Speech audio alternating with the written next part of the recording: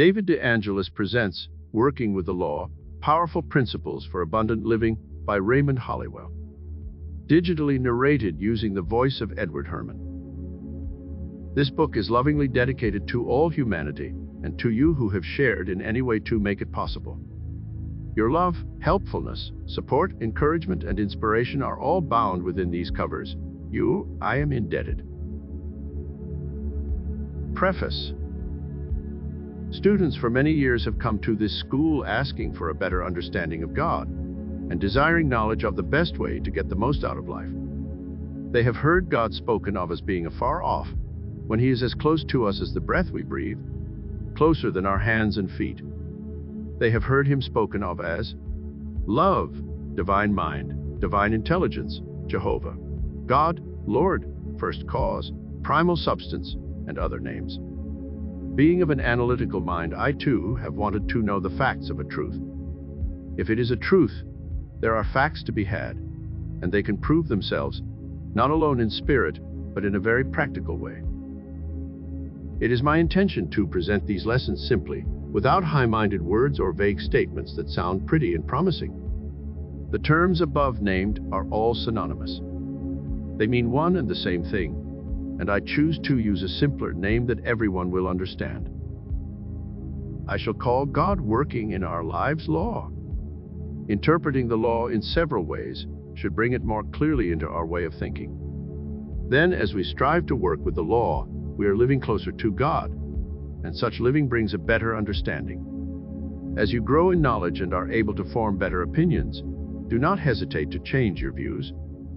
Remember, the wise man changes his mind, the fool never. There can be no progress without change, no growth without renewal. There must be a constant stream of new thought, better thought, and truer thought to ensure progression in life.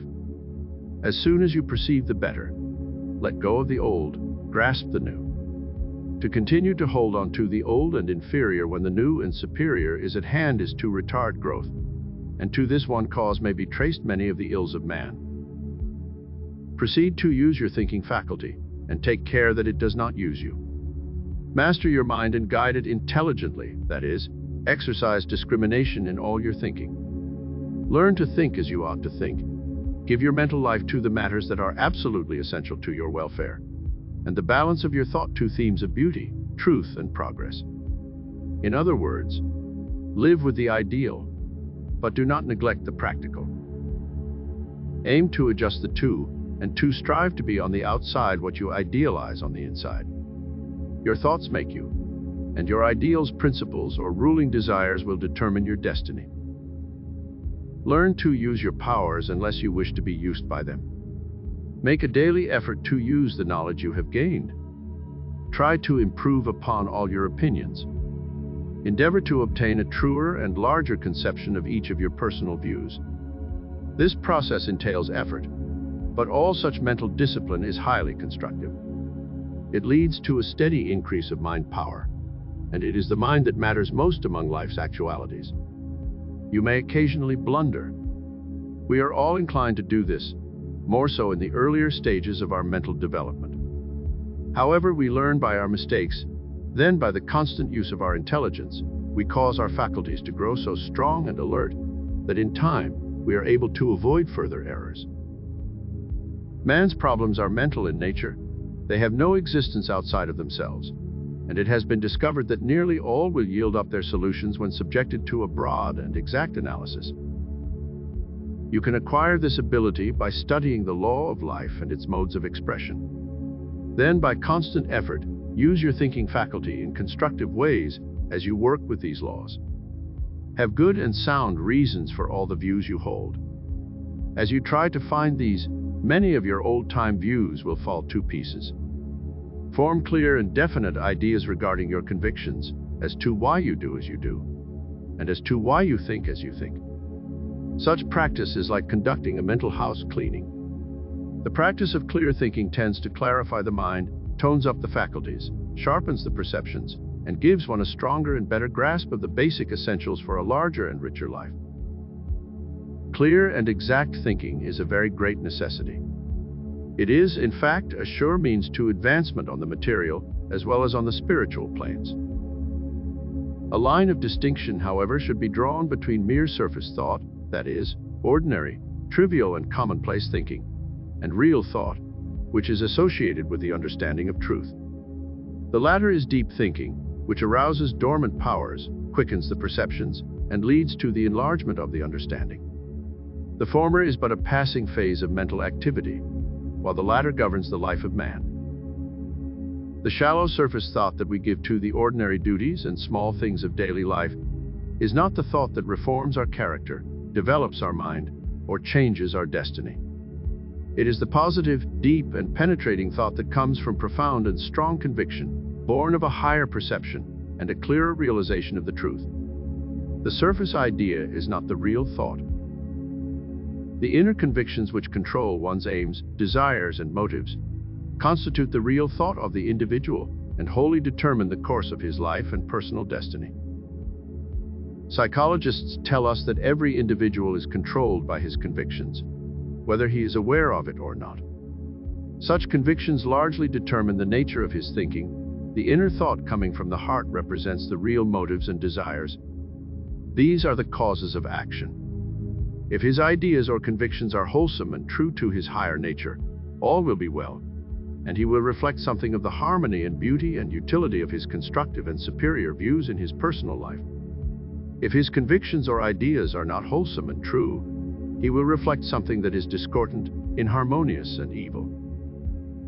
Always make it a point of moving forward in your mind, ever seeking to unfold your power of thought and to develop hidden possibilities. Learn to train the mind to clear and exact thinking. Your ability to do so will grow rapidly by regular exercise and discipline. No normal person wants to decrease in power and ability. Therefore, strive to cultivate your intelligence and to express better, bigger, and superior thought on all matters about which you may think.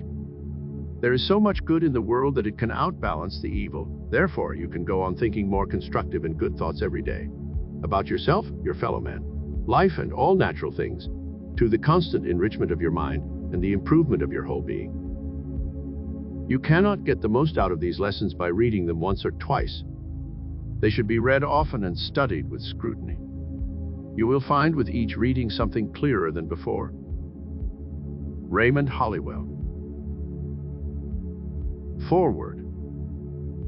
I first met him in 1973 at a conference where he was a keynote speaker at the Banff Springs Hotel in Alberta, Canada. I was 23 years old. The first thing I noticed were his hands. As he spoke, at first I was mesmerized more by his hands than his words. These were hands not only large in size, but they literally seemed to have rays of light pouring forth into the room as he shared his message. As I began to turn my attention to what he was saying, I felt myself lifted, inspired, and wanting for myself whatever this man knew. He clearly possessed a deep confidence of knowing and an aura of power and well-being. His life demonstrated such a mastery of liberation and abundance that when he finished speaking, I dashed to be the first in line to speak to him. In this one conversation, I learned that he was president of a seminary where one could study the laws of life and be instructed in their application. 4 months later, I was living 6 blocks from the seminary and was registered for the fall semester. Raymond Holliwell was a student and master of the laws of living. He was informed by years of study and research in all the great religions and philosophies, as well as modern psychology and the new science. He authored many books, the cornerstone of which is his classic offering, Working with the Law. While his writing was done at a time before we had politically correct gender balancing in the words chosen, I had first-hand experience to know that Raymond Holliwell was deeply honoring of women as well as men. When he used the word man in his writing, he was speaking to every one of us. During the 2 years I studied, lived, and breathed the teachings of this man, I knew I was in the rarefied air of greatness. He not only spoke the words, he lived and demonstrated the mastery that comes only with an incorporation of the liberating truths of life that he had discovered and taught. When I graduated from the seminary 2 years later and moved back to Northwest to begin my own teaching, I felt saddened to leave. I wondered if ever again I would have the privilege of such closeness to one who not only knew, but was a living example. Ray Holliwell was so in harmony with the law of life that his life radiated mastery and abundance in all that matters. Just to be around him or have the honor of receiving his message was to be offered keys to the kingdom of one's deepest hopes and desires. He died in the early 1980s. A few years following his death, his seminary would close, and the church he built became another denomination. I grieved at what I thought of as a loss. In 1995, I answered the phone. A woman I knew casually asked if I would be willing to join her, and a man she knew, who was visiting my home city for breakfast.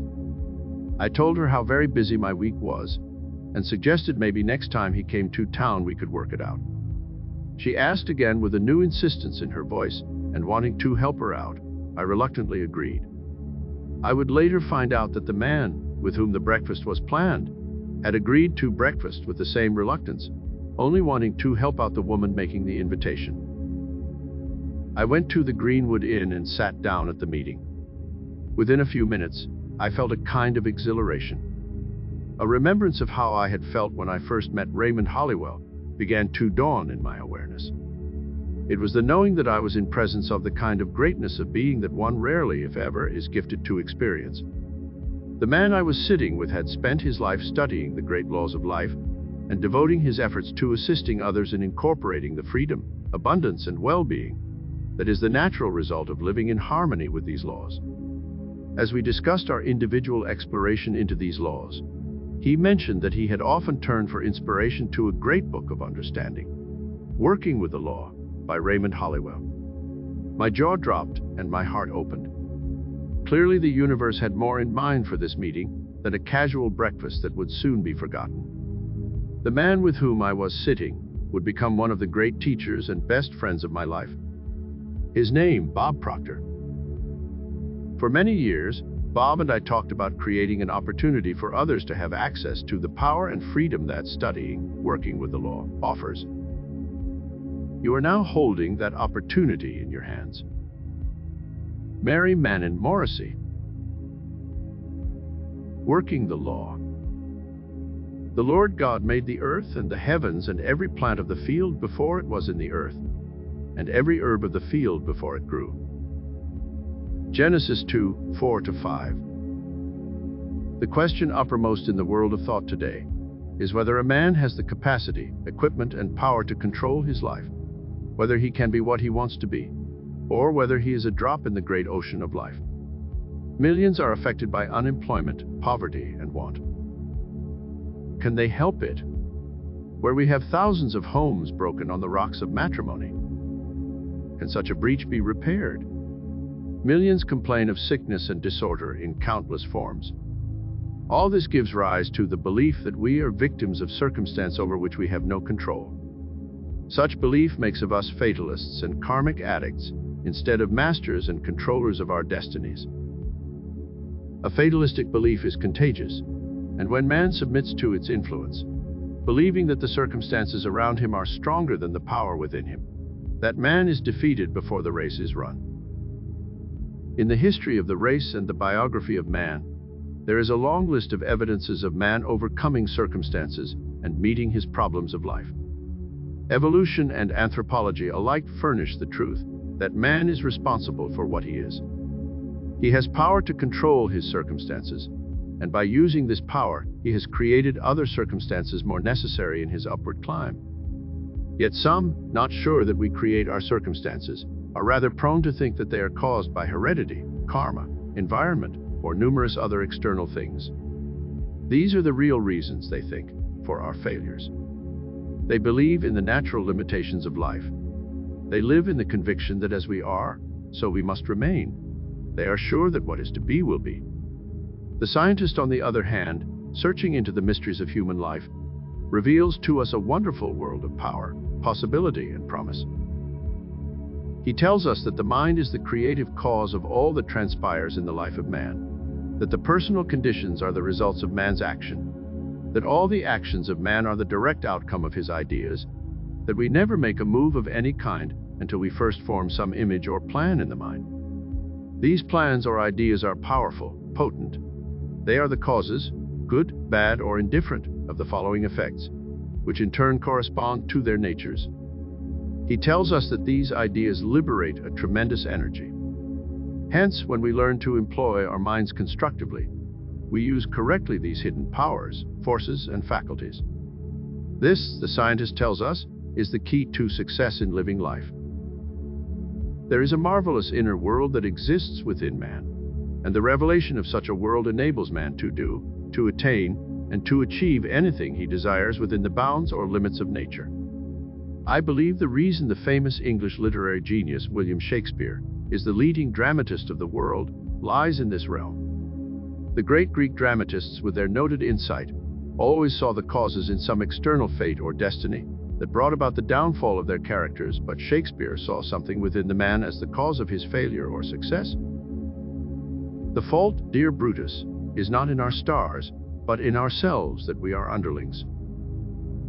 We see Hamlet wrestling with his reluctant, indecisive soul. Macbeth is being pulled and driven by his ambition. Othello is torn and discomfited by his jealousy. Always the characters were battling with their inner selves, as though the dramatist were saying, "You are the master of your circumstance. Call forth your power, initiative, and ingenuity, and be the master. Fate is in your hands, determine it." If every man has the power and privilege to determine his fortune, what is that power?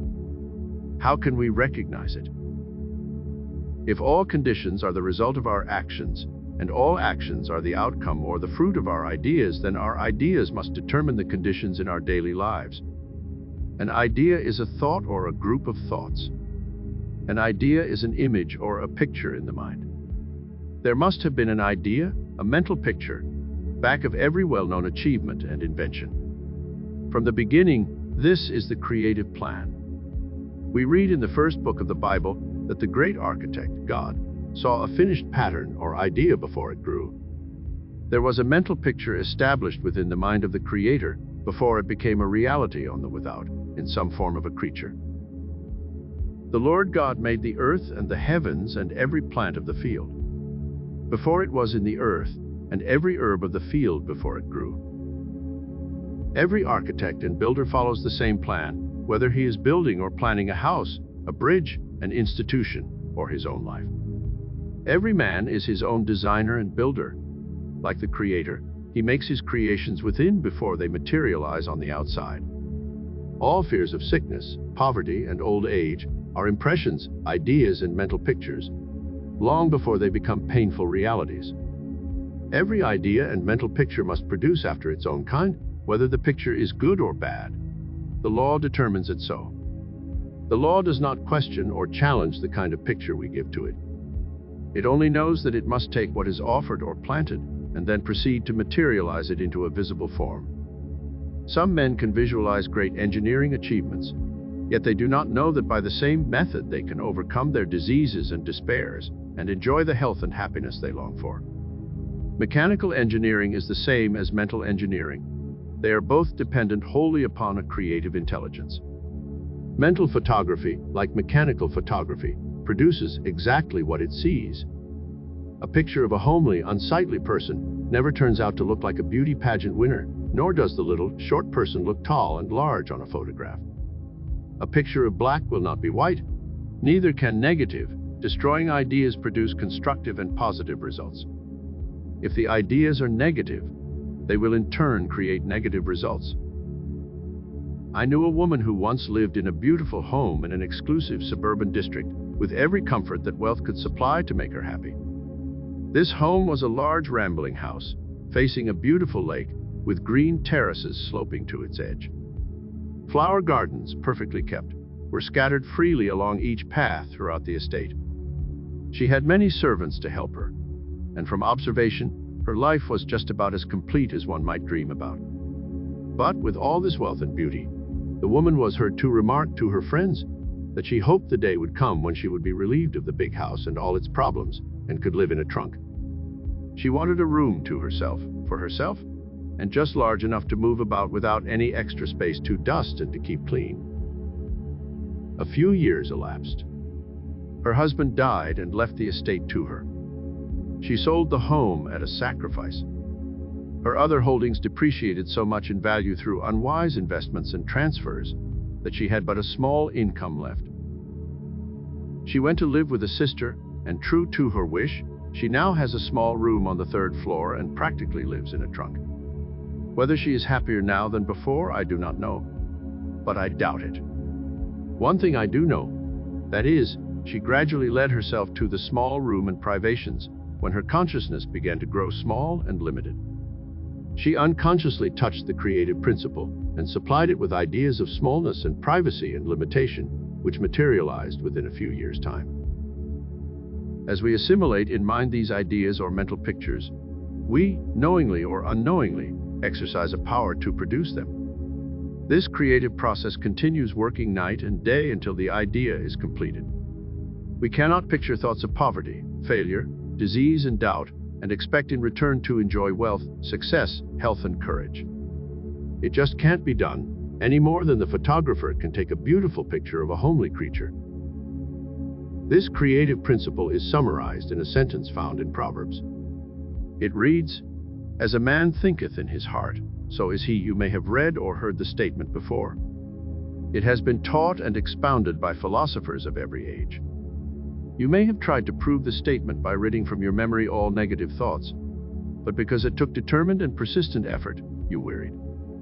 Then you dropped back into the current of old conditions and ideas, and if anything, became worse off than before. Others, hearing the statement, were not impressed, for they could not accept the assertion that all inharmonies of life are the results of their own beliefs, or of their past thinking crystallized into beliefs. They preferred to blame this upon something or someone else. Even God is given a share of the blame. There are others who believe that in God's good time, all things will eventually work out to their satisfaction. But this is not so. These people are planning for a heaven to be gained at some future time, when it is actually a condition and state of mind that can be had now as well as hereafter. In fact, unless it is gained here and now, it can never be had in the future. At some time in a man's life, he is forced to reckon with this creative law. There is no alternative. Everyone is governed by the law, whether he knows it or not. Possibly it is the same idea that some have concerning prayer. They think it is God's fault, will, or desire when they do not get the answer they seek. They use God as their scapegoat and excuse when their prayers are unanswered, or when they are unable to explain some act of God or of nature. God's will be done is one of the most overworked and least understood statements in our day. Some use the idea as a crutch to lean upon, when in reality it is a powerful bridge over which man may cross the deepest chasms and mysteries. It is man's failure if his prayers are unanswered.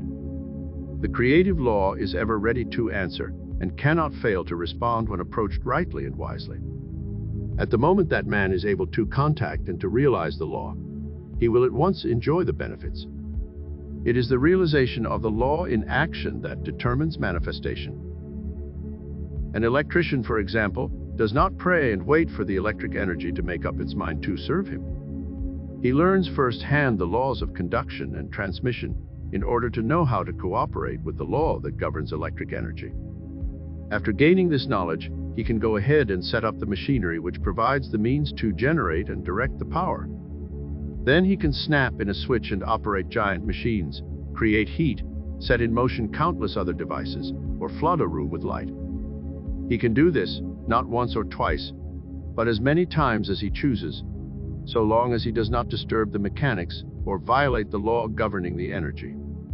The same principle holds true in all other sciences, including the science of mind. There is a scientific way of thinking about everything, a true and a right way that prevents the needless waste of mental energy and produces the desired results on all occasions. As explained, all things and events, all experiences and conditions of life are results. All results, however, will vary in quality and in quantity in accordance with the degree of knowledge possessed and in the measure of the mind's activity. The quality of the results produced by the individual thinker may be good, bad, or indifferent, as may be determined by conscious direction and choice, or lack of such, some results being harmonious and favorable, while others are discordant and unfavorable, or there may be a medley of the whole. It is absolutely essential to give intelligent direction to the creative powers of the mind to obtain the best and largest results in our particular sphere of active expression. In fact, it is highly important, from the standpoint of usefulness and common duty, that we should endeavor to understand the mind and its workings, and learn how to cultivate and develop those processes of thinking that will give us mastery over life and its conditions. Thinking is a perpetual process. It is a creative function of life that is ever going on. We are engaged in it and are producing results of some kind every hour and day that we live, registering within ourselves the exact effects of all our thinking. While we cannot stop thinking, we possess the supreme privilege of being able to determine the sort of results it is desired to experience by regulating the form and quality of our thought. How this is done in a simple and effective manner is explained throughout these lessons. Our main object is to arouse the individual to think for himself, to cultivate his own powers, and thereby to take the sure path of self-development and true culture. The great self-evident fact, which cannot be too often repeated, is that when we change our thinking for the better, we automatically change our lives for the better. Modern psychology has conclusively demonstrated that a change of thought must precede every change in the life and in the affairs of man. In the course of our studies, we have discovered that the more a mind is undeveloped, the more materialistic or lower its individual point of view, while the more developed the mind, the higher its individual point of view. It does not follow that, because a person is worldly wise and has retained a large number of facts and experiences, such a one has a well-developed or highly evolved mind. On the contrary, that person may have an undeveloped mind and be largely dominated by the lower instincts. Narrowness of thought, limited views, prejudiced convictions, and materialistic opinions are signs of a lack of real development. Breadth of thought, wide and tolerant views, wholesome convictions, and expanding conceptions are signs of growth. The small mind, however, need not remain small or undeveloped. It can grow and expand and ultimately become great. The path is clear and simple. Let such a one form his own clear conceptions and strong convictions from the loftiest point of view he can reach, and then proceed to think and act accordingly. Advancement will follow as a natural sequence. The law is that the mind is no greater than its conceptions. As you improve and enlarge your ideas and mental pictures, you improve and enlarge your mind. As you aspire to realize the larger truth, you must inevitably grow in understanding. Again, the greater your power of mind, the better you will be able to conduct the affairs of life to use and advantage. Next, we may ask, if there is such a law of mind, what is the law's intention? Some may think that the universal mind has no intention because it is impersonal. Yet Jesus tells us that the universal mind has definite intentions. He says, "Fear not, little flock, it is your Father's good pleasure to give you the kingdom." Thus we see that the universal mind's intention is for the universal good. Therefore, our intention must take the same direction, knowing that whatever works for the universal good will work for the individual good, for the individual's health and happiness, on this same principle. The principle, that which blesses the whole, will bless all its parts. When our intention becomes reconciled or cooperative with the universal intention, then we become an expression of that good. This is working with the law. When man's intention is as God's intention, and not just a mere personal caprice, a force is called into action, which gives direction to the undirected mind power. Working with the law, when we understand it, may become as simple as touching the light button, like the electrician, which, when we do, floods our mentality with illumination and understanding. We hear much today about cooperation, united effort, merging of forces, and pulling together as a single unit or team. We know the advantage of teamwork in our games of sport and play. We learn from our games that no grandstand play or individual show-off is dependable. It is likewise true with the game of living life. No man can play the game alone. He must conform with the law, and it is better to cooperate with it than to be used blindly by it. Someone said, "Man with himself as a partner is a fool, but with God law is a majority." Thus, when man is able to combine or direct all his thoughts, ideas, and desires for good, he will be able to bring forth a continued stream of good. again referring to the Master and appreciating all the good work and miracles he accomplished, we see that he never took personal credit for the results. He knew the law, and by working with it, was able to perform miracles to the amazement of the unenlightened public. He said, "It is not me, but the Father law in me that doeth the work. Thus all things work together for them that love good, live the law, because the love of good unites itself with a stream of good, and not because good steps out of its way to show its gratitude." All failures in life are due to taking sides with the finite around us. All success in life is due to taking sides with the law within us. Thus, working with the law may be considered the same as taking the law into our minds and lives as a silent partner. We are then conscious of the source and creator of all power, and realize and receive the many benefits that surround us. You who are searching and grasping any and every idea that comes along, in the hope that it will be a shortcut method to solve the problems of life, you who condemn and blame every misunderstood person or thing for your failures and defeats, will never find a satisfying life that way. You will find only an existence, and at its best it will be variable and changing.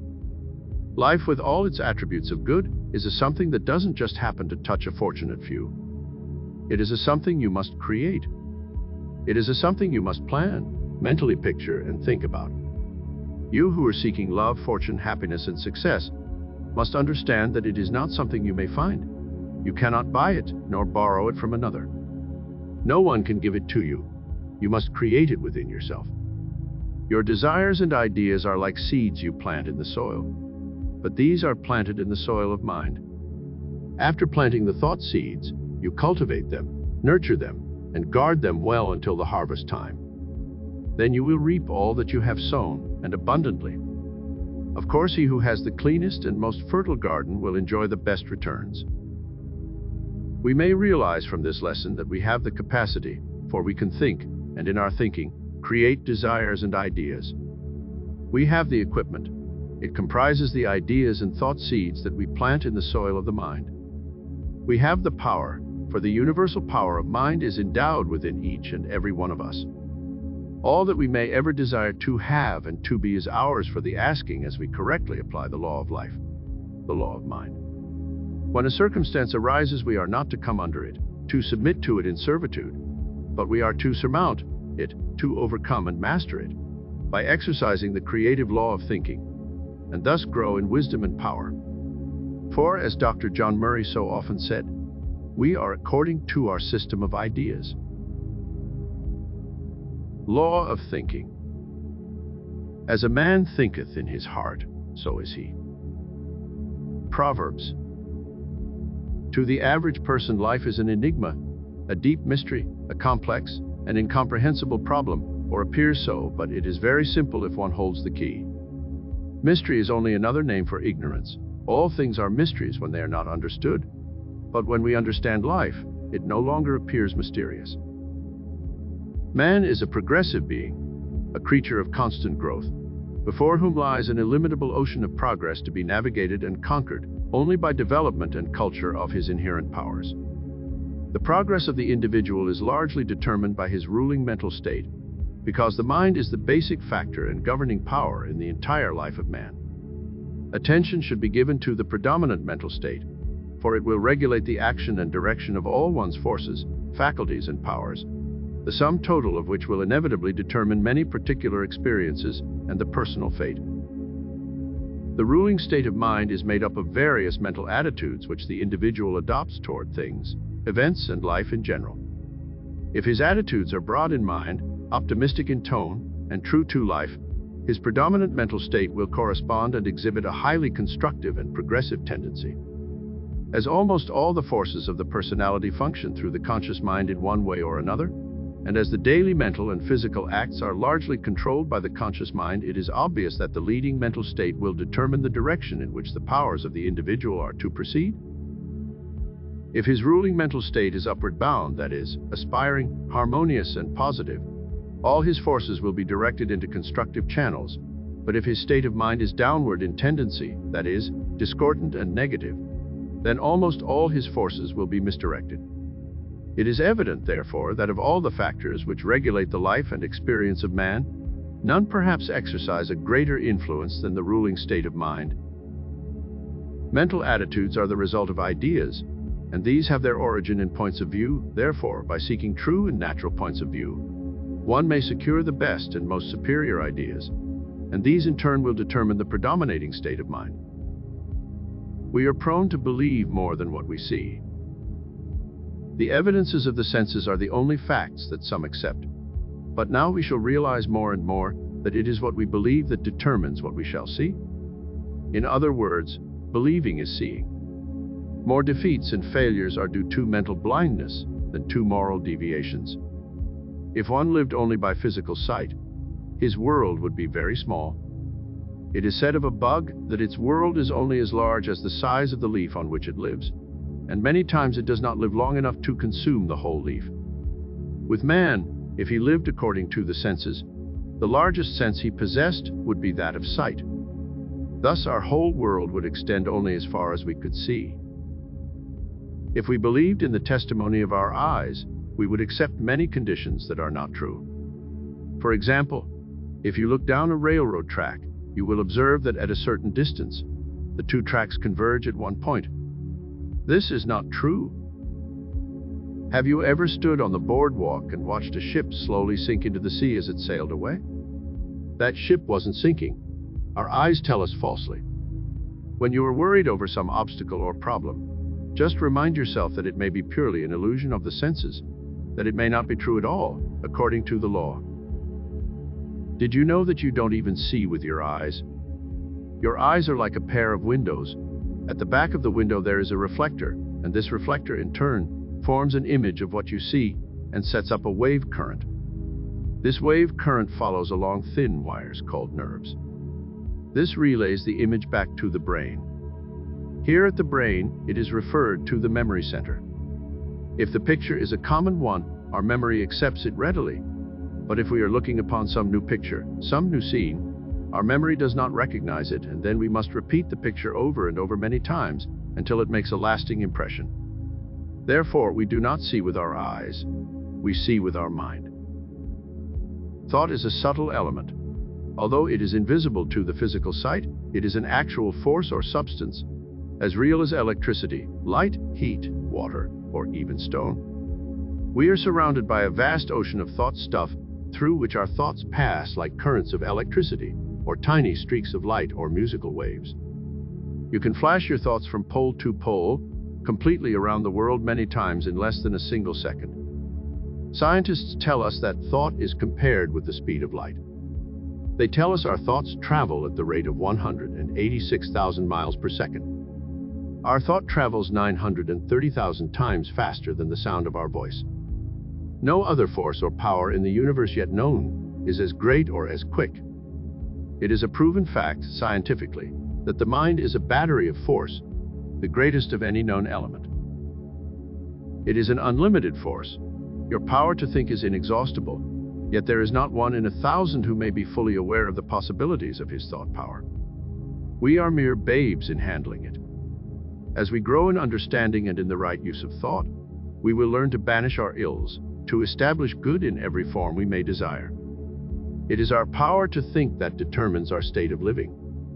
As one is able to think, he generates a power that travels far and near, and this power sets up a radiation which becomes individual as he determines it. Our thoughts affect our welfare and often affect others we think of. The kind of thoughts we register on our memories or habitually think attracts the same kind of conditions. If we take the thought of success and keep it in mind, the thought elements will be attracted, for, like attracts like, we are mentally drawn to the universal thought currents of success, and these thought currents of success are existent all around us. We will psychically contact minds who think along the same lines, and later such minds will be brought into our lives. Therefore, successful-minded people help success come to them. That is how successful living is founded. The law of mind is in perpetual operation, and it works both ways. Persons who dwell on thoughts of failure or poverty will gravitate toward like conditions. They, in turn, will draw to them people who accept failure and poverty. On the other hand, we can think on positive conditions, on success and plenty, and in the same manner, enjoy full and plenty. What the mind holds within takes its form in the outer world. Some think that we must deal with two forces. That is, to attract the good, we must do away with the bad. But this is not true. For example, if we are cold, we do not work with cold and heat alike in order to get warm. We build a fire, and as we gather around that fire, we enjoy the heat that is extended from it and become warm. As we build up warmth, the cold disappears, for cold is the absence of heat. To be warm, we give our whole thought to those things which tend to create warmth. We ignore the cold in thinking of heat and bring forth heat. Prosperity and poverty are not two things. They are merely two sides of one and the same thing. They are but one power, rightly or wrongly used. We cannot think of plenty and then worry about the unfavorable conditions that may seem apparent. We think about plenty, and as we think of it, lack, its opposite, will become absorbed or disappear. All our thoughts must be directed to that one thing which we desire in order that our desire may be fulfilled. Our method is not manipulating two powers, not dealing with good and evil, right and wrong, prosperity and poverty. But as we follow the law of good and dwell upon that which is good, we shall bring to pass all good things. The mind force is creating continually like fertile soil. Nature does not differentiate between the seed of a weed and that of a flower. She produces and causes both seeds to grow. The same energy is used for both, and so it is with the mind. The mind creates either good or bad. Your ideas determine which is to be created. A farmer who lived in Nebraska and had come from a small farm in Pennsylvania years before never could adjust himself to using the binder, a machine that cut and bound grain. He had been accustomed to the old hand cradle and tied his grain by hand. Repeatedly he said to his friends, "That binder will get me yet." He was afraid every time he climbed upon its seat. One day while I was there, his horses ran away with him, and he was thrown over the reel into the machinery. Like Job, his fears came upon him. It took just a few years to bring into reality the fears that he subconsciously had entertained and accepted. Our fears can do so much to us that we should be most careful what we fear and worry about. Years ago, when the flu epidemic was raging throughout this country, and many were dying from the plague, a newspaper published an item of interest. In bold letters, the heading read, "Do not fear the flu."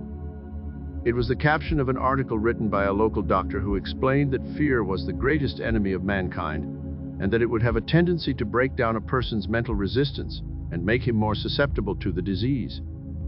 The world is realizing more and more that we dare not entertain in our minds any fear, lest it come upon us. Whatever we think in our minds must grow. Why do you suppose the farmer goes out to weed his garden and works tediously to eliminate every weed? Because he knows that if he does not clean out the weeds, they will grow stronger and tougher and choke out his crop. If some condition handicaps us, perhaps a weed that must be plucked out, it is important to know that the condition is the effect that we see. It is not the true cause that we see. Dig down deep into the mental storehouse and find out what is that cause.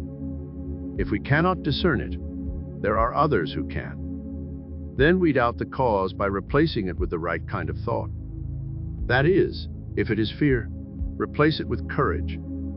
If it is a diseased thought, replace it with a healthy thought. If it is a limited thought, think thoughts of plenty. For some issue whereby we alter or change the trend of the thought. Then, as we replace the thoughts that are as weeds, they will die of their natural selves. For such weeds die from lack of cultivation. As long as we allow things to seem real to us, we are putting our energy into it. We are nurturing it. We are feeding it. We are keeping it alive. We are putting our faith into that thing, whether we like it or not. And it must naturally grow, for the law of growth is ever working to produce whatever seed we plant. In my college days, I remember how a number of us were taken on a hazing party. It was purely a fraternal affair, so we were to be initiated and branded. When they came to my chum, they told him to peel off his shirt. He was blindfolded and they were going to brand him with the initials of the order. They branded him with hot tallow from a burning candle. Now you know that tallow dropping from a candle would not burn. At least, it never did burn me. But my chum was so excited and nervous he thought they were really branding his back with a hot iron. After we returned to our rooms in the dormitory, I saw on his back a perfect letter, as though it had been burned with a hot iron. Man can impress his thought on formless substance and cause the thing he thinks about to be created. My chum believed he was being burned and thought it so intently that a welt rose on his flesh, which lasted for 2 days. Man is constantly thinking. He can change his thought, but he cannot stop thinking. This thinking power flows in and through him like the very air we breathe. Man's problem then is to direct his power of thinking into constructive channels of expression. It is a scientific fact that no power can act without producing some kind of an effect, and by merely thinking, we are continually producing effects. These effects register and record in daily life. When our thoughts are aimless and imperfect, we create for ourselves pain and confusion. This is misdirected energy. Now, electric energy, when it is misdirected and uncontrolled, develops lightning, a most destructive agent. Yet that same power of lightning can be harnessed to become a most obedient and useful servant for good. The first question in our self-development is, are we controlled by our thoughts, or are we controlling our thoughts? Are we using our thoughts for gain? Are our thoughts using us for a continued loss? Jesus said, "Seek ye first the kingdom of heaven, and all things will be added." He also said, "The kingdom is within you." Heaven is a state of mind. Therefore, heaven is an orderly, disciplined, constructive state of thinking. To gain all things, we must first gain a disciplined, orderly, constructive state of mind. Have you a disciplined mind? Have you any dominating appetite? Are you emotional? Do you vent your feelings through impatience, temper, malice, hate, pride, envy, conceit, lies, dishonesty, and the like? Any of the negations as named, if controlling your thoughts, will delay good from coming to you. Anything in life that dominates us makes us a servant to its dictates. All our weaknesses and our lacks are due to some compelling influence that blinds us and keeps from us what we naturally would receive if we were free in mind to receive them. Man, being a creature of nature, is endowed with the power to overcome all these mistakes, all these evil forces.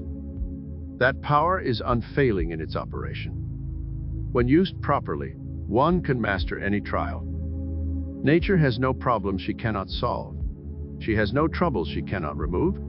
All her movements are governed by the law of order and discipline. Man can say and do the same if he will pattern after nature.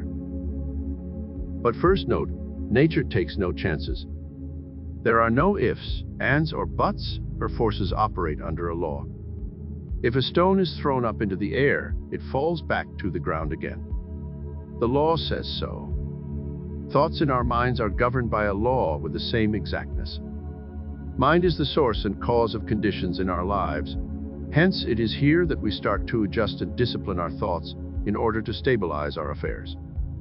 The fact that every problem is mental is another reason why we must learn to control our thoughts to determine our lives. But is our problem mental? Let us see.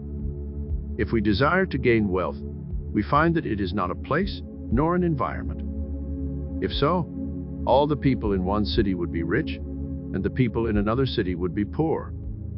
Wealth is not the result of saving or of thrift. Many penurious people are poor. Many free spenders are rich. Wealth is not due to any certain business, for men in the same business are poor and rich alike.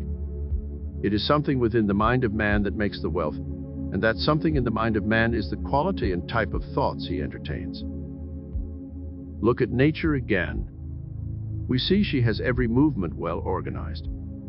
A cut flower soon wilts and dies because it has been taken away from the source of its life. If a dog jumps off a barn roof, he lands with a thud and suffers pain for his act. Instinct warns a dog not to take advantage of nature. Does the hungry lion in the jungle roar and lash in an effort to find his prey? Instinct warns the lion to be quiet, to steal carefully upon his prey, to stalk his meal. Have you ever observed how Mrs. Cat will patiently wait for hours for Mr. Mouse? These are samples of organized action that is instinctive in any animal. This instinct must be adhered to by man. This is the organized method, the constructive method. A disorganized method would be destructive and negative. Man must stalk success or any worthwhile enterprise, similar to the lion who stalks his meal. Man must work himself up to gain success. He does not fall into it. Just to roar or to shout his statements is not enough. Birds of dollars will not fall out of trees through fright. They will more likely fly away. When our ideas are organized, they are under our control. That is, our thoughts are so arranged that they work together as a single unit. Our minds must be controlled in their expressions so that every process of thought will be in an orderly fashion. All action is the result of thought. It determines the conditions of life, and to have better conditions in life, we must first make efforts to organize our thoughts. We wish to gain the best in life, but we do not know how to think correctly. The average person thinks at random. He has no clear design in his mind to which he can frame his thoughts. If he has a design, he does not direct his daily efforts toward it. Most of his thinking is beyond control, chaotic, and unorganized. This is why disappointment and failure are always near, for they thrive on indecision. We attract only what we think or create. This is the law of thinking. To achieve success, we must think it, we must work it, we must become it. To advance, we must make some effort to rise. To obtain happiness, we must adapt our lives to the law of harmony and order. To rise above any limitation, we must organize our thinking along constructive lines. If man wishes to climb a hill, he doesn't sit down at the base of it and pray to the good Lord to lift him, hoping the Lord will pick him up bodily and carry him to the top, or give him a pair of wings to fly. The natural thing he does first is to organize his thought. He decides he is going to climb the hill, and then he starts to climb. He climbs steadily, keeping his eye ever on the top. He may find another, picking out a better trail. He may wind around. He may slip back a step or two. He may even fall. He may have to stop to rest to regain his strength. But as he keeps his thoughts collected and his desire intent upon reaching the top, he will eventually get there. A woman wanted to dispose of her home. She couldn't understand what was delaying her answer, for he had been praying, she said, for some time. I asked her, "What do you do towards working with the law? Tell me what you did yesterday." Well, first she prepared breakfast for her family. Then she got the children off to school. Then, she said, she always spent 30 minutes with her silence and her reading. After that, Mrs. Jones called her on the phone, and they had a lengthy chat, but it was of little importance. Then it was time to prepare lunch. After lunch, her neighbor called her out to see the garden, and she stood and talked over the fence for more than an hour. But, I asked, what did you do in between these incidents? Oh, she replied, whatever came to my notice that had to be done. I was busy all the time, but somehow, she added, I have never liked housework. Where did she fail? First of all, she lacked discipline in her mind, except where others demanded it. Her husband demanded it, the school demanded it, so she got the breakfast and the children off to school on time. You didn't make any effort towards selling your house, I stated. You thought 30 minutes silence would do it. Instead of organizing your time and work, you did just whatever came along. Her housework controlled her. She did not control her time or her work. She saw the truth. She went back home, and each day thereafter outlined her work mentally. If she talked with a friend or neighbor, it was for just a definite time, not any length of time. Each day her work was planned so that she would accomplish something toward preparing to sell the house. Several weeks later, a letter came to me in which this woman stated that the house had been sold at a good price. And she added, do you know, I really love my work now. When the day is done, I have accomplished so much more, and I am not nearly as tired as before. I am teaching my children to be orderly thinkers. Do you do just whatever comes along? Do you plan your day that something definite will be accomplished towards your aim, your ambition? One type of people we call drifters, the latter type we call builders. A president of an automobile company whose output of cars was 76,000 last year put out more than 1.5 million. How did he do it? Each day, he carefully planned the work so that steadily his organization was becoming more disciplined and cooperative until they worked as a single unit. He said when interviewed, he planned more than the job required, so he was always assured of reaching his goal. Whether he knew it or not, he was in tune with the law of orderly thinking. If we have any problems, it is because we are not controlling our ideas. Nature has no problems because she is orderly and disciplined. Self-control consists of an organized thought direction. That is, we start out with a well-defined aim or objective, think toward it continuously, not just for 30 minutes, plan our time and work so that fill our day so full of constructive duties that there is no room for idle chatter or waste of any kind to enter in. This development will enable us to move steadily upward toward success. When all things are in harmony and order, problems will cease to be perplexities, and mysteries will cease to be mysterious. Knowledge and understanding will supplant fear and ignorance, and that which was invisible will become visible. That which was unknown will become known.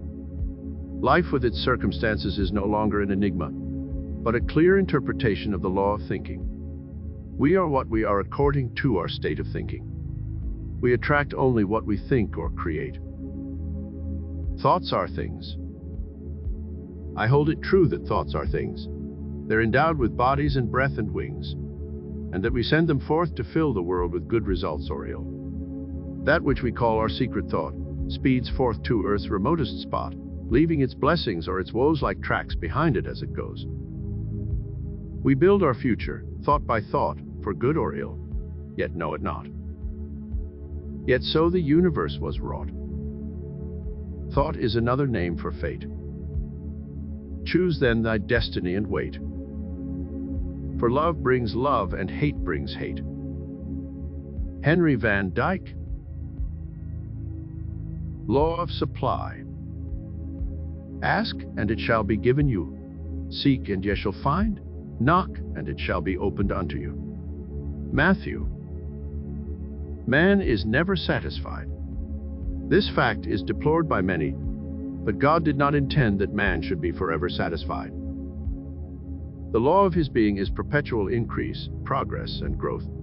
So when one good is realized, another desire for a greater good will develop, and when a higher state is reached, another and more glorious state will unfold his vision and urge him on and on. Hence, the advancing life is the true life, the life that God intended man to live. The law of good is universal, for are we not all seeking good in some form or another? Science and logic alike declare that the universe is filled with the essential substance of every imaginable good that man can image, and that he is entitled to a full and ever-increasing supply of any and every good he may need or desire. We believe, therefore, that it is right and good for man to seek to gratify all pure desires and ambitions. Here is the key to the law as Jesus gave it. What things soever ye desire when ye pray, believe that ye receive them, and ye shall have them. Every person, consciously or unconsciously, is operating this law in one or more of its phases. It works universally and on every plane of life's expression. We are all daily drawing into our lives the things we most desire and expect, and whether we attract good things or bad things, the principle operated is the same. But as we want more of the good things in life and less of the bad, it will be necessary to understand the law more perfectly, and so be able to adapt our thinking to it in a more direct fashion. Thus we secure the greater benefits that accrue from a conscious, intelligent use of its power. We affirm repeatedly that God is our supply, and if we would think a moment and trace our supply back to its source, we would agree that the statement is true. The difficulty with some is that they can more easily look to creature for the source of their substance than to the Creator. We don't really believe that God is the source of our substance. We try to think it true and may theoretically accept it, yet there is an uncertainty. It is hard for some to believe in something they do not see. It is so much easier to believe in what we see. Now, if we can see plenty all about us, we are willing to believe it and enjoy it. But later, as we are able to believe in the abundance of good, we shall then see it and enjoy it. Thus, at the outset, the question is, which comes first, seeing or believing? As we study the facts, we shall learn that the latter comes first, and the law is founded on our belief, which in turn determines our sight. People at one time believed in magic. Once they thought material things could appear right out of the air from nothing and from nowhere. They also believed that things could be made to disappear into nothing. Science has long since refuted this idea and proven such magic to be impossible, except when it is done through some trick in chemistry, a sleight of hand, or an optical illusion. Nothing can ever become something, nor can something ever become nothing. Substance can be converted, transmuted, and changed in a million ways, but it can never be destroyed. For example, if we plant an acorn in the soil, it will sprout forth a tree. Each year the tree will bring forth leaves in the spring and shed them in the fall. The leaves drop to earth and become a part of the fertile soil. The tree lives for 100 years, dies, falls to the earth, and decays. This decomposed timber slowly becomes part of the earth and is hardened into peat and coal. The coal is mined and brought into the home as fuel. Here it is consumed with fire and burned into ashes, and the heat units thrown off are used to warm the home. The ashes are again cast upon the earth, supplying food to the soil, which finally nurtures another seed and causes it to sprout forth and become in time another great tree. Following the cycle of the substance of a tree, we find it changing form many times. We see it giving off gases, heat units, chemicals of many kinds, and yet, if it were possible to be measured accurately, we would find that not one tiny part has been lost. All the supply there ever was, still is, and ever shall be, for nothing can ever be wasted or lost. There can never be a shortage in supply. Because some people do not see an abundance around them and do not enjoy plenty, is evidence that they do not understand or do not apply the law. In their blindness, they say that plenty does not exist, and so far as they can see, they may be right. But when they learn to see with their mind's eye, they will realize differently. There is a phase of the law known as demand and supply, which is found in every department of life. Years ago, Thomas Edison resorted to its use when he invented the first electric light. When his carbon lamp was brought to the people as a new kind of lighting, far superior to any method then known, did they readily accept it? Many thought it ridiculous and too expensive. They were using candles, oil lamps, and a small percentage of gas lamps. Such light was plenty good enough.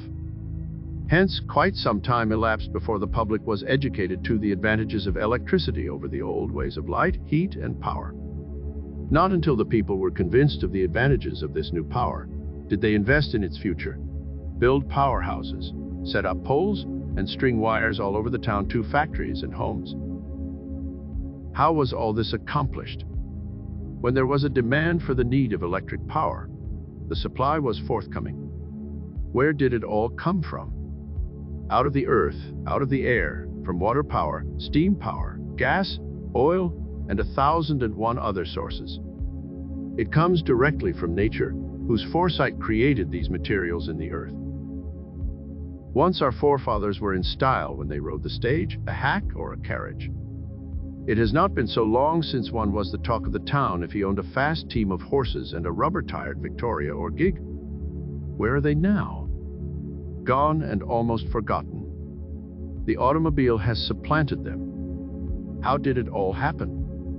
When people demanded a means of traveling with more speed, greater comfort, and luxury, necessity gave man an idea. He thought of building a horseless carriage. He worked on the plan, slowly developed it, and slowly educated the public to accept the modern mode of transportation. One outstanding man dreamed of the world rolling on wheels and set out to build a car that the poor man could afford. Today, the automobile has become such an important factor in man's life that we wonder how he could have ever progressed without it. You see, whenever man has needed a certain thing in life, an idea has been first given him in mind. He was inspired to develop the idea and then materialize it by converting a piece of mud or metal into a usable form. Why did people live so long content with the horse and carriage and not enjoy the automobile? Because they could not imagine it. Their minds were not trained to demand such a thing. Was the supply available to build such a machine? There was as much supply at hand then as now. In fact, the supply has always been there since the beginning. Thus, it was not God's fault that the auto was so late in coming to man's need. It was man's fault because he had been so long realizing the need. Where there is no demand, there will be no evidence of supply. Our parents who had a horse and buggy consciousness could not attract the new mode of travel until they were able to enlarge their minds to conceive the necessity of the automobile. The secret of the law lies in one's consciousness. A man's life consists not in the abundance of the things he possesses, but in the consciousness of that which he has. Man possesses the whole world and all its wealth, yet is only able to enjoy what his consciousness permits him to discern. Somewhere I read a story of a man who lived outside of Pittsburgh and operated a small farm and dairy. Day in and day out, he worked laboriously to earn a meager living for himself and his family. One day, several men who had been surveying some adjacent land walked across his pasture land.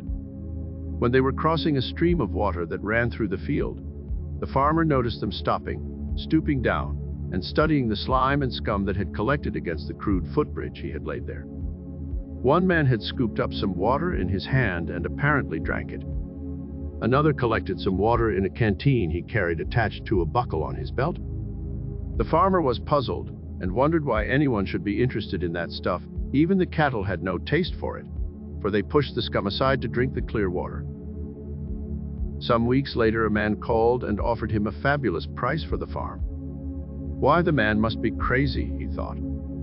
He could never get his investment back by farming that ground. Had he not tried it for years? He was joyful at the prospects of getting such value, and readily sold the farm. He moved to Canada to be near his brother and bought another farm. It wasn't long, however, until some queer contraptions were set up on the field, and word spread like wildfire that they had found oil.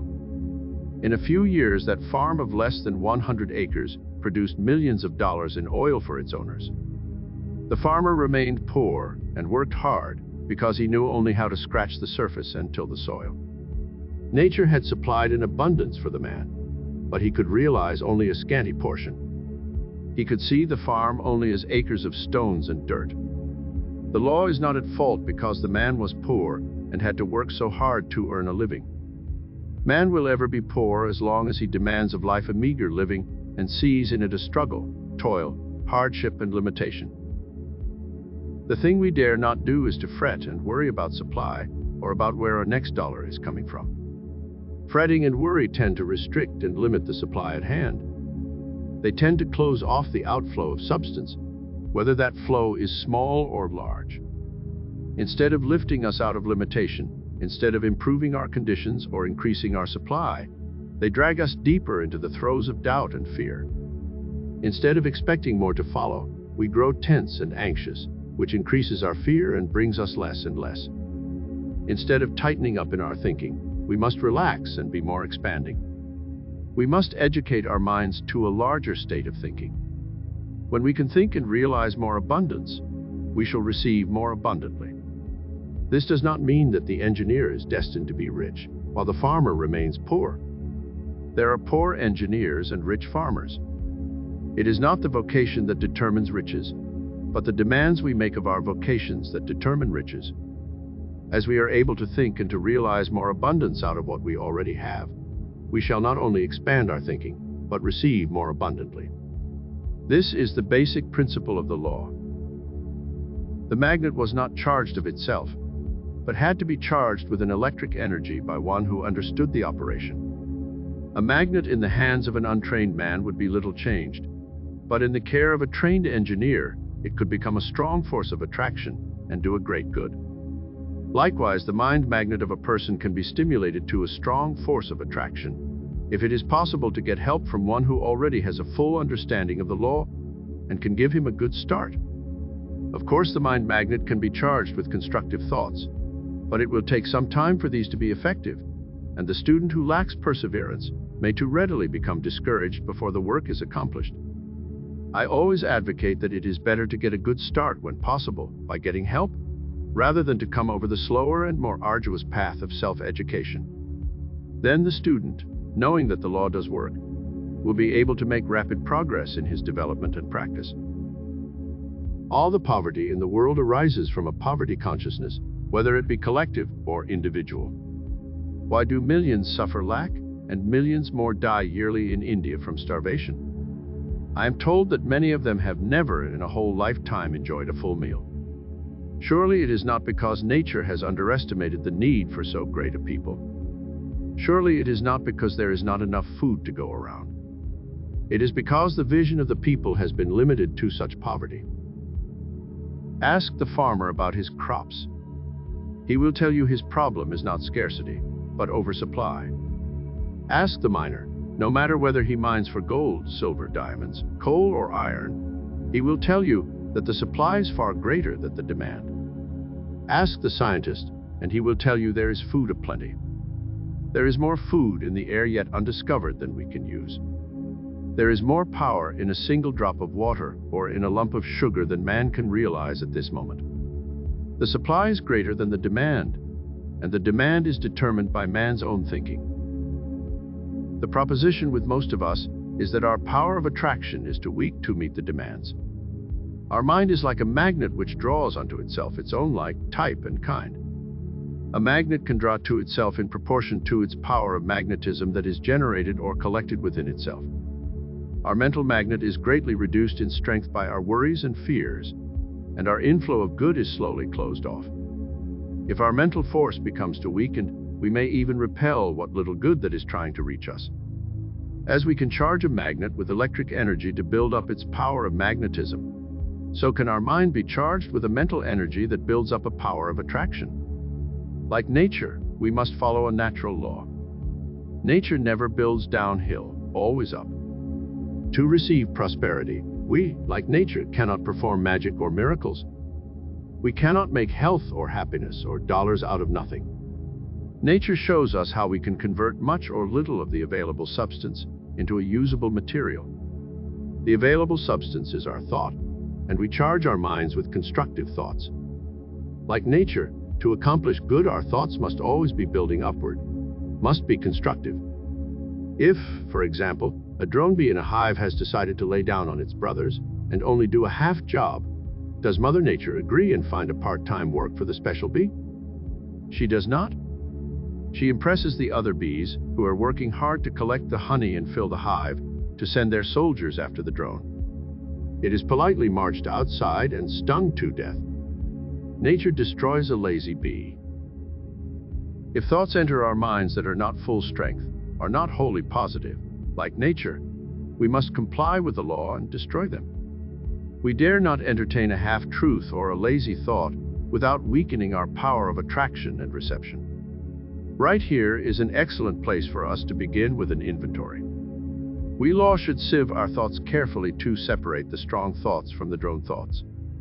The drones must be cast out and destroyed by refusal to accept them any longer. Then we must carefully guard every thought so that another weak one cannot unconsciously or consciously slip through to play destruction with others that are trying to do good. A man came to me one day late in the fall and expressed his fears pertaining to his job. He had been employed for many years in a hotel that for the first time had felt the effects of a dull season. It was rumored, he said, that the management was going to close down the house and let out the employees until spring. He said, "I feel these folks know there will be a shutdown there in the office of the manager. What do you think I can do about it?" "There is only one thing you can do," I answered. "Go back to your work and realize the law. If the law determines your supply and position, then no one but the law can change it for you. If you will realize this and keep it constantly in mind, I shall help you keep the law at work. If the law has another position for you, there will be a door open before this one can close. Go back to your work and ignore the rumors. Let the others fear and fret, but don't let yourself come under their thought. To prove your faith or confidence in the law, prepare to enter another year's business on your books. Get ready to carry on and expect your work to increase and improve." He went back and did as he was told. When rumors grew to realities, he held firmly to the thoughts of increased work and business. Thus, he was retained during the slack times. He was kept in the office to handle the business, and because of the increased work and responsibility placed upon him, he was given an increase in salary. If he had been allowed to entertain the fears and thoughts of loss and lack, he would have suffered with the rest who were laid off. This is according to the law, and the law is no respecter of persons. If he had allowed his thoughts for good to become adulterated with thoughts of lack, he would have weakened his mental magnet. He could not have attracted any more than his mind was able to receive. It matters not how much we pray or how loud we pray. Our prayers can only be answered as we work the law. The law will serve us in proportion to how well we serve it. Robert Collier, in one of his books, tells of an incident that happened in Chicago. A young man, while in the elevator of a large business house, was asked the question, "What is your religion?" He promptly answered, to the surprise of others, that his religion was Sears, Roebuck and Company.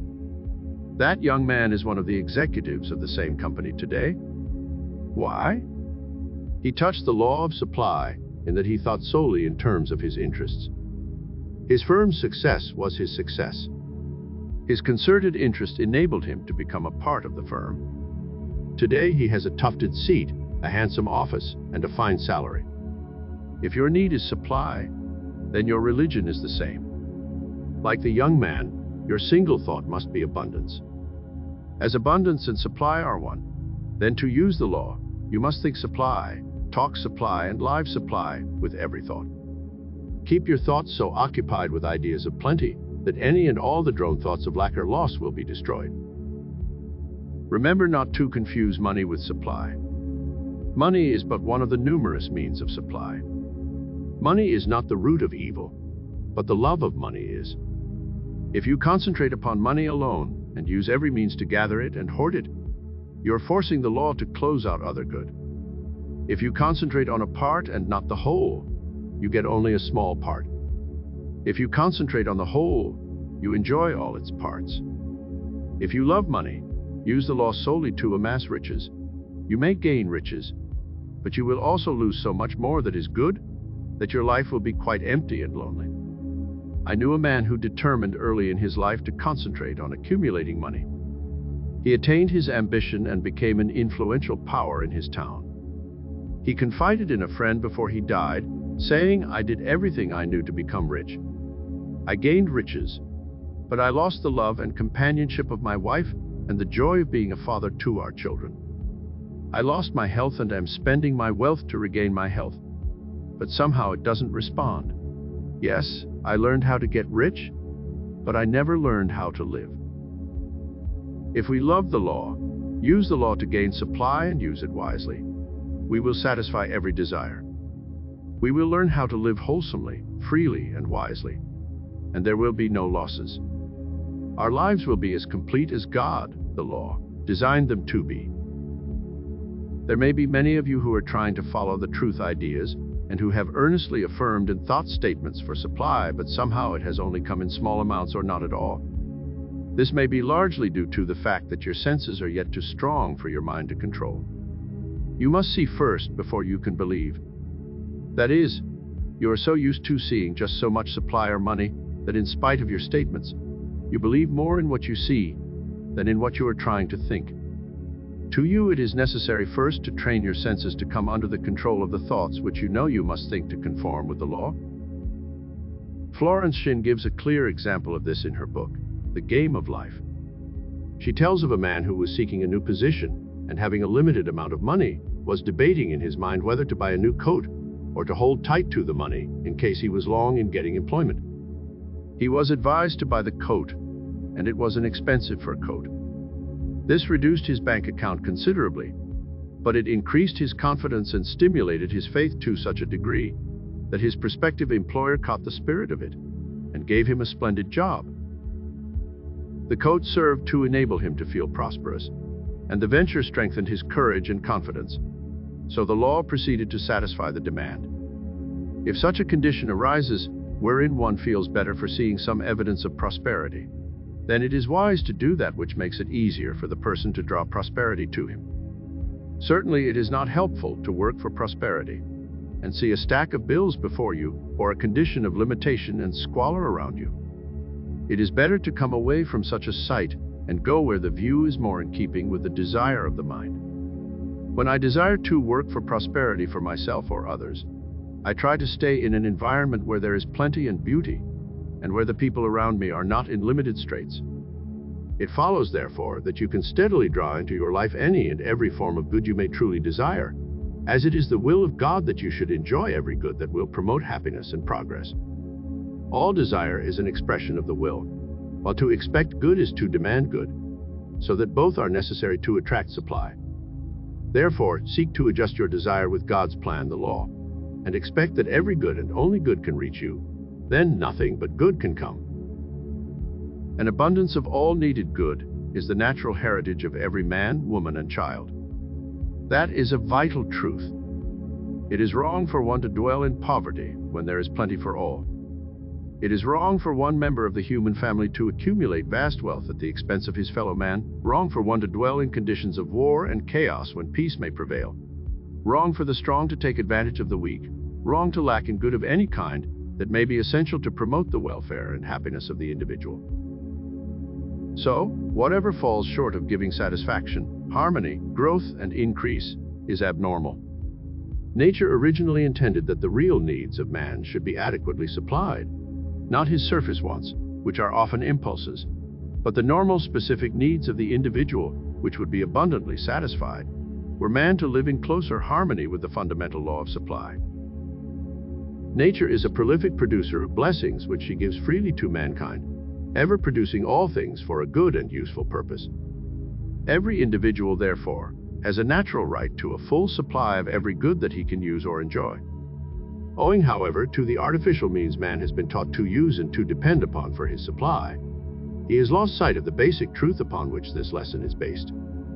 At the outset, let us realize that the material world in which we live is a sphere of effects, and that behind these effects is a world of causes. Then recognize that when you desire any particular effect, it is because that specific good is already in existence in the sphere of causes. Then recognize that when you desire any particular effect, this desire is an appearance of an underlying cause. This is the principle upon which our definition of the law of supply is based, and when you learn how to operate it in the proper manner, you will be able to draw into your life more and more of the good in whatever form you may need or desire. Everywhere in the world is an omnipotent principle of good. We touch it in countless ways. Each thought of good is a seed for the production of good. You are entitled to all the good you can appropriate and use, and the more good you realize and enjoy, the more you live in true accord with the purpose of this ever-present spirit of goodness. Learn to understand how to tap the source of all supply, for there is no limit to the good that may be developed and enjoyed in your life. In truth, man embodies every law of nature relating to his highest welfare and orderly growth. He is not, therefore, separated from any good thing he may need to enhance his happiness or further his progress. But whether he shall lack or possess that which he needs or requires will be largely determined by the use he makes of his present endowment of intelligence and power. The more man grows in true knowledge, and the more he uses his powers in constructive ways, the more good he will create in the circle of his expression, in his own little world. The Promised Land. No more shall I look to the far skies for my Father's loving aid, since here upon earth his treasure lies, and here is his kingdom laid. No more through the mist of things unknown I'll search for the Promised Land, for time is the footstool of his throne, and I am within his hand. The wealth that is more than finest gold is here, if I shall but ask, and wisdom unguessed and power untold are here for every task. The gates of heaven are before my eyes. Their key is within my hand. No more shall I look to the far skies, for here is the Promised Land. Alva Romanes. Law of Attraction. To desire is to expect is to achieve. The underlying law that regulates supply in the world of effects has two important phases. One is desire, and the other expectation. These mental attitudes represent lines of attractive force, the former being the positive phase of the law, and the latter the negative phase, while phases must be complied with to obtain the best and greatest results. The first phase of desire embraces a positive process of attraction. That is, when an individual earnestly desires a thing, he sets up a line of force that connects him with the invisible side of the good desire. Should he weaken or change in his desire, that particular line of force is disconnected or misses its goal. But if he remains constant in his desire or ambition, the good demanded is sooner or later realized in part or in entirety. The principle involved is that you cannot long or yearn for anything unless it already exists, if not in form, then in substance. And desire is the motive power for calling it forth into visible appearance or physical effect. It is no use to desire a thing unless you expect to get it, either in part or in full. Desire without expectation is idle wishing or dreaming. You simply waste much valuable mental energy in doing this. Desire will put you in touch with the inner world of causes and connect you by invisible means with the substance of the thing desired. Then, continuous expectation is necessary to bring it into a reality in your life. Much like the pull of gravitation in the physical realm, expectation is a drawing force of the mind which acts in the invisible realm. We all know that many persons desire good things which they never expect nor make any real effort to grasp. They start out well and may get halfway, but not any further. When they learn to comply with the other half of the process involved and learn to expect what they desire, most of their dreams or wishes will steadily materialize. Again, we meet people who expect things they do not want, but which often come. This proves that expectation is a powerful attractive force. Never expect a thing you do not want, and never desire a thing you do not expect. When you expect something you do not want, you attract the undesirable, and when you desire a thing that is not expected, you simply dissipate valuable mental force. On the other hand, when you constantly expect that which you persistently desire, your ability to attract becomes irresistible. Desire connects you with the thing desired, and expectation draws it into your life. This is the law. Should you be oppressed by poverty, hardship, limitation, or lack of any kind, begin now to operate this law of mind and gradually command more and more of the good in the form of better things and improved conditions. It is your right to be happy and free.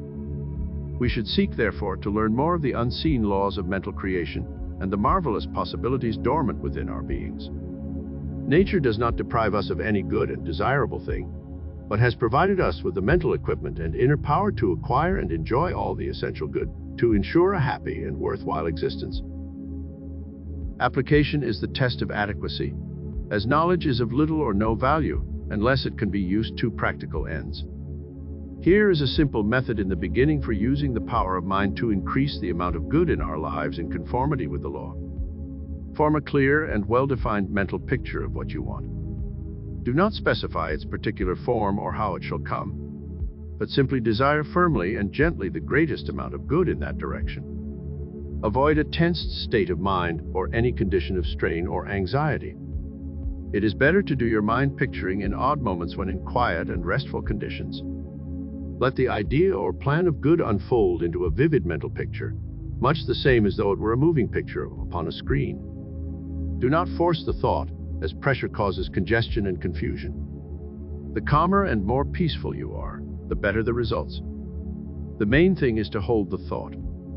Then proceed to nourish your desire or want with a calm, confident conviction that what you seek will come. As you persist in this state of mind, the good desired will tend to gravitate towards you.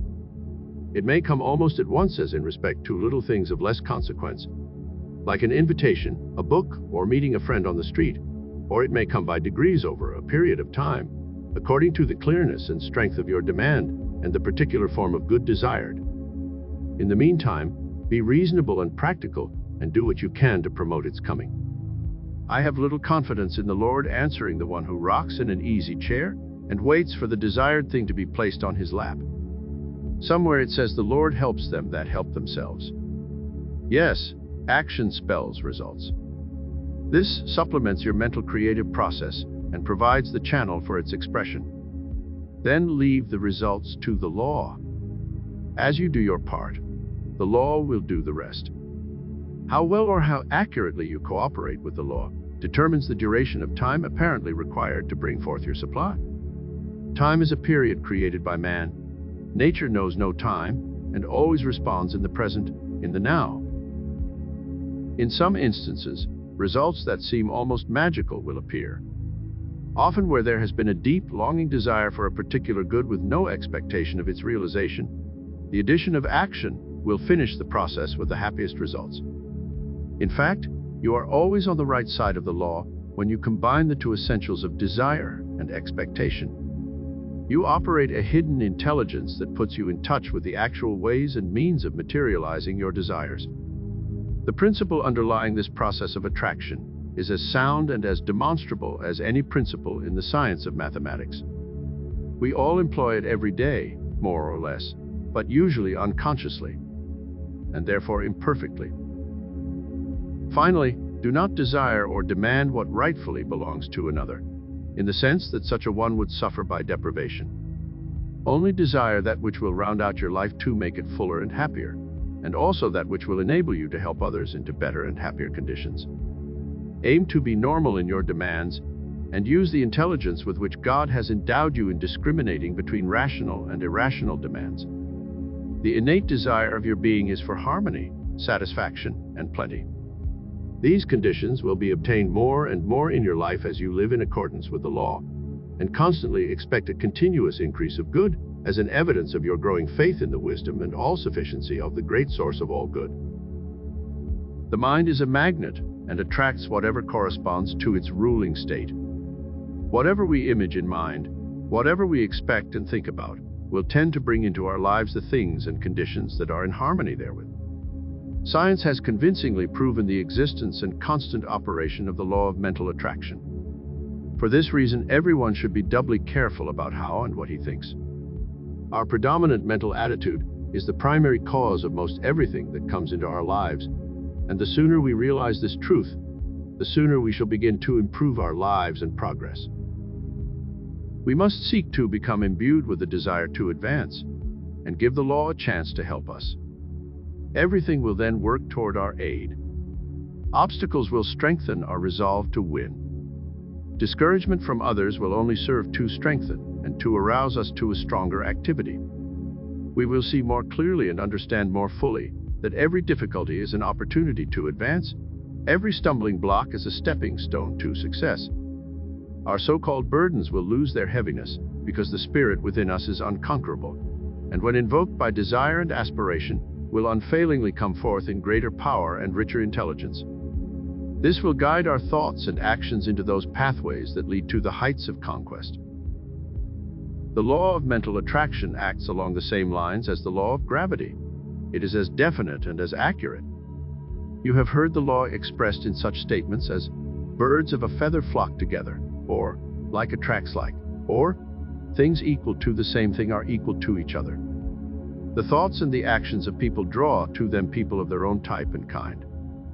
It is difficult to tell one just where he may fail to attract his needs, as no two people think alike, and therefore no two people make the same mistakes.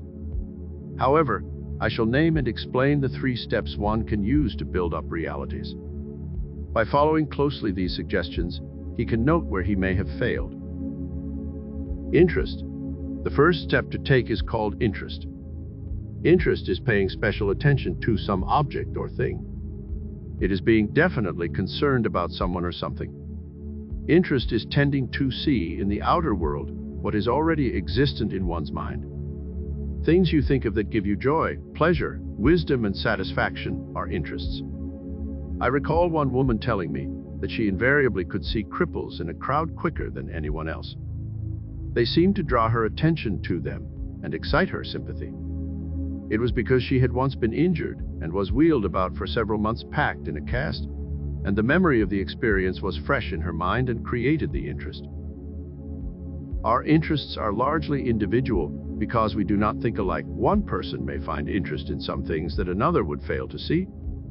Recently, my wife and I went out exploring along a dried-up riverbed on the desert.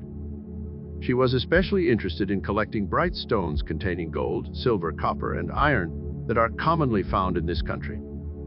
I, in turn, was looking for gourds that I knew would grow wild, where there had been moisture. I was interested in gathering the kind that the native Indians used in their hogans, and particularly the kind they selected for their ceremonial dances. There we were together, she walking about picking up these rare stones, and I looking around for the vines that held the gourds. I didn't even see the stones, and I am sure she didn't see many of the gourds. Both walking together, yet we were seeing differently because we were looking for different things. We see in life that which interests us the most, and pass blindly by that which is of little or no interest. It is here in this simple practice that many of us may be making our mistakes. We may be so interested in things that are not prosperous, joyful, and healthy, that we pass by the very things we desire most and overlook the means of our health and prosperity. With our interest so engrossed in seeing the lesser, either through habit or ignorance, we fail to attract the greater things that are all around us.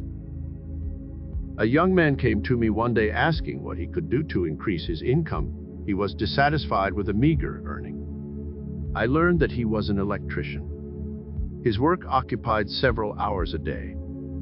He liked his home, enjoyed his garden, his newspapers, and occasionally stepped out socially. I thought he was getting well paid for his efforts and told him so. I added that if he wanted more earnings, he would need to stimulate his interests and be deserving of it. God feeds the birds and supplies an abundance of food, but he does not put the worms into the bird's mouth. The bird must at least go out and search for the food. So it is with all of us. We must do something about it more than wishing or praying. He decided then that he would increase his capacity as an electrician. So he went to a class at night school and laid aside his newspapers for books and other material. He became interested in radio and was enthusiastic about its possibilities. This interest drew him into new circles and landed him a position with a growing radio company. In a very short time, he had found a new pleasure and tripled his meager earnings. No one is to be blamed for the dissatisfied life, but the man himself, because he failed to expand his interests with his desires. It is so easy for people to allow themselves to get into a rut, and it is always a mental rut before it becomes a material one. People drift along unknowingly, unconsciously, and aimlessly into unhappiness and blindness. A very lovely person came to me with a problem, the like of which has caused many a woman to give up and lose the very thing she wants most. This woman had a nice home, a well-providing husband, many servants, and 2 fine sons to be proud of. But with all that, she was most unhappy. When her boys were growing up, she devoted all her time to their training and care. Now they had married and were making their own homes. While she was so tied at home, her husband was becoming a successful man, and this took him out to his clubs and made new friends of other women as well as men. He was quite occupied with his interests. He came home at nights, but most of his weekends were spent elsewhere. Here she was with a big house and servants, plenty of money, but no love or happiness. She realized the breach was widening, and knowing that soon her husband would want a divorce, she was forced to seek a way out. After a lengthy analysis, I learned that she had a spark of interest left in art and literature, so recommended that she take a trip abroad for the summer to see new sights and to plan a busy winter with new studies. She returned feeling refreshed and anxious to begin the work. She joined a literary club and liked it. Gradually, she worked into some small dramatic parts until one day her interest burst out into a flaming desire to go further with the work. Home, servants, loneliness, all receded with the new ambition. In short, she advanced into radio work and has been very successful. Her sons are proud of her achievement. Her husband has become almost jealous with his attentions, and her happiness is supreme. You see, one must keep up some interest. One must keep his mind active and keen in order to avoid losing one's attractiveness and satisfaction. Our highest interests should govern our thoughts and not the material things. The material things are only the means through which we express our interests. A strong magnetic power is founded upon a strong idea or principle. This idea or principle directs our interests, and this in turn develops an inner power of attractiveness. A young woman whom I know very well and shall always prize as a friend is not a beautiful girl as far as beauty goes, but she is most attractive. She has a wide circle of friends and verily charms them wherever she goes. When asked one time what it was she possessed that seemed to cast a spell over her admirers, she said, "I can't accredit it to my physique, nor to my brand of cosmetics, but I believe it is because I love frankness, truth, and a pure mind." Innumerable examples can be told of men and women who have attained success and fame because they have loved and lived some principle of good. To live such a principle and to follow it with interest will, according to the law, always attract good. Attention. To have a high interest is not enough. We must inject this interest into our daily labors. Our attention must portray our interest, and the keener our interest, the more intense will be our attention. It is our interested attention that draws from the outside world such facts as are formed in the mind. As we direct our attention to our interest, this magnetizes our power of attraction, which draws to us much of the same type as our thought. When much of our interest is taken up with our full attention, we shall find that most of our petty and selfish leanings will be absorbed by our higher interests, and we will steadily progress. I recall years ago when I was yet a student at the university, that I would often pass through the terminal of Williamsport, where a certain man had his offices and was then a junior supervisor for the Pennsylvania Railroad. Often it would be after working hours when I passed the building, and frequently it would be late in the evening, yet I would see his office lighted and find that he was busily engaged in finishing up some important work. It seemed that he lost himself in his interest for his work, and all his attention was drawn to benefit his employer. Years passed, and the day came when I met that man, and knew then why he had been steadily promoted from one position to a better one. Today he is next to vice president of the largest railroad in the world. Whatever he did it with all his might and main, and his attention never waned from a job until he thought it well done. I learned from him that he did not wonder when he would get his next raise in pay or change in position. He just worked, he said, and the advancement came without worrying about it. I believe another young man expressed this law in action years ago when they thought it was impractical idealism. He said, "For whosoever will save his life will lose it. Whosoever shall compel thee to go a mile, go with him twain. Whosoever will find himself great must render great service. Whosoever will find himself at the top must lose himself at the bottom." The big salaries are paid to those who travel the undemanded extra mile. The man whose attention becomes lost in his interests will grow to worthwhile accomplishments. Emerson said, "See how the mass of men worry themselves into nameless graves, while here and there a great unselfish soul forgets himself into immortality." Yes, you say, I know of men who have had such advantages and opportunities to forge ahead, but they didn't succeed as your friend. They had influence and money and brains, but somehow they did not reach the top. Granted that they had all the material and physical advantages that any average man might need to skyrocket to the pinnacle of success, yet they lacked something within themselves. The source and cause of all successes lies hidden deep within the mind, and one must give one's attention and interest first to principle and then to fact. What do I mean?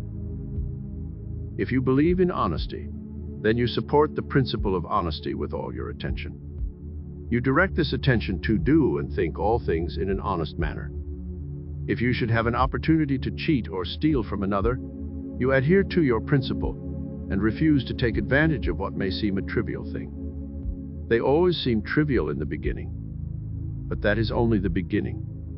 Such trivials grow with a cancerous rapidity.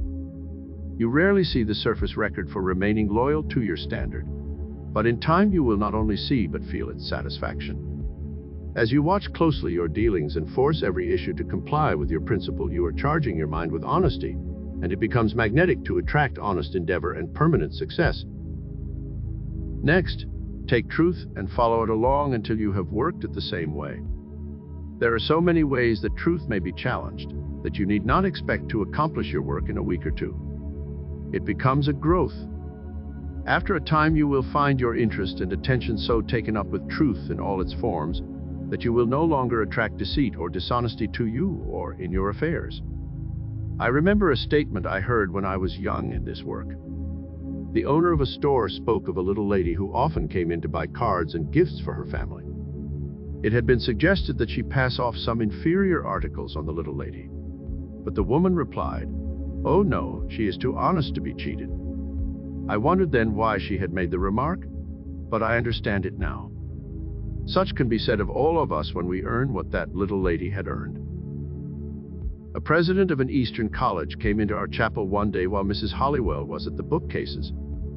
He said he had read a few of the books that were on display in the window and was especially impressed by one book called The Game of Life and How to Play It by Florence Shinn. He thought the title very attractive and of interest to anyone. "Do you know," he said, "I learned to look upon life as a game, and I started out as a poor boy with few advantages, but I played the game. I did not have the help that so many of these books may offer. I succeeded, and now I am telling thousands of boys and girls how I played the game. I built my success on 3 common principles: truth, honesty, and sobriety. I measured my living with these standards, and I have won a happy life." Set up a standard or a measurement for yourself if you have not already done so. Take one thing or one thought at a time and build upon it. As you strive to give your attention to some constructive interest, you will cease giving so much attention to a lesser one. You do not have to work over the things as some folks may do. They go about treating against dishonesty and the like when they should adjust their minds to be free from thinking and fearing dishonesty. The law requires us to make the correction within ourselves, and if we do our work there, it will proceed to work for us outwardly. It is our thought which stimulates interest and directs our attention. Therefore, let us not wander away from the source and cause of attracting the things we do not want. Expectation. The last step we take is expectation. This is an active form of attention. It is attention with intensity. It may be likened to the actions of a cat that waits patiently at the mouse hole. The cat expects to catch its prize at any moment. He expects to get the mouse because he believes he will get it eventually. If the cat did not believe and expect to catch the mouse, his interest and attention would lack that intensity which is now present. His energies would not be so actively called forth. When you believe in the probability of success in your undertaking, you experience the keenest interest in your work. This interest is intensified with expectation and anticipation. Through this, you will draw to you the success you are working for. Your expectation must be built up with your interest and attention. When the widow came to Elisha and asked his help to meet a problem of finance that meant the freedom or slavery of her 2 sons, who were to be held for her husband's debt, Elisha promptly asked her what she had that could be converted into money. She had nothing more than a pot of oil, but that was something. So Elisha told the widow to collect other vessels from her friends and go into her home and there pour out what oil she had. She poured the oil until all the borrowed vessels were filled, and when she had filled the last one, the oil stayed. There was not a drop left over. They followed the routine of our lesson, and as she reached the last vessel and the end of her expectation, she found the supply shut off. She was able to receive only as much oil as she had expected, and her expectation was measured by the number of vessels she had collected. Elisha had set the law to work, but she had determined how far it would go by her thought of expectancy. She might have hoped for much more, but she got only what was expected. If you are working for success, health, or happiness, you may wish for a lot, but you will only enjoy as much as you are able to expect. If in your heart you doubt or fear that your need will be met only in part or not at all, you can know that you will receive that much and no more. When you pray for one thing and then fear and doubt that you will receive it, you diffuse your mental forces and can attract only what the lesser thoughts believe and expect. A prominent doctor was asked why it was that he was able at times to reach cases that others had failed to reach. He said, "I never expect a patient to be too far gone not to survive. I fish around in my mind for some idea of what to treat, and sometimes those ideas are very simple or strange. But the moment something inside me clicks, I accept it and use it." He said he had never failed to help a patient when he firmly expected his recovery. When we charge our thoughts so firmly with the idea that there are no failures, then we expect success. Our mind becomes strengthened with our conviction and, like a magnet, draws to us through the principle upheld whatever desire is uppermost at the time. To desire is to expect, and to expect is to achieve. Law of receiving. Give and it shall be given unto you, good measure running over. Luke 6:38. Understanding reduces the greatest to simplicity, and lack of it causes the least to take on the magnitude of complexity. In order to make Christianity practical, we must understand Christianity and obey the law on which it is founded. The teaching of Christ shows the way back from wrong results of selfish living to the love, intelligence, and power of God. By a man's words, deeds, and actions, he reveals whether he has as yet found the way. God exists in man as man's highest concept of perfection, and comes forth through man's faith and works as a redeeming love, intelligence, and power. He who seeks a greater life, with getting as his objective, does not seek life in trueness of spirit. To the extent, and so long as any material object remains between the mind of the seeker and the law of God, the two are held apart and do not become one. In the same degree that a man holds to personal opinion and desire, he is limited in knowing and experiencing the limitless authority and power endowed him by his Creator. In a state of limited understanding, we reason that we must get before we can give, and then we turn and walk in the same mental rut as before by reasoning that we must give before we can get, but in our lack of understanding, we continue to leave the getting idea foremost in our thought, and we shut out the spirit of giving. Giving, which is the first or fundamental law of life, is the first law of all creation. The attitude of getting is the law of life in a congested state or in repressed action. As long as getting dominates a mind, that mind is in a paralyzed condition, being limited in its action in accord with the fundamental law of creation. The radio has aided greatly in explaining the process of the law of giving and receiving, or prayer and blessing. The principles involved are very similar. In fact, they are the same, except that one is mechanical and the other mental. When the operator projects a program, he stirs up a vibration in the air that goes forth to accomplish what it will. He has nothing more to do with it after it has been projected. The ether or the air carries the vibrations to any station that is capable of receiving and reproducing it. When we pray, we in turn stir up a vibration with our desires. This also is received by a force determined according to the power, the purpose, and the sincerity of our prayer. Often when we pray, we think that all that is necessary is to keep on praying, with the result that we never adjust ourselves to become receptive to receive our answers, and so complain when we do not get them promptly.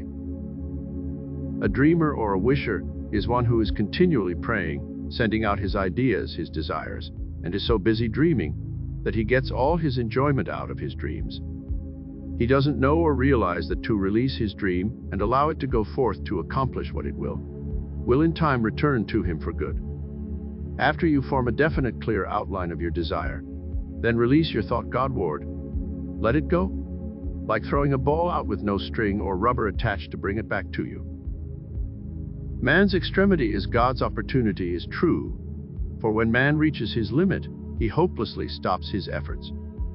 When he relaxes from his strain, the law has a chance to reply to his desires, and things begin to change for him. Have you not seen this work in trivial things, such as books or clothing or invitations, or a desire to see a certain friend? Possibly at some time you sent out a thought or a desire, and then forgot completely about it. The next thing you knew, you had that book presented to you, you received the invitation, or you were walking down the street and bumped right into the friend you so desired to meet. Yet, somehow when it comes to more important things, to larger things, we fail to release our desires and prayers as readily, and anxiety and tension holds everything fast. Nothing worthwhile is accomplished. The mind is like a sponge. We squeeze it hard with our anxious thoughts, but not until we can release the pressure and allow the sponge to take its normal shape can it become absorbent and receptive again. Once we have expressed our needs through prayer or otherwise, some believe that is all we must do. On the contrary, We are working with a law that is definite and active, and this is only the beginning of our work. The principle of life upon which this law is based is clearly written. It reads, "Give and it shall be given unto you, good measure, pressed down, shaken together, running over."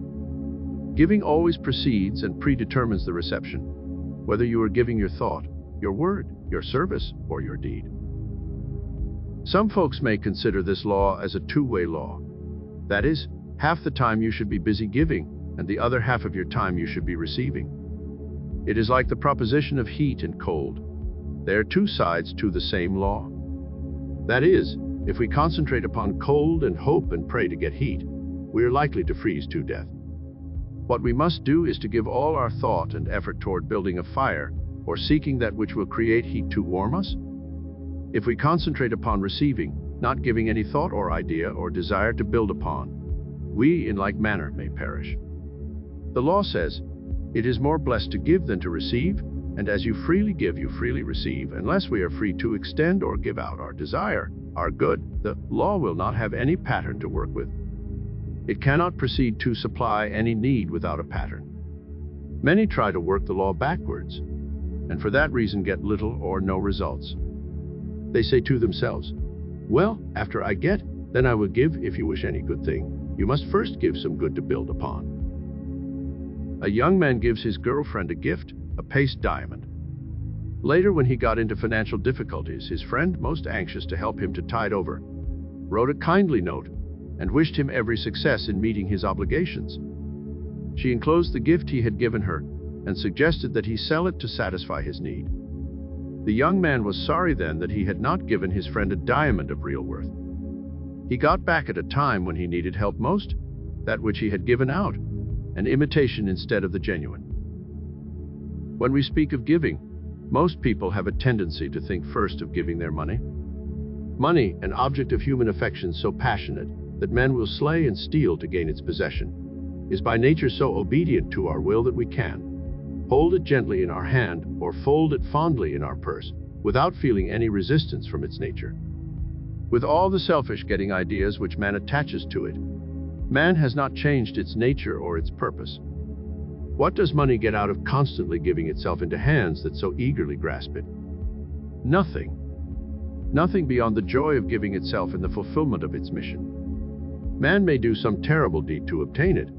He may pay it for something detrimental to his progress. But in all these exchanges, man, not money, loses value. Just as the sun shines on the just and the unjust alike, so money passes through the deserving and undeserving hand to accomplish its work. Its purpose is exchange without discrimination, leaving the latter to the mind that is using it. Money goes merrily on its way, losing nothing in self-value, in giving itself. Money came into form to fill the need for exchange, and on that purpose, it is all intent. Let our attitude toward it be what it may. Money will remain true to its nature as long as it is needed by its master man.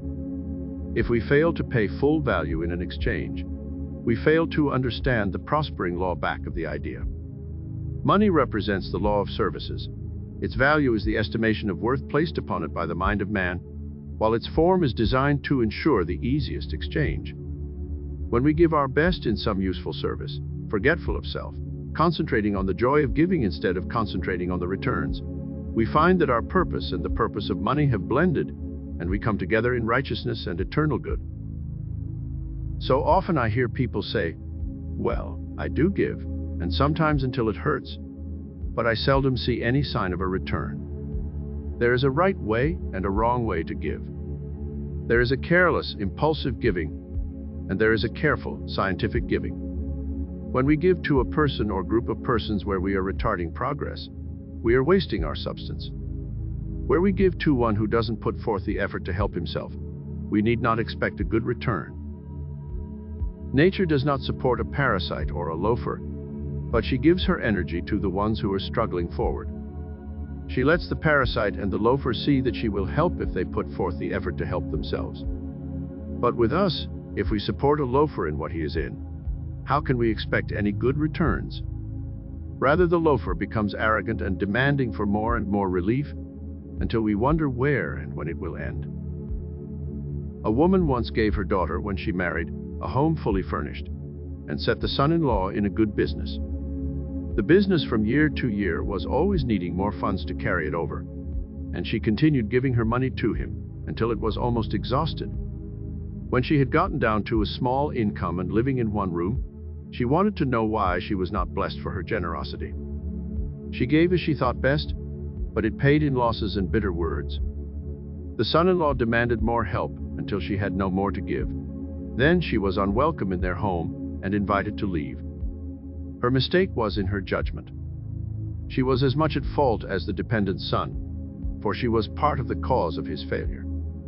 I directed her to stay away from the young couple and let them sink or swim by themselves. I was sure they would find themselves. She followed my advice, and within a year, the young man had put his business on a paying basis. For the first time, it was operating at a profit. The home life was restored to a normal state, and all were happier because their efforts were being directed into right channels. The young man was proud of his efforts that enabled him to make good on his own merit. A practical interpretation of the law is, when you see someone making an effort to help himself, that is the time to assist him, but do not give of your substance to the one who will not help himself, or at least try. The latter type will not only misuse your gift, but will abuse you if and when you cease giving. Jesus gave his substance always where it would do the most good. He fed the multitude because they were seeking good, not because they were begging food. Nowhere do we find him giving as much as a thought to anyone, except those who desired to improve and grow. He cautioned others about unwise giving. Do not throw your pearls before swine, lest they trample them under their feet and turn and rend you. He meant simply, do not give your substance to anyone who cannot appreciate it or improve with it. It is as foolish as giving a child a loaded gun and expecting him to realize the danger as you do. Sooner or later, the child, through lack of appreciation, will either hurt someone or get hurt, to the sorrow of all concerned.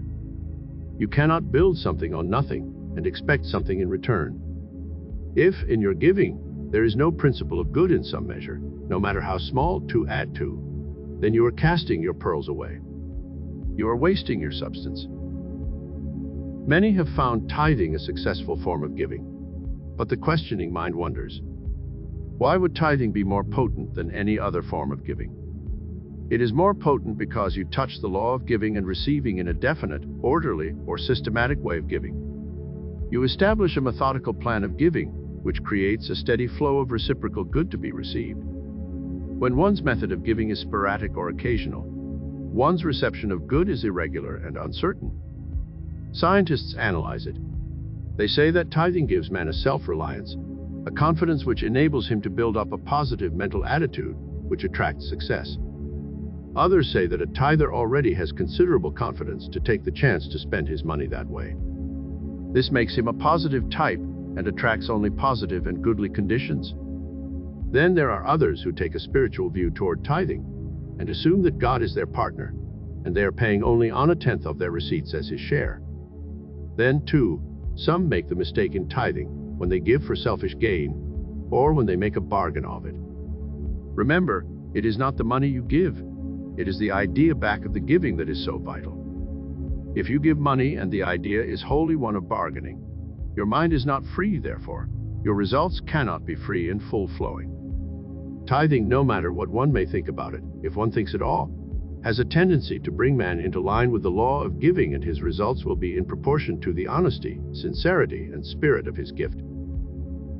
Jesus praised and blessed the widow who gave her all her mite into the church coffer, but criticized the rich man offering his bags of gold. Why do you suppose he took exception in this case to praise the lowly gift of the widow? He knew the law of giving was in action. It was the spirit of her gift that prompted his blessing.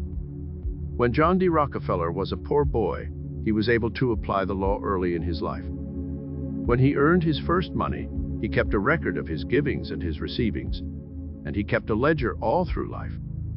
It is known that he gave away more than $500 million. Possibly we can judge why he received so much to give. But after we give, that is not all we must do. Our next step is to prepare to receive the response or results of our giving and to receive, as the law states, good measure, pressed down, shaken together, and running over.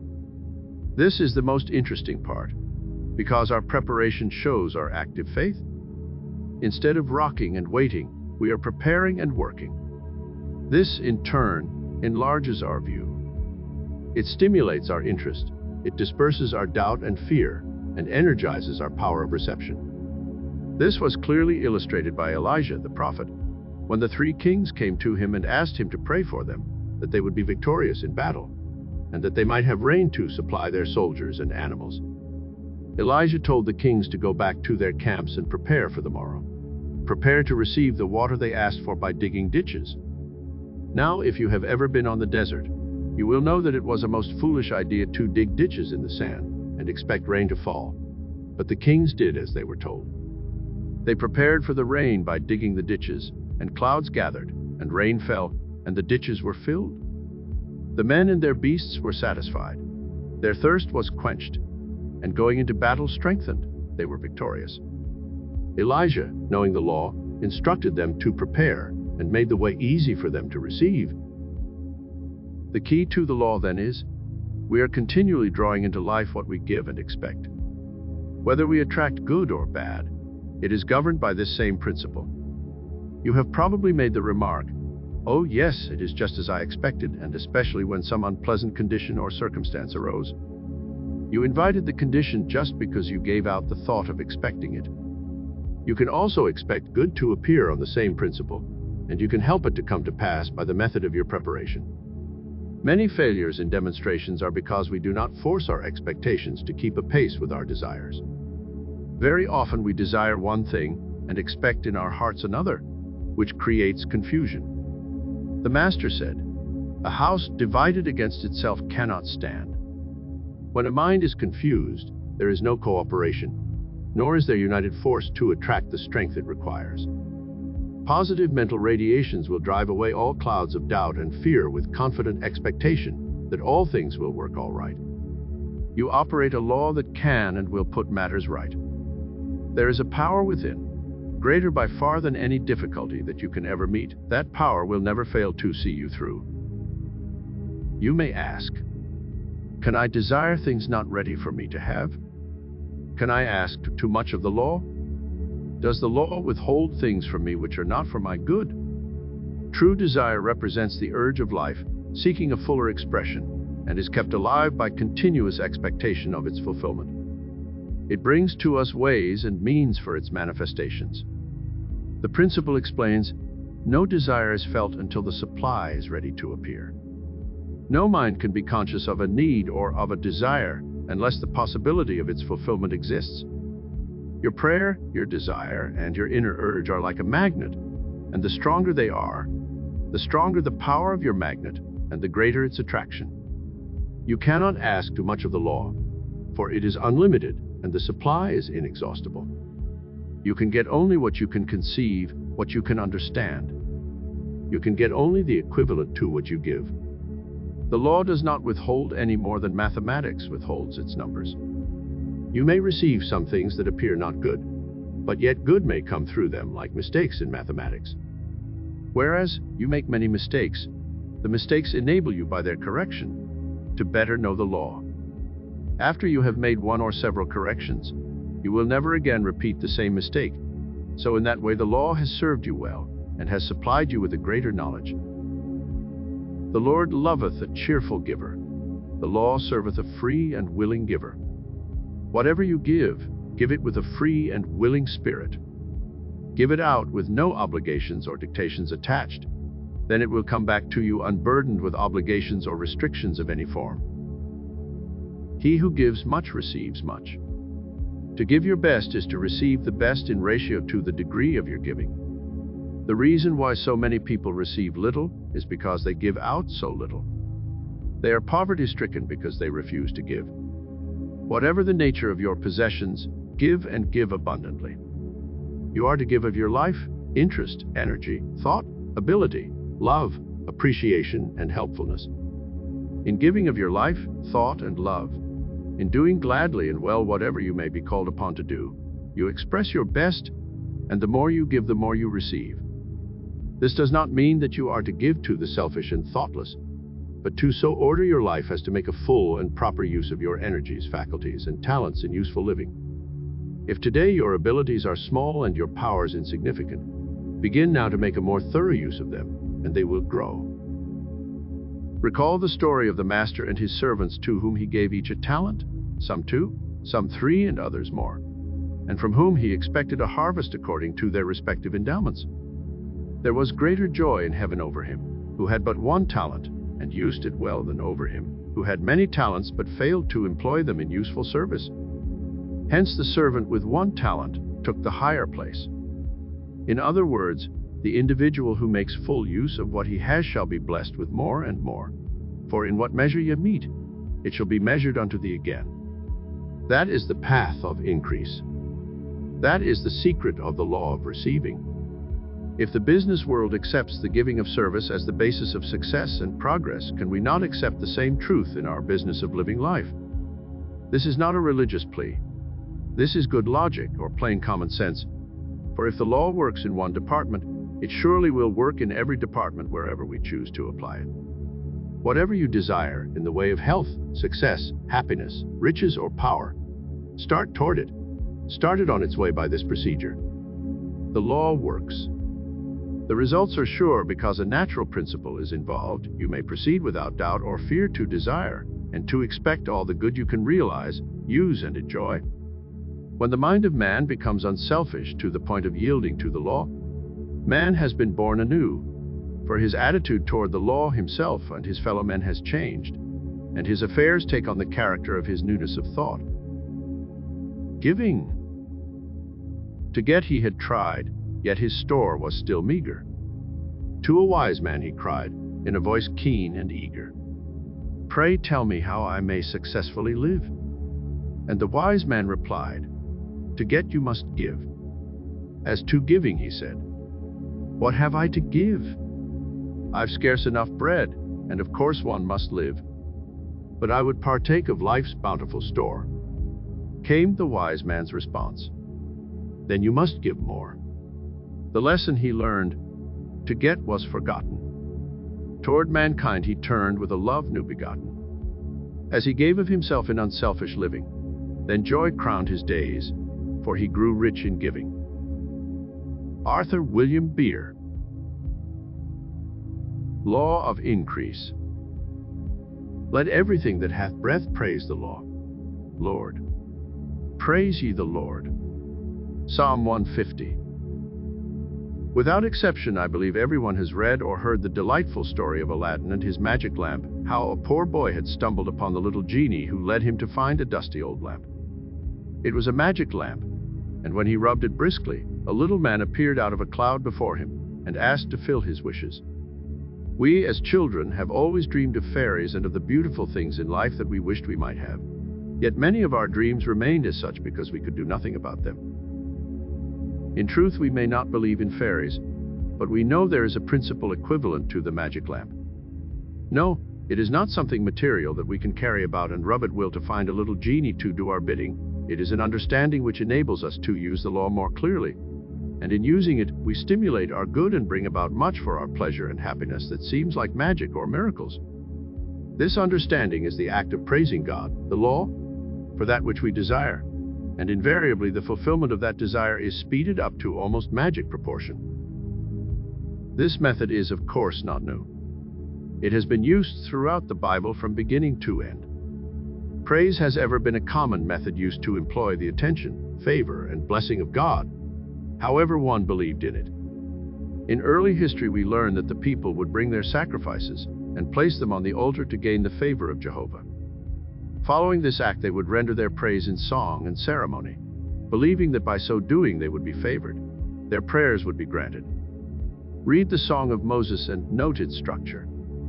Read of the fall of Jericho and note the process used by the people, who marched about the city walls until they crumbled and fell, and who became conquerors. Read the last Psalm of David, and in doing so remember that it has been used by the Hebrews for ages and has proven most effective throughout the centuries.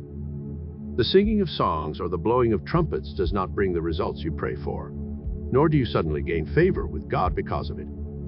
The effect of your efforts does not influence God in any sense. but it does influence you. It enables you to be lifted up and unconsciously touch the law and gain its blessing. What has been an unconscious act or an accidental method can become a known fact and a regular means of stimulating your good. If one learns the simple method of praise, that alone will stimulate and increase his good. Jesus once said, "If one has faith as a grain of mustard seed, he can move mountains. If one can realize the power of praise, he can do the same." Praise is complementary to faith. Whereas faith is wisdom and understanding, praise is the application of that understanding. Faith is the boiler that holds a substance of power, whereas praise is the fuel that generates that power into an active force. If you must constantly watch your boiler and care especially for the fuel that charges it, in order to get the most out of it, then the fuel is a very important part of the machinery. In like manner, faith without praise is but a cold boiler, an inert mass of machinery. It may be nice to look at or to talk about, but of no value more than that until it is put in motion and produces. Praise is a stimulant of the mind. It quickens prayer. It magnetizes all the good around you. It transforms that good into usable, visible substance. A woman was crying bitterly and praying tearfully to God for her release. The master, hearing her, silenced her and asked, "Is your God a God of tears, of grief and anguish and pain?" Ah, no. God is a giver of joy and peace and happiness and love. You want peace and joy, yet you pray to your Father with tears. If you want black, do you ask for white? If you ask for a fish, do you expect a serpent? If you ask for bread, do you expect a stone? You can only get what you expect, for the unchanging law is ever working to supply you. Prayer should not be one of supplication, pleading, begging, entreating, a sad state. It should be one of claiming, declaring, decreeing, praising, and a joyful thanksgiving. Praise is an avenue of prayer through which the spirit law expresses itself. Praise is a broad highway, while all other forms are only feeding arteries. Through this inherent law, when man praises, he opens himself upward to God. He lifts his consciousness to a higher realm and becomes, till the greater channel to receive the good that is ever waiting to come to him. Praise opens a little door in his mind that enables him to draw closer to God and to be attuned to the divine forces within and about him. Praise is the shortest route to complete any demonstration and the quickest way to enjoy effectual prayer. Praise expands and opens the mind upward, while its opposite, condemnation, contracts and restricts. The whole creation responds to praise and is glad. You may have noted how a trainer, after each performance of his charges, would give them a satisfied pat or some morsel of food they especially liked. That man was wise in using the law in bringing out the best work from his charges, and thereby giving the best performance. You have noticed perhaps how children will glow with gladness and joy when they receive commendation and praise. Those who have trouble with their servants or helpers can learn much by using this method, and will find a great difference in the quality and quantity of work produced. You have experienced at some time, I am sure, this law in your affairs. Have you ever had someone to condemn or criticize your efforts when you were trying to please? Did you not feel like folding up within yourself? Perhaps you even felt like quitting the job and letting someone else worry about it. Least of all, such an experience suppressed your interest and zeal, and you did not desire to do better. That is how one reacts when the law is reversed. Whereas when someone praises you for your efforts, you feel like expanding and doing better, trying harder to be more perfect. Your interest becomes greater because of that pleasure, and with your happiness you bring happiness into your work and all around you. It is a well-known fact that even plant life is responsive to praise, for I have seen flowers praise to longer life and beauty. When we are praised or praise ourselves, there is a physical response within our bodies. Doctors tell us that the cells of our body respond to the law. They seem to know and to expand in strength, in capacity, and even in intelligence. Of course, we know that it is the mind working through every cell that causes the expansion. All thoughts act through an invisible ether. As water expands into power when it is heated and retards into a solid mass of ice when it is chilled, the law of spirit is reflected in the law of physics. Though we may not sense it or fully understand it, our thoughts are moving continually in this invisible ether, and they are either increasing or diminishing in power and intelligence. When we praise the richness and opulence of God, the law, our thoughts are greatly increased in the mental atmosphere. This increase affects our being in that it reflects in everything our mind and hands may touch. If we are contracting our thoughts through fear, criticism, and complaint, we reflect that contraction and our results are delayed or frozen. It has been proven that a failing business can be praised into success. Suppose lost friends have returned their affections when the law of praise was used. One man told me that while out driving he heard a clicking noise develop in the rear of his car. He talked to his machine and praised it to get him home safely and without delay. He drove some 30 miles and rolled into the driveway safely. When he tried to move the car further, he discovered a broken axle. A woman wrote me stating that she was weary looking at an old carpet that had seen better days and had given good service. She tried the praise method and began to speak kindly to the old rug. Within a few days, she had word that a brand new carpet was on its way from Colorado, and that same week she received 3 smaller rugs equally as new. Her husband, upon seeing the contrast with the new floor covering, decided hurriedly that they must have a new suite of furniture. So, all in all, the law worked, and by praising the old rug, she has a newly furnished living room. Whether the changes are in inanimate things or in individuals, it matters not so long as the desired results are obtained. The law works without discrimination. But better still, though praise is good for other persons and things, it is our salvation too. Praise changes our observation, our whole outlook of life. In the past, we were in the habit of seeking our weaknesses and failings, as well as the shortcomings of others, but now we see differently.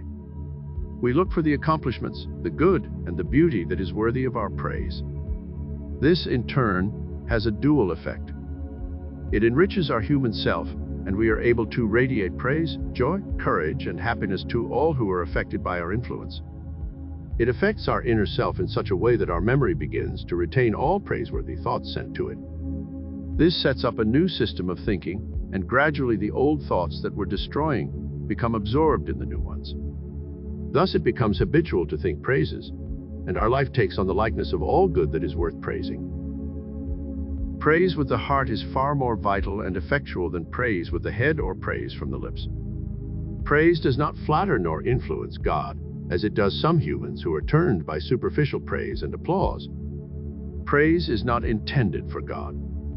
It is intended only for man, and is an aid to enable man to lift himself upwards to become attuned with the law or God. It raises his state of consciousness that he may become more receptive to the good about him, and lifts him above the lack of it.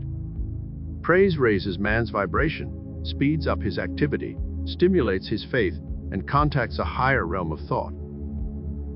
We copy from the Israelites a practice that falls annually.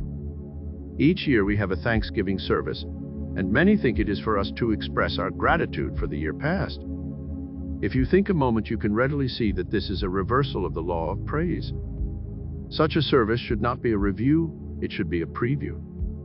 That is, a true Thanksgiving service should be an expression of our faith, not in the past, but in the present and in the future to come. Many of us have gotten into a rut. We want our pay in advance. We offer praise after our barns are well filled. If all is going well, we are willing to pause to give thanks for our good fortune. Anyone can be grateful with the gift already in hand. If conditions are bad, our harvest lean, or trouble besets us, we are apt to forget to praise, and we storm at our failures and often blame God for his neglect. When one can sing praises in the face of adversity, the adversity will soon disappear. That is not a promise. That is a law. Learn to render praise, to be thankful for the good at hand, and you will have found the magic lamp of spirit. This attitude of mind not only brings forth our desires, but it also generates our confidence, strengthens our faith, builds up an assurance for the things to come. Thus, to be able to praise when things appear the darkest will invariably force the sunshine through. Our degree of faith in the law and God is measured before we receive, not afterwards. It is that degree of faith that determines what we shall be capable of receiving. This is what Jesus knew when he said, "What things soever ye desire when ye pray, believe that ye receive them, and ye shall have them." Praise is this belief in action, and that action is in the present tense. It is in the now. Samples of his work show us how he approached his problems. In one case, he turned to the patient and asked, "Do you believe?" To another, he questioned, "Do you perceive?" In one of his most trying tests, that of going to the tomb where his beloved friend Lazarus lay dead, we see his approach no different.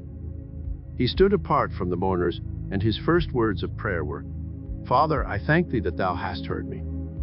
What could one be thankful for at a time like that? But the master knew he was grateful for the answer to his prayer, that Lazarus would be restored to life again. Directly he called out in a loud voice, "Lazarus, come forth." And the book reads that Lazarus stirred in his grave clothes and returned to his body again. At another time, 10 lepers called to the master asking to be healed. He directed them to go show themselves to the priests. Later, one of the men came back and expressed his gratitude to Jesus for having been cleansed. Jesus turned to him and asked, "Were there not 10 cleansed, but where are the 9? To the one who touched the law, he said, "Arise, go thy way. Thy faith hath made thee whole." 1 out of 10 showed his willingness to return with a grateful heart. He received a permanent healing. Many students fail to repeat their demonstrations because they take too much for granted, or they become careless with the law after they have enjoyed some blessing. One of the first requisites of the law is that we keep ever an attitude of praise and thanksgiving. If we hope to receive of God's outpouring good, we must keep ourselves receptive, and praise is one of the simplest means known to accomplish this. Be ever grateful for the very least of things, and the very most will come to you. We must keep our thoughts uplifted always, and praise is the means that will do this. If there is any ingratitude lurking in your mind and heart, begin at once to learn the Psalm of David, "Praise ye the law, Lord." As we attune our thoughts to the law of God, that law serves us in proportion. This the late Russell Conwell of the Philadelphia Baptist Temple must have clearly understood when he called his people to attend a special service of praise in song and prayer. Anyone in his church who wished prayers for his problems was urged to come and bring his offerings, leave his name, and state his need. One man of meager means came and asked that his daughter's name be given out. She was a patient in a mental hospital and had to be put away for this reason. The week following the praise service, he called to see his daughter in the hospital and was amazed to have her brought down to him and pronounced healed. A woman brought her jewels and placed them on the altar as her offering. She was afflicted with a physical condition and suffered painfully. She was unable to walk without the aid of her crutches. When leaving the church after the service, she tripped and fell on the steps. As she was lifted to her feet, she realized she had been healed. Another woman, a widow, came with her mite and asked that she might keep her home, as it was mortgaged and the payments long past due. She went home, but shortly after that, it seemed that things were surely going against her. A leak broke out in a water pipe, and she was forced to call in a plumber to repair it. How she was ever going to pay him, only the Lord would know. When the plumber tore up some floorboards to repair the leak, he uncovered a can of money that her husband had hidden away, and the amount was more than enough to pay the mortgage and the plumber. These happenings are all true and can be repeated by anyone who will fulfill the law, as this believing minister has done. The law cannot fail us when we do not fail it. Learn to turn the law of praise upon anything you are praying for, and you will see action. Praise is faith in action. A faithful law faithfully observed will ever reward generously the observer.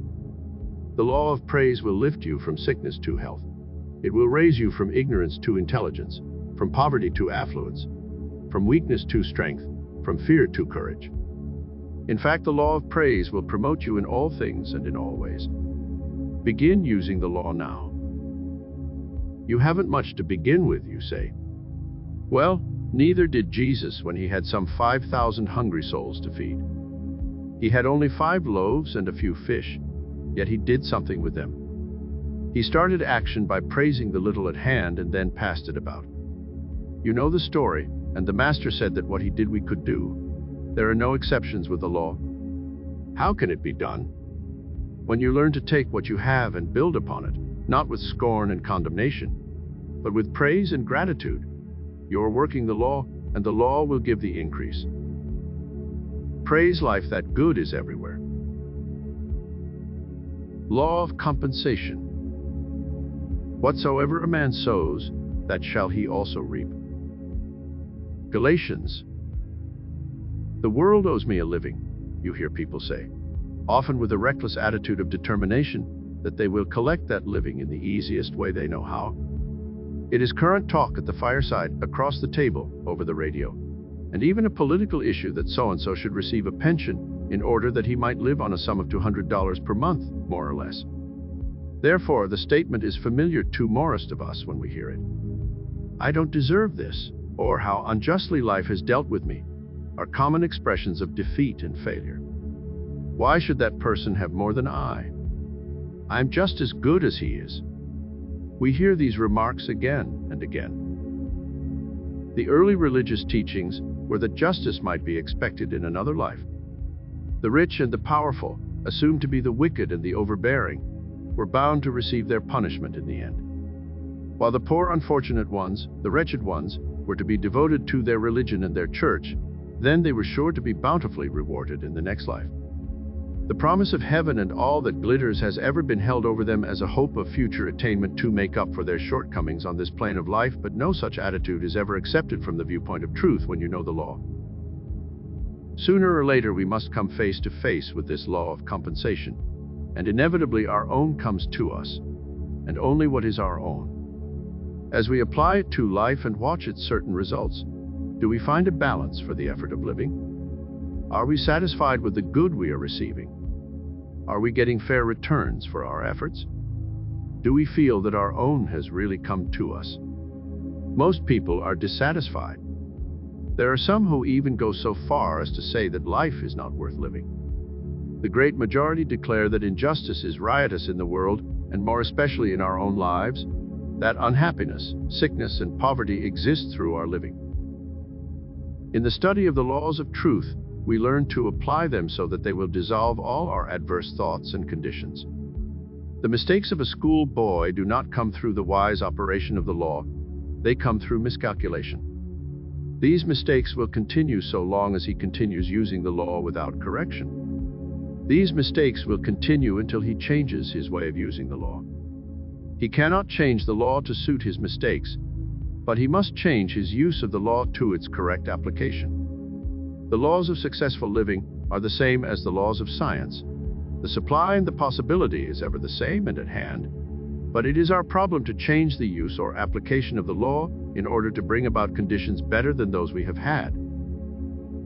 The purpose of this lesson is to show you that you can use the law to lift yourself out of the place where you are, to the place where you rightfully belong. Your right place is where you can enjoy success and plenty. This is natural, as the law intended. Your failure to realize these things is a miscalculation, a mistake. The law does not need to change. Success or prosperity does not need to be made, it always is. But you, in turn, must change. Then your affairs will follow the change. Where do you change? Well, the seat of all movement, the controller of all activity is your thought. The key to every man is his thought, says Emerson. Why do prisoners strive to get the warden's keys? That they may gain their freedom in the outer world, because there is no other way out. Neither can you be free of your bonds except through the key, through the right use of your thought. The key to successful living is the right adjustment of your thoughts. If your thoughts are constructive and proper, you cannot remain imprisoned. If you are dissatisfied and unhappy, you will be inspired for something better. If you want prosperity and success, but do not strive to change in any way, how can you expect things to be any different? A drunkard never becomes reformed until he decides to stop drinking. If some habit possesses or obsesses you, you're not the master of your life until you decide to change the habit. If you have been brought into the world amidst lack and limitation, you can never get above it until you change your ideas about it. There are many, many people who live and die and never know anything different from what has been handed down to them. Once you have changed your vision, you will change conditions. Only when we cease to recognize a condition do we cease to attract it. The only way we can cease to recognize things is to change our minds about them. Have you visited several homes and found them all different in some respect? They were neat, tidy, clean, orderly, bright, cheery, or dull, gloomy, disorderly, dusty, uninviting. The home is a reflection of the ruling mind. Its appearance speaks its keeper's mind. If you are working for success, look at the home. If order is the first law, then it must also be your first application. No, lack of money is no excuse for a disorderly home. It can be neat and clean even if you are using store boxes for furniture. If you wish a better home, a finer environment, nicer furnishings, you must alter your mind right where you are to receive better things. It is the little things that count, and many little things make a big thing. It is useless to pray for a new home if you cannot take care of your present one. A couple operated a fish store in our neighborhood. They neglected to keep the store tidy, were not always courteous in their dealings, nor prompt with deliveries. Becoming discouraged from repeated losses, they closed out, selling what equity remained. The couple who bought the failing business and the fixtures moved in, rolled up their sleeves, scrubbed the room clean, and dressed it up with tile boards, making it appear attractive and prosperous. They attracted business at once, established a name for quality food, cleanliness, and courtesy. Their business, in spite of former conditions, steadily grew until it was necessary to lease an adjacent room and increase the size of the store. Some years have passed, and these two people have enjoyed an enviable success in the same business and location, where others had failed. The law helps those who help themselves. The law of compensation always works that way. When you perform your tasks to the very best of your ability, or when you are thorough in your work and do it well, you infallibly bring out the best there is in you. Otherwise expressed, you grow more capable and efficient. You become better, and thereby show your growing superiority. And the law is that he who becomes better will attract the better and be given the greater things to do. The principle involved is that when you become too large for your present place, you will begin to draw yourself to something larger. You cannot attract the better until you first become larger. You must earn what you receive, or you cannot keep it. If an individual appears to do so, it will not continue, for in accordance with the law of compensation, that person will find his true place. Or, as popularly expressed, like water, he will find his true level. Or, you can't keep a good man down. In truth, the only bar to your advancement is your own unfitness. In other words, he who more than fills his present place will, sooner or later, be advanced. Were it not for this principle, there could be no progress, no growth, no development, no evolution. If the office is all cluttered up with papers, magazines, and bundles, if the boss's desk is stacked with mail, and some a week old, the office force is careless. The business reflects the mind of the organization. The organization reflects the mind of its chief. Where do we go to find the cause of any leaks? We go to the head. We change his ideas, and the whole organization is converted directly. Change the mind of the general, and you have changed the route and purpose of the whole army. To blame your difficulty on outer conditions or on other people is not correct. It is not the law.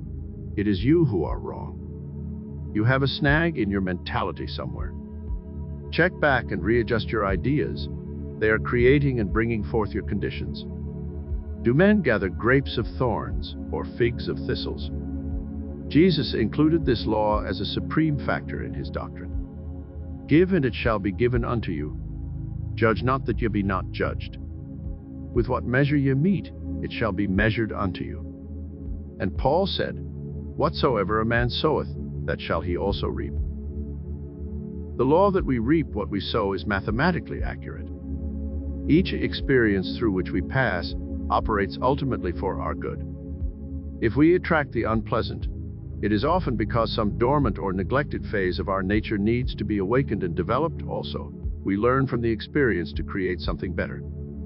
Hence the degree of contentment and satisfaction attained in whatever sphere of life we may dwell is largely dependent upon our ability to use constructively the experiences of life, for in every case, the law of attraction will only bring what may serve us in our upward development.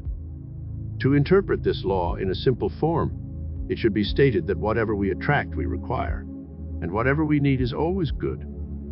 This is a correct attitude to adopt, because all experience is for our good, and we must be able to see it in that light. While pursuing this practice, you may not always secure the precise form of results desired, but you will steadily build up your mind and character in harmony, beauty, and strength, because all such effort to realize the ideal is highly constructive and develops in you the very qualities and conditions repeatedly pictured in mind. Clear, strong, positive thought along ideal lines is a wonderful preventive of morbid mental states and negative thinking, which leads to misdirected actions and conditions of weakness, misfortune, discord, and trouble. By constantly trying to meet and to deal with everything on its better side, and to use the good it may contain to promote improvements, you are giving the whole attention to the ideal and cooperating with the law's fundamental purpose. Crowd out all inferior thoughts by superior thoughts, evil thoughts by good thoughts, ugly thoughts by beautiful thoughts, distressing thoughts by pleasant thoughts, and you will begin to overcome the growth of all negative and confused states of wrong and discord. In other words, learn to think constructively of all persons, all things, all events, and all circumstances. Appraise them from the ideal point of view. As you do this, you will gradually transform your whole existence for the better. These are the means whereby you may steadily promote your welfare and advancement. As you train yourself to mentally look for the good, you will move towards the good. And as you form higher and larger conceptions of the good, these elements will begin to find expression in your words, acts, character, person, talents, powers, attainments, and achievements. That is, all things in your life will commence to improve as the direct result of your improved thinking. This process does not imply, however, that you are to ignore the wrongs of life, the empty places, and the undeveloped states of being, but that you are to think right through and beyond them, towards the hidden good, or the principle within that is ever seeking a higher and fuller expression. You will therefore cease to condemn and to criticize in a destructive manner. Instead, you will seek to bring out the good in yourself and in others, and to discover and develop the greater possibilities everywhere. Whatever we possess today is our just reward. Very often it does not make us happy. We are dissatisfied with it, but still it remains ours. This fact would prove hopelessly discouraging were it not for a great truth that teaches us how to be free from every difficulty, released from all bonds, absolved from every debt.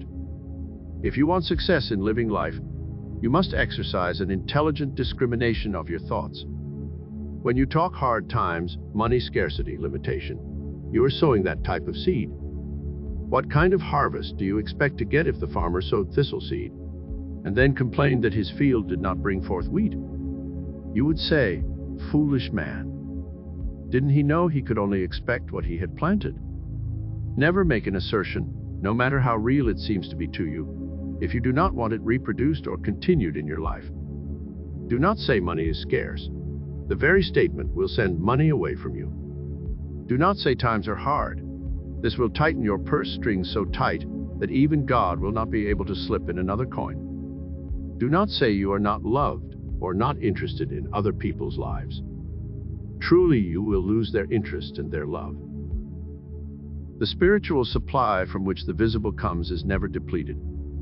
It never runs out. It is with you all the time. It will yield according to your demand upon it. It is not affected by your ignorant or blind talk of lack or loss. Only you are the one affected, and you control your demonstration with your thought. The unfailing resource is willing to give. It has no choice in the matter. If you continue to pour out your thoughts into this substance, this will prosper you. Turn the energy of your mind upon ideas of plenty, love, happiness, joy, health, and they in turn will appear. If you want a better home, make the one you have as nice as you can. If you want new furnishings, new clothing, don't condemn or belittle what you have, but enjoy them to the fullest. If you want a position or a new one, get yourself in readiness to fill that position or improve the one where you are. Hence, your failure to meet your demands of life is not a failure of the material, it is but a failure within yourself of the lack of understanding, or the lack of application. No matter what your problem is, the law can work it out.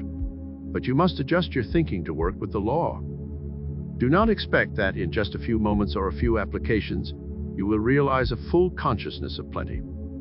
A builder does not erect a beautiful spire or dome to $1 million cathedral without foundation. He must first have support to hold that spire aloft. He builds walls and cross braces to hold each wall, and each wall is built slowly and perfectly, stone by stone. You must realize that by working and proving the law, you do so step by step, with each step bringing you closer to your goal. In Philadelphia, a man boasted that he was a success. He rose above his competitors. He drove them off the street, some of them out of business. He founded his business upon competition, but I learned only recently that his business had dwindled down to the place where he was forced to close out and move to a smaller town. The law of compensation works slowly but surely. One cannot build upon the substance or the virtue that another has created. You can only build on that which you create. Competition in business is a rivalry or strife for two or more people. Fearing there is not enough for all, they fight with one another to get all they can. Don't fear your neighbor is getting more out of life than you are. Don't try to compete with anyone or anything. It has been said that competition is the spirit of business, but I do not think that competition in the form of rivalry and strife, of arguing and fighting and lying about each other and each other's business, is the right spirit. I know it is not. Rather than call competition the spirit of business, let us call it compensation.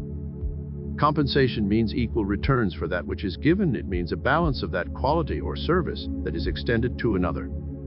I am certain that if you conduct your life, which is your business, along the path of compensation rather than competition, you will find it more enjoyable to compare your quality and service with another. The better your service, the greater the reward, the more business you will attract. If you follow this law, you will find that it is the golden rule in any life or in any business. You will be certain to succeed, no matter if there are other so-called competitors seeking business in the same block. If you are not succeeding, if you lack any good thing, look more closely to the cause. It is not outside, it is somewhere within. See where you fail to use the law correctly, or where you fail in your consciousness to think rightly. There are 3 points common in everyday life where one may fall into a snare and a delusion. First of all, do you expect something for nothing? Does it make you feel good, pleased, when you get something without paying for it? If so, you are violating the law. Your returns will always be unsatisfactory. No matter where you go, be willing to pay your way. Have you known some people who hang back when you go out for an evening's entertainment? They stand back and let the other fellow pay for the show. People like that lose hundreds of dollars when they try to save themselves a paltry 50 cents.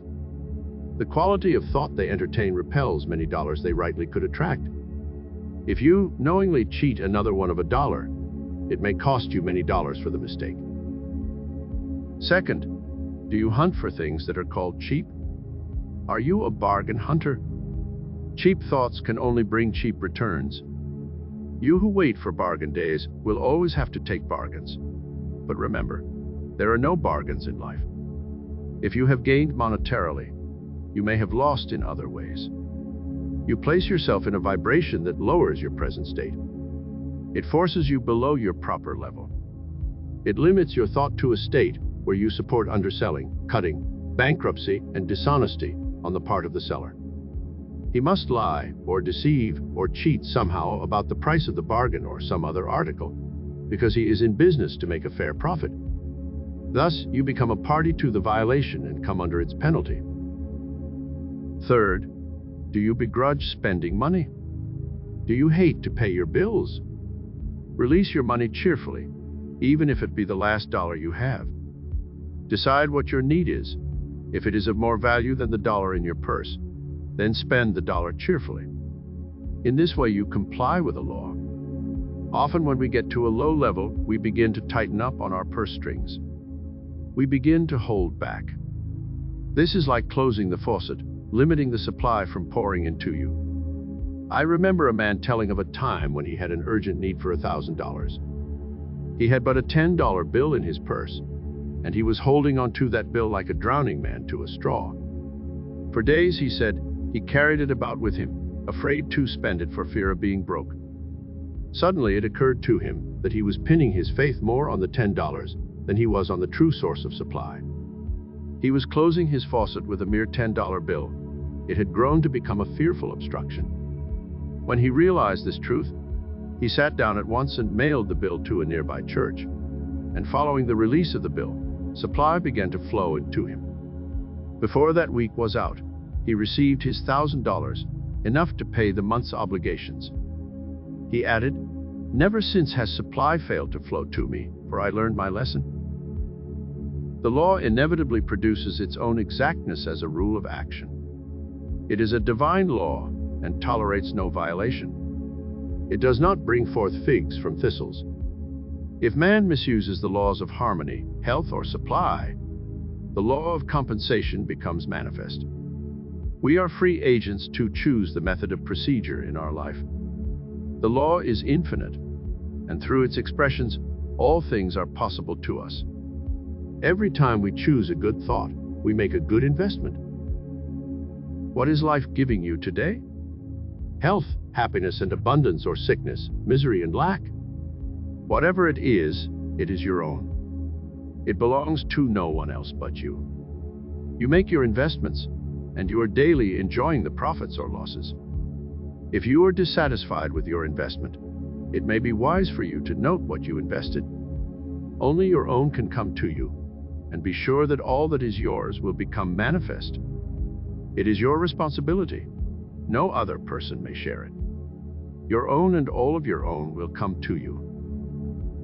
I rave no more against time or fate, for lo, my own shall come to me. John Burroughs.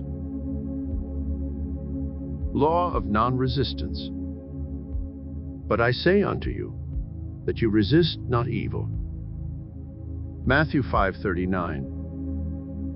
Our interest in this law of truth is especially opportune at this time when, to many earnest students, there seems to be so much in the world to be met, which apparently cannot be met unless some resistance is set up. Sin and sickness seem to have multiplied despite all the efforts made to counteract them. Resistance as a means of securing peace and harmony is a mistaken and misleading idea. True harmony cannot come from inharmony, nor peace from discord. Resistance fails because it is not in accord with harmony and order, which is the law. The Master's doctrine that ye resist not evil seems a paradox to some of us.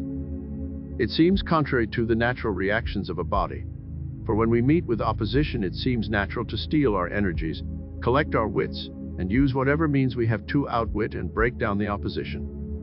Yet, as contrary as it may seem in one sense, when it pertains to the more serious things in life, we are unconsciously using the law in the trivial and material things. There are so many other names given to this law that we may not recognize it always as the primal law of non-resistance. For example, in our business world, we hear about the psychology of salesmanship, service, credit, free deliveries, expert advisors, and every other aid conceivable that will help us find the right pots and pans for the kitchen, the proper style and color of a crib for the nursery, the chair for the fireplace, and the accessories that are so necessary to show off the living room effectively. In fact, there is one business house that advertises, "We have everything under the sun, so no matter what you need, you can find it there." This is good business, you say, and the department heads know business is good as long as they use this law. Why do you suppose they keep the doors wide open in the stores where you shop? Certainly it is not to let fresh air in.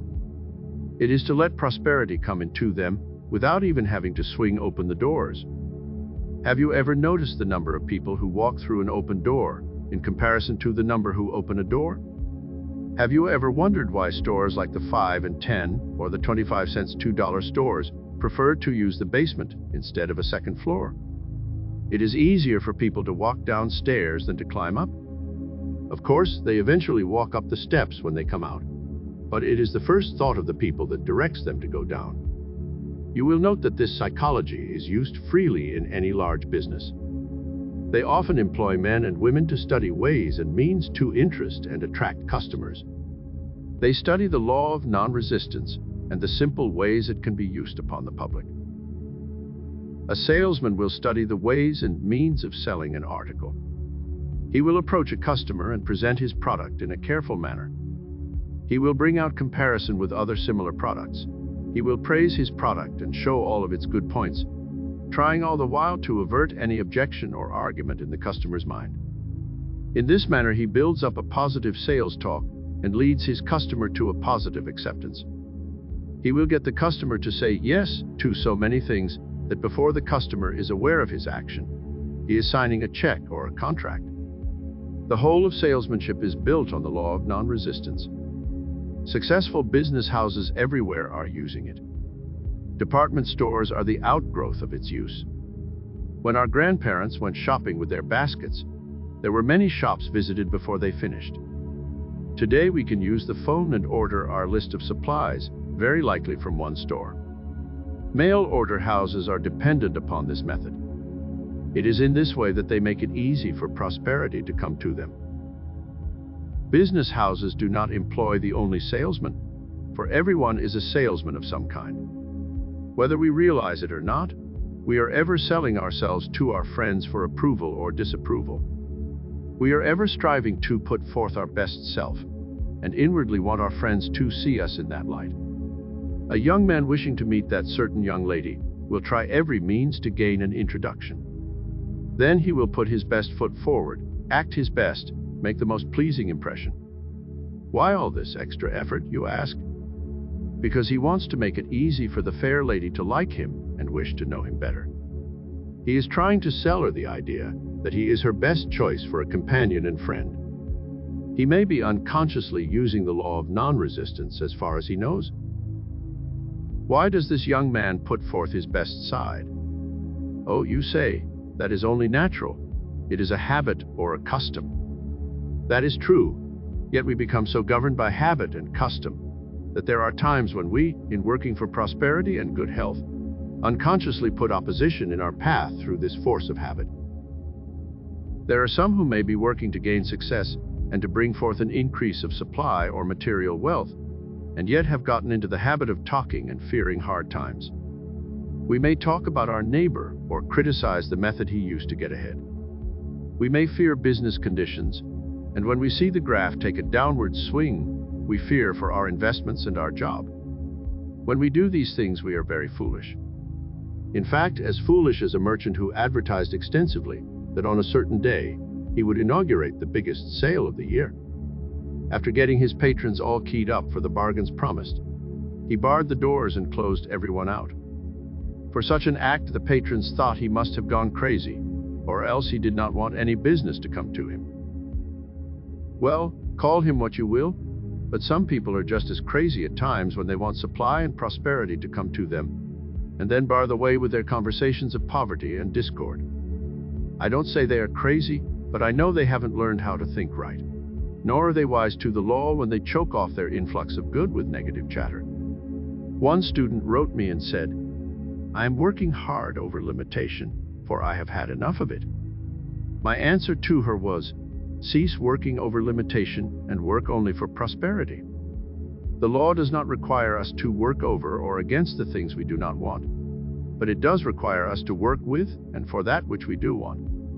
We dare not give our time, thought, and energy to that which is opposed to what we want. That is setting up a resistance contrary to the law and barring the way for our good to come in. How then shall we work for prosperity?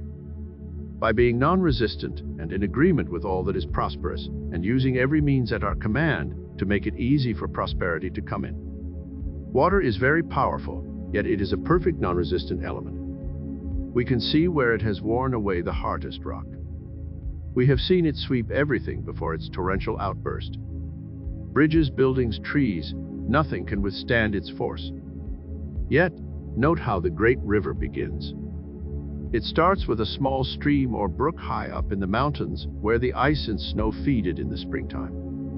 Note also that it is a very crooked little stream, nothing like the great river it finally flows into.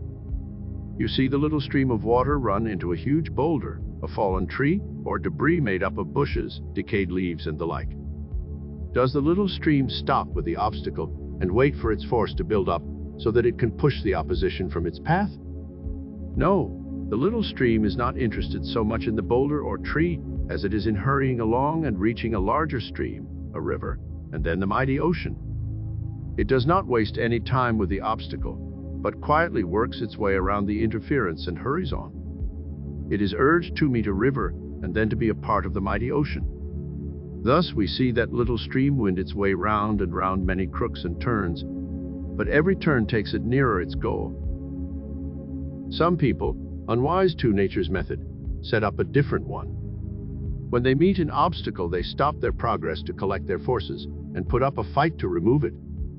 This resistance they set up causes friction. Friction causes an irritation and an inflammation. For this reason, many people's lives are hard and exacting. The waste of human energy is appalling. People in every walk of life are breaking down and wearing out like obsolete machinery. Remember, it is not the movement of a machine that wears it beyond use and service. It is friction. Friction is opposition and resistance. If we go through life fighting, opposing, resisting, arguing, we are bound to meet with many obstacles and likely become so occupied fighting them that we lose sight of our real objective. If we are always getting steeled for the next opposition or trouble, we can expect plenty of it. Whereas if we strive to make little of the obstacle and keep our minds on the objective or the desire we set out to gain, we may have to win around and around, but if we persevere, we will ultimately win. We will reach the goal. Another lesson we may learn from the stream is that when it is small and struggling, it has the most difficult time. In the beginning, it will have so many obstacles across its path that it is ever winding around to avoid direct opposition. Silently, it uses the law to be non-resistant, and it grows stronger in force and volume. When it becomes a larger stream and then a river, its path is more direct, and the obstacles become less and less. Then it is not far from the mighty ocean. Students are like that. They have their hardest tests and delays while they are yet weak in power and understanding. As they strike out on a new path in truth, the obstacles and tests will be plentiful. The wise ones will not fight the obstacles, but bless them and go on. As they go on with faith and assurance, they grow stronger and become like a great stream and river. Their course becomes more direct, their understanding is of greater depth, and the mighty ocean, their ultimate objective, is not far from them. A woman recently asked for help to meet her problem. She explained that her home was mortgaged and it was near time for her to make a payment, but the funds were lacking. She had converted her home into a rooming house, hoping to get money enough to live on. But there was the difficulty. She could not keep her roomers because they were so quarrelsome and critical. The house was always in an uproar, no one was content, and she was ill in mind from the strain and anxiety. It was explained that she must use the law. She must not oppose the good, but strive to work with it. With all the friction and confusion in the home, she must go back and use the law of non-resistance.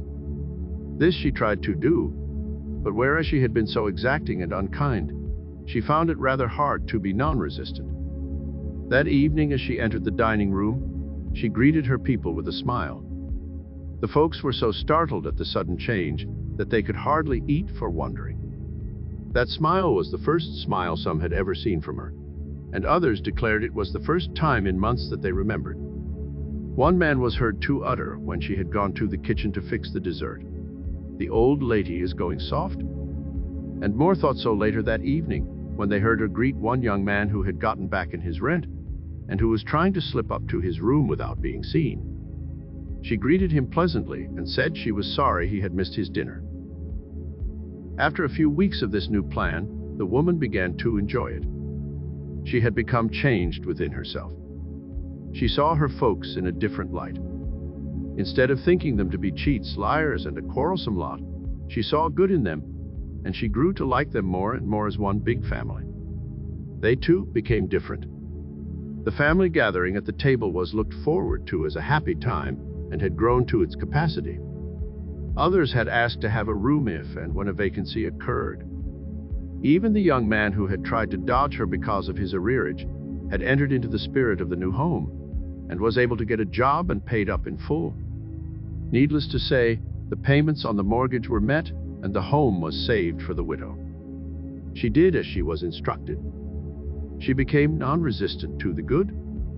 She made light of the many obstacles and confusion that appeared and slowly worked around them. She held in mind her objective.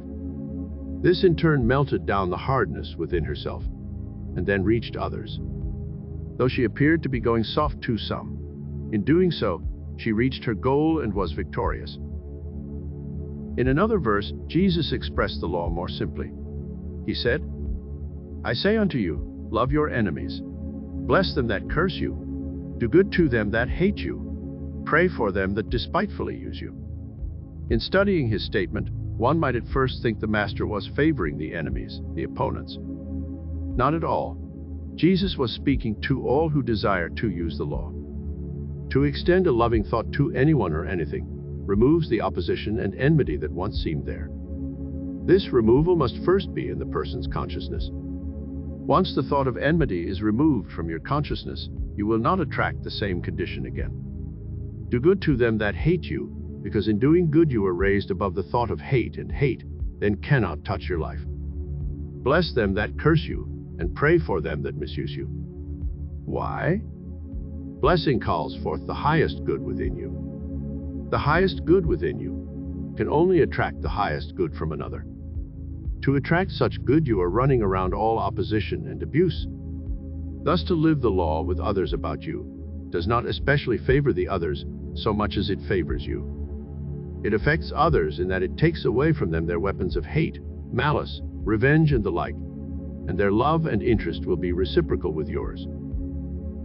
If a man resists a situation, he will have it always with him. If he tries to run away from it, like a shadow it follows him, and repeatedly he will meet it again. If he ignores the hardness of the condition and fearlessly works around it, he will find a time when that hard condition will have been absorbed and removed. Accept the condition as some evidence of good. Look for that good, and by being acceptable to it, more and more evidence of it appears. Agree with thy adversary is another way of saying that nothing worthwhile and lasting is ever gained by argument. He who is convinced against his will is of the same opinion still. To disagree with one only causes that one to put on his full armor, to collect all his forces in opposition to yours. To agree with your worthy opponent leaves him defenseless and without need of his armament. To offer no resistance makes it easy for one to be amicable, and he who thought himself your enemy will find it a pleasure and a privilege to be a friend.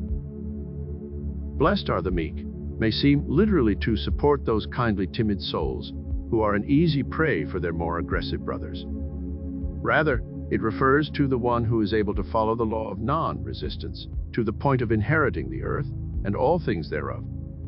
To be meek does not mean to be an easy mark, nor to be a doormat for anyone to walk over. I have heard it said that in this day one cannot be a real Christian and be easy and forgiving. In this day one must be on guard to protect one's rights from being overridden by the stronger and more abusive. One does not know what is fully required of a true Christian if he thinks this. We are not asked to be a martyr for our belief, nor is it unchristian to be able to speak out fearlessly and positively. We need not be an easy mark nor a doormat for anyone, for there is a greater power to be reckoned with, the power of the law when you use it. Yet this does not make us like a pugilist, but a master. This does not require us to be hard-boiled and boisterous in order that we may attain our rights.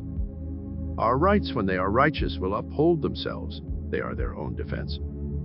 They do not need us nor anyone to fight their battles. Now the law reads that we attract what we expect. So if one believes he is an easy mark, a doormat, a weakling, if he expects to suffer imposition and must resort to warlike means for his protection, then they that take the sword shall perish by the sword. The law of life reacts upon man according to his understanding and application. To be meek does not mean that we are submissive to the conditions of discord and disorder. We are meek only to the law. Such meekness gives us the power of spirit. Jesus was so strong in spirit that his spoken word was like a two-edged sword. It beat welts upon the intruder like a whiplash. Jesus, though a humble man, was no example of weakness. When he spoke as one with authority to the scribes or cleared the temple of the money changers, he showed a strength that was a delight to his disciples to the extent that they implored him to be their king. Do not confuse meekness with weakness. Nature eliminates weakness, and so she should. Weakness ever creates weakness. This brings on deterioration and finally death and decay. To live wisely, one must be strong and positive, though righteously meek. Such strength is not measured in physical brawn and muscle, but in mind and spirit. No one can be truly meek who is not strong and spirited. Meekness, then, is that strength appropriated when you do not argue, when you do not become angry or boastful and proud, when you do not insist upon having your rights in a quarrelsome manner. Meekness is the steel of one's nature. It is enduring. Meekness is the strength by which you win an argument by refusing to argue. When differences of opinion arise and your opinion is right, the real victory lies in the fact that right is right, regardless of what others may say about it. In science, we recognize the spirit of meekness as cooperativeness, persistent application, accurate computation, perfect harmony, symmetry of design and color, and so forth. Possibly the simplest illustration can be seen in our application of the law in nature. We exercise the spirit of meekness in accepting the terms of nature, and the more fully we cooperate or submit to her, the more abundantly we are blessed. We carefully select the best seed and plant it in the right place at the proper time and in the most fertile soil. Careful are we to water and cultivate the growing plant to ensure a bountiful yield. Why are we so careful, so particular, so non-resistant to obey nature's law? Is it because we are weaklings, crave excessive work, and in general, simpletons because of the utmost care and attention we are obliged to give? Only he who does not meet the law with non-resistance is foolish. With whatever degree the wise one meets the law with meekness, non-resistance, so will he be benefited. Thus, as man applies the spirit of meekness to the principles of his daily life, not to the conditions, so will he be proportionately blessed. When perplexed, remember the little stream of water and how determined it is to reach the mighty ocean. Be that determined to reach and realize all the good that is awaiting you. Why delay its benefits by putting obstacles into your stream of prosperity? Let us come over the path of non-resistance. Every worried thought, every fear, doubt, complaint, argument, and angry thought are but so many boulders, large and small, that you cast into your stream. These tend to change your course and to lengthen the time for your goal to be reached. Unite your forces for good with the good that is seeking you. Remove and dissolve every obstacle by blessing it and being willing to understand it. Mark it no longer a stumbling block, but a stepping stone leading to your highest good. Law of forgiveness. Forgive, and you shall be forgiven. Luke 6:37. There are crucial things in life that call for great human qualities. Our present fear is that man will not be big enough to meet the demands of the day. A lack of large character equipment is a real peril at all times. It is here and now that the world needs the help of a master such as Jesus the Christ. Jesus taught bigness of character to his followers. With such bigness within himself, he was more than a preacher. He was a teacher supreme. He not only pointed the way, but he went forward and showed the way. In the hours of great stress, he showed himself mightier than Pilate, the governor of all Judea, or Caiaphas, the high priest and head of the church, or any and all of the accusing scribes and Pharisees. It is true that for a moment they had power over his body and tried him and condemned him to be crucified, the maximum sentence that could be given anyone, but through it all his mind and spirit commanded them. They dragged him through the streets bound as a prisoner. They nailed him to a cross on the hill of Calvary. But he, looking down upon them and seeing their smallness of mind, cried out, "Father, forgive them, for they know not what they do." A man who is great enough to forgive is always greater than the forgiven. He is superior. He is greater than his adversary. Peter the disciple was greatly perplexed one time while listening to one of the many lessons of the Master. He raised the question which is the basis of this lesson. Turning to Jesus, he asked, "Lord, how often shall my brother sin against me and I forgive him? Until 7 times?" Now this was a generous gesture on his part, for the Jewish law which he had known allowed a man to be forgiven 3 times. This was more than twice the grace that the law allowed, so Peter must have felt the Lord would be pleased with his extension of forgiveness. But he found himself more perplexed when Jesus answered, "I say not unto thee until 7 times, but until 70 times 7. Such a period would be indefinitely, so by that answer there are no limits or restrictions to the Spirit graces. The quality of forgiveness must be as limitless as faith, hope, and love. The teachings of Jesus in reference to man's power to forgive sins are, I believe, among the least understood of all the commands. As a rule, there is a separation made between sin and its many effects. When a man sins, we have been taught to think that this was a job for the minister, and so he is called to pray for the sinner. When a man becomes sick and distressed in mind and body from the effects of the sins he committed, we call for a doctor. The doctor in turn endeavors to treat or repair the body and arrest the suffering. This, at best, we know is but a temporary measure, for no real healing or permanent cure can be effected until the doctor and the minister work together. Jesus was the master physician in that he dealt with sin and sickness jointly. When they brought a man to him who had been sick with palsy, Jesus spoke of forgiving the man's sins in order to heal him. The people who had gathered around and heard him speak questioned his actions. They said, "Who is this that speaks blasphemies? Who can forgive sins but God alone?" They did not understand how he could consider sin as a cause of palsy. But there are some no further advanced today who still want to believe that such a disease is caused by a physical or an organic disorder, rather than to accept the possibility of it being a mental or spiritual laxity.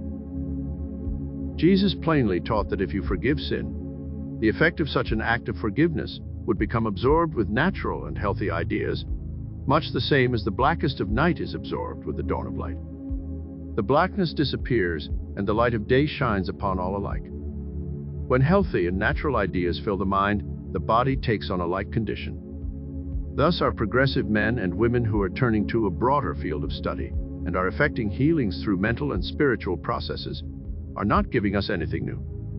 They are merely catching up with the facts of all the saints, sages, avatars, and masters, as well as the brightest scientists of our day. Jesus taught that the originating place of every act was in the mind. He said, in brief, that where there is lust in the heart, there is a sin, though the act may never be committed. At another place, he speaks of the origin of sin being in the mind first before the act is committed. For from within, he said, out of the heart of man proceed evil thoughts, adulteries, murders, thefts, deceit, blasphemy, pride, foolishness. All these evil things come from within, and they defile the man.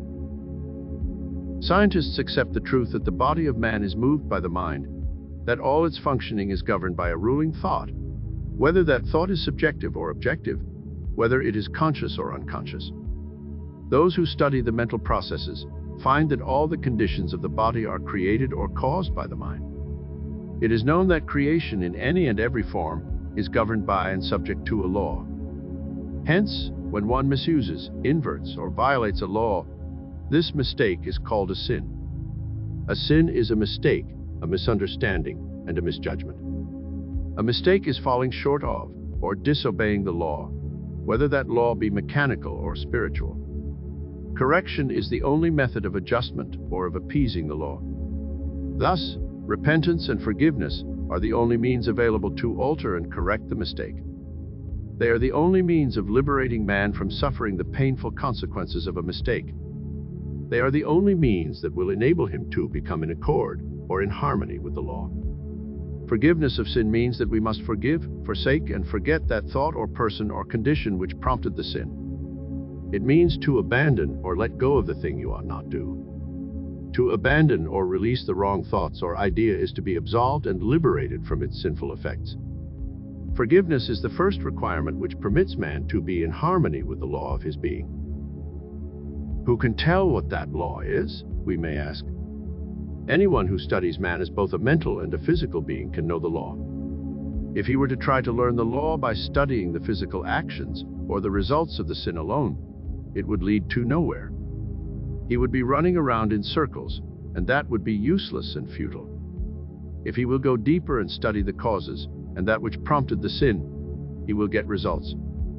He must analyze the case and search for some harbored, hidden, and forgotten shock or condition that would have caused the illness. Then, unless this harbored thought is uprooted from the unconscious mind or memory, this condition will continue to appear again and again, in spite of all the surface remedies that may be applied to arrest the pain. Like weeds in your garden, if you go about and cut them off each time they appear before your eyes, they may be cut off for a time, but because they were not pulled out root and all, they will sprout again. Weeds must be pulled out completely to be destroyed and permanently removed. A noted physician, talking before a group of other medical men on this very subject of thought being the source of disease, was recorded as having said in his concluding remarks, abnormal tumors and cancers are due to a long period of suppressed grief and anxiety. Another way of saying that such diseases are due to a lot of sinful thoughts getting bottled up and suppressed within our minds. If this state is so destroying, it might be wise for us to probe into our own selves and note the effect our emotions have upon the physical organism. Then let us seek by every means at our command to overcome, abandon, and forsake every emotional tug that has a debilitating and disturbing effect.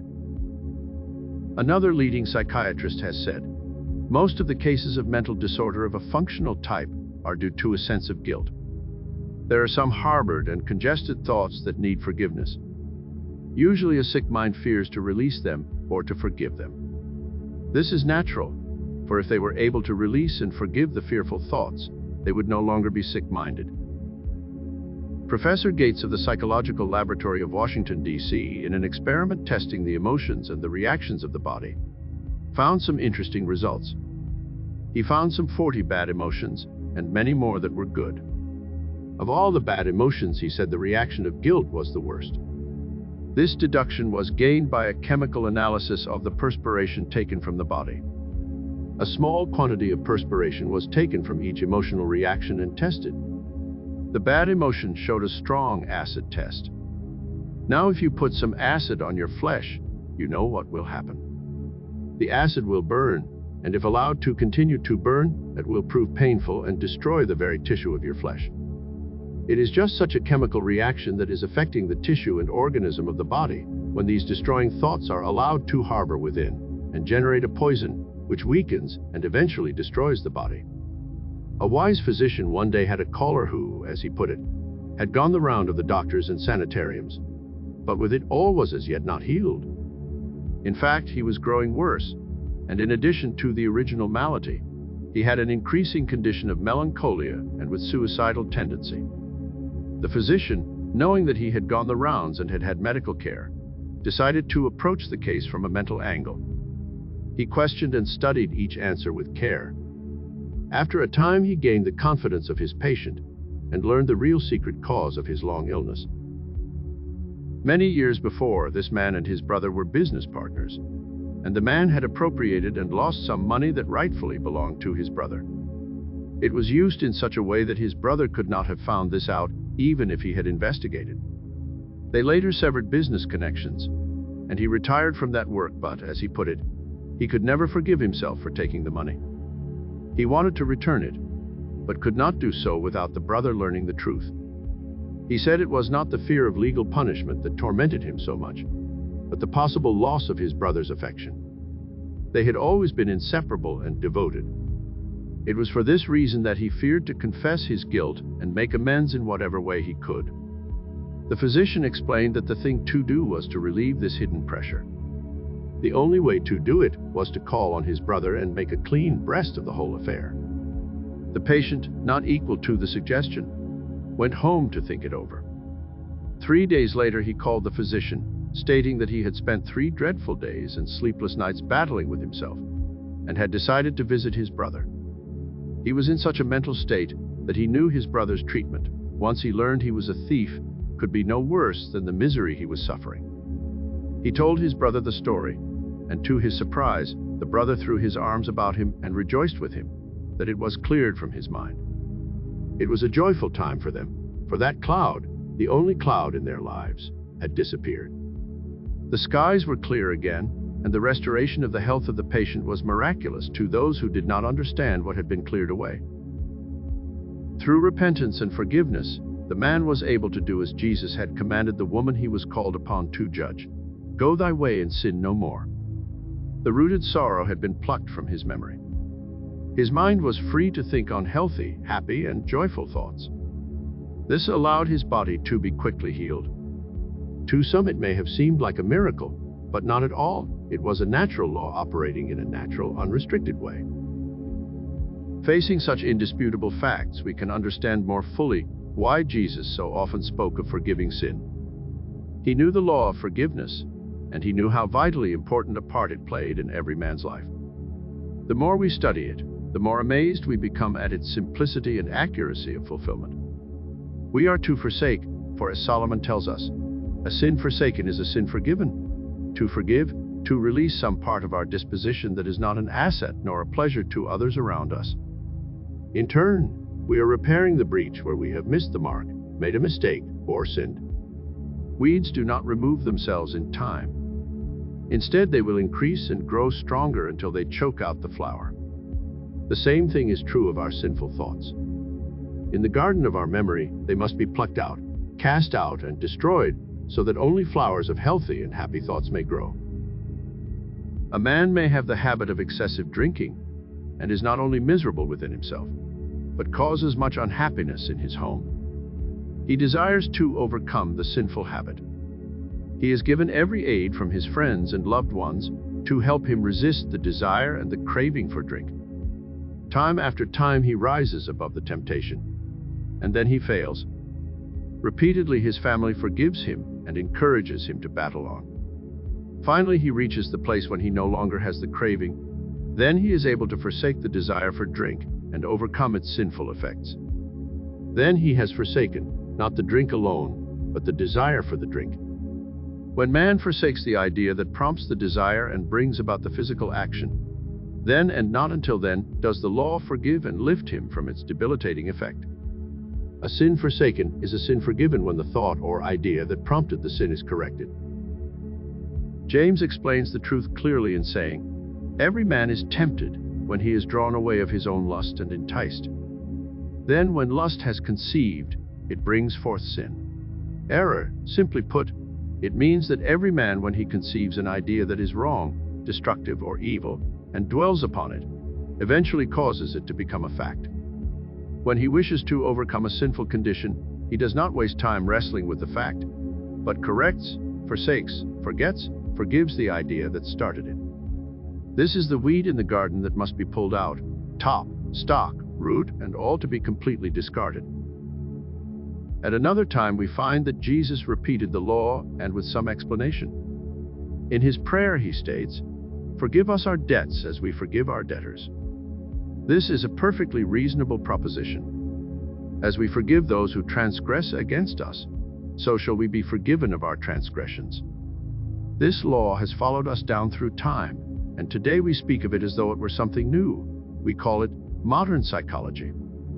The law reads that certain ideas must be dissolved and cleared from the mind in order that other ideas or new ideas of a different character may replace them. It may be explained as a bottle that is already full, which must be emptied before it can be refilled or added to. Jesus spoke of it when he said, "Neither do men put new wine in old bottles, else the bottles break." For example, if you hold in your mind that someone has wronged you or has treated you unjustly, you cannot be free from your wrongdoings or injustice so long as you hold that thought in your consciousness. Often people complain that they do not understand clearly or get the illumination of spirit as others have testified. You need only to search your memory to find the cause. If you do not get the understanding you expect, first search your mind for lurking, unforgiving thoughts that have been tucked away from your notice. Is your thought realm filled with resentment that you may hold against some person or condition? Have you a feeling that you have been slighted by this person or that one? The law reads, "If ye forgive not their trespasses, neither will your Father forgive your trespasses." We make the conditions for ourselves as we meet the demands of the law. Some people ask if we believe in canceling monetary obligations of those who owe us. Or, literally, should we cancel the debts of our debtors? There were a number of people in the past months who have made the front page in the newspaper because they wrote off their books with receipts in full to all who owed them. Did this eliminate the debts? Well, the debtors were loud in their praises for such a generous soul, but they came right back to do more business with the grocer or the butcher and asked them to charge it. In other words, they were glad to be relieved of the debt charged against them, but they knew no different than to return and open a new account. The answer is that so long as we believe in the necessity and reality of debt, such debt will continue to endure. So long as we believe in debts, we shall get into debt and continue to collect all the burdens and headaches that come with them. He who does not in his own thought release all men who owe him stands liable himself to fall into debt. If we send receipted bills to all who owe us, would that relieve us from the burden of debt? No, the signing of the receipts does not erase the idea of debt from our minds. First, we must erase from our minds the thought that anyone can owe us anything. This then will bring us into a clear atmosphere in which we sow seeds or ideas of abundance for those who are indebted to us. In this way, the debtors will find their minds more fertile soil to bring forth thoughts of abundance. When they catch the spirit of the free-flowing thought of plenty, they will be happy to pay their debts, and all that is justly ours will come to us cheerfully. In other words, when we free our minds from all thoughts of debt and try to realize more and more the presence of plenty, we shall soon be strong enough to reach out and realize abundance for our debtors. As they are lifted up from the thoughts of limitation and lack, they will attract more and more substance with which they can pay their bills. In this way, and only in this way, can debts be permanently canceled. Through applying the law of forgiveness, both parties concerned will be lifted from a debt consciousness to a prosperous consciousness, and prosperity and plenty shall abound. Everyone must at some time walk the path of forgiveness. We must learn to live this law. It must be important, for the Master taught that there was no hope of forgiveness for the unforgiving. Only as we forgive are we forgiven. We must put forth the first effort. Our willingness must open the way for our forgiveness. We dare not ask more of the law than we are able to extend to ourselves or to our brothers. Unless we prove this law by living it, we cannot hope to gain the bigness of character that life requires. As we ponder over this whole thought, we may wonder if the Master was looking forward to the essential part forgiveness must play in the order of the world events of today. The truth runs deep into everyday life. When we recall the rivalries that prevail in almost every shop and office, when we see the jealousies that divide the neighborhood, when we observe and feel the envies both scholastic and professional, when we have strife and discord in our own homes, we see the solemn, though simple teachings of forgiveness strike deeply into your life and mine. If we cannot forgive, we may know we have a small soul untouched by the teachings of the Master. These are our daily tests, for it is in the school of forgiveness that the lessons of life are learned. Forgive. That slight misdeed of yesterday, why should it march today? The thing he said, the thing you did, have long since passed away. For yesterday was but a trial, today you will succeed. And from mistakes of yesterday will come some noble deed. Forgive yourself for thoughtlessness, do not condemn the past. For it is gone with its mistakes, their memory cannot last. Forget the failures and misdeeds, from such experience rise. Why should you let your head be bowed? Lift up your heart and eyes. Selected. Law of sacrifice. Straight is the gate, and narrow is the way which leads unto life, and few there be that finds it. Matthew 7:14. Every man should have an ideal or a hero. If there is one who has none and desires none, do not trust him too far.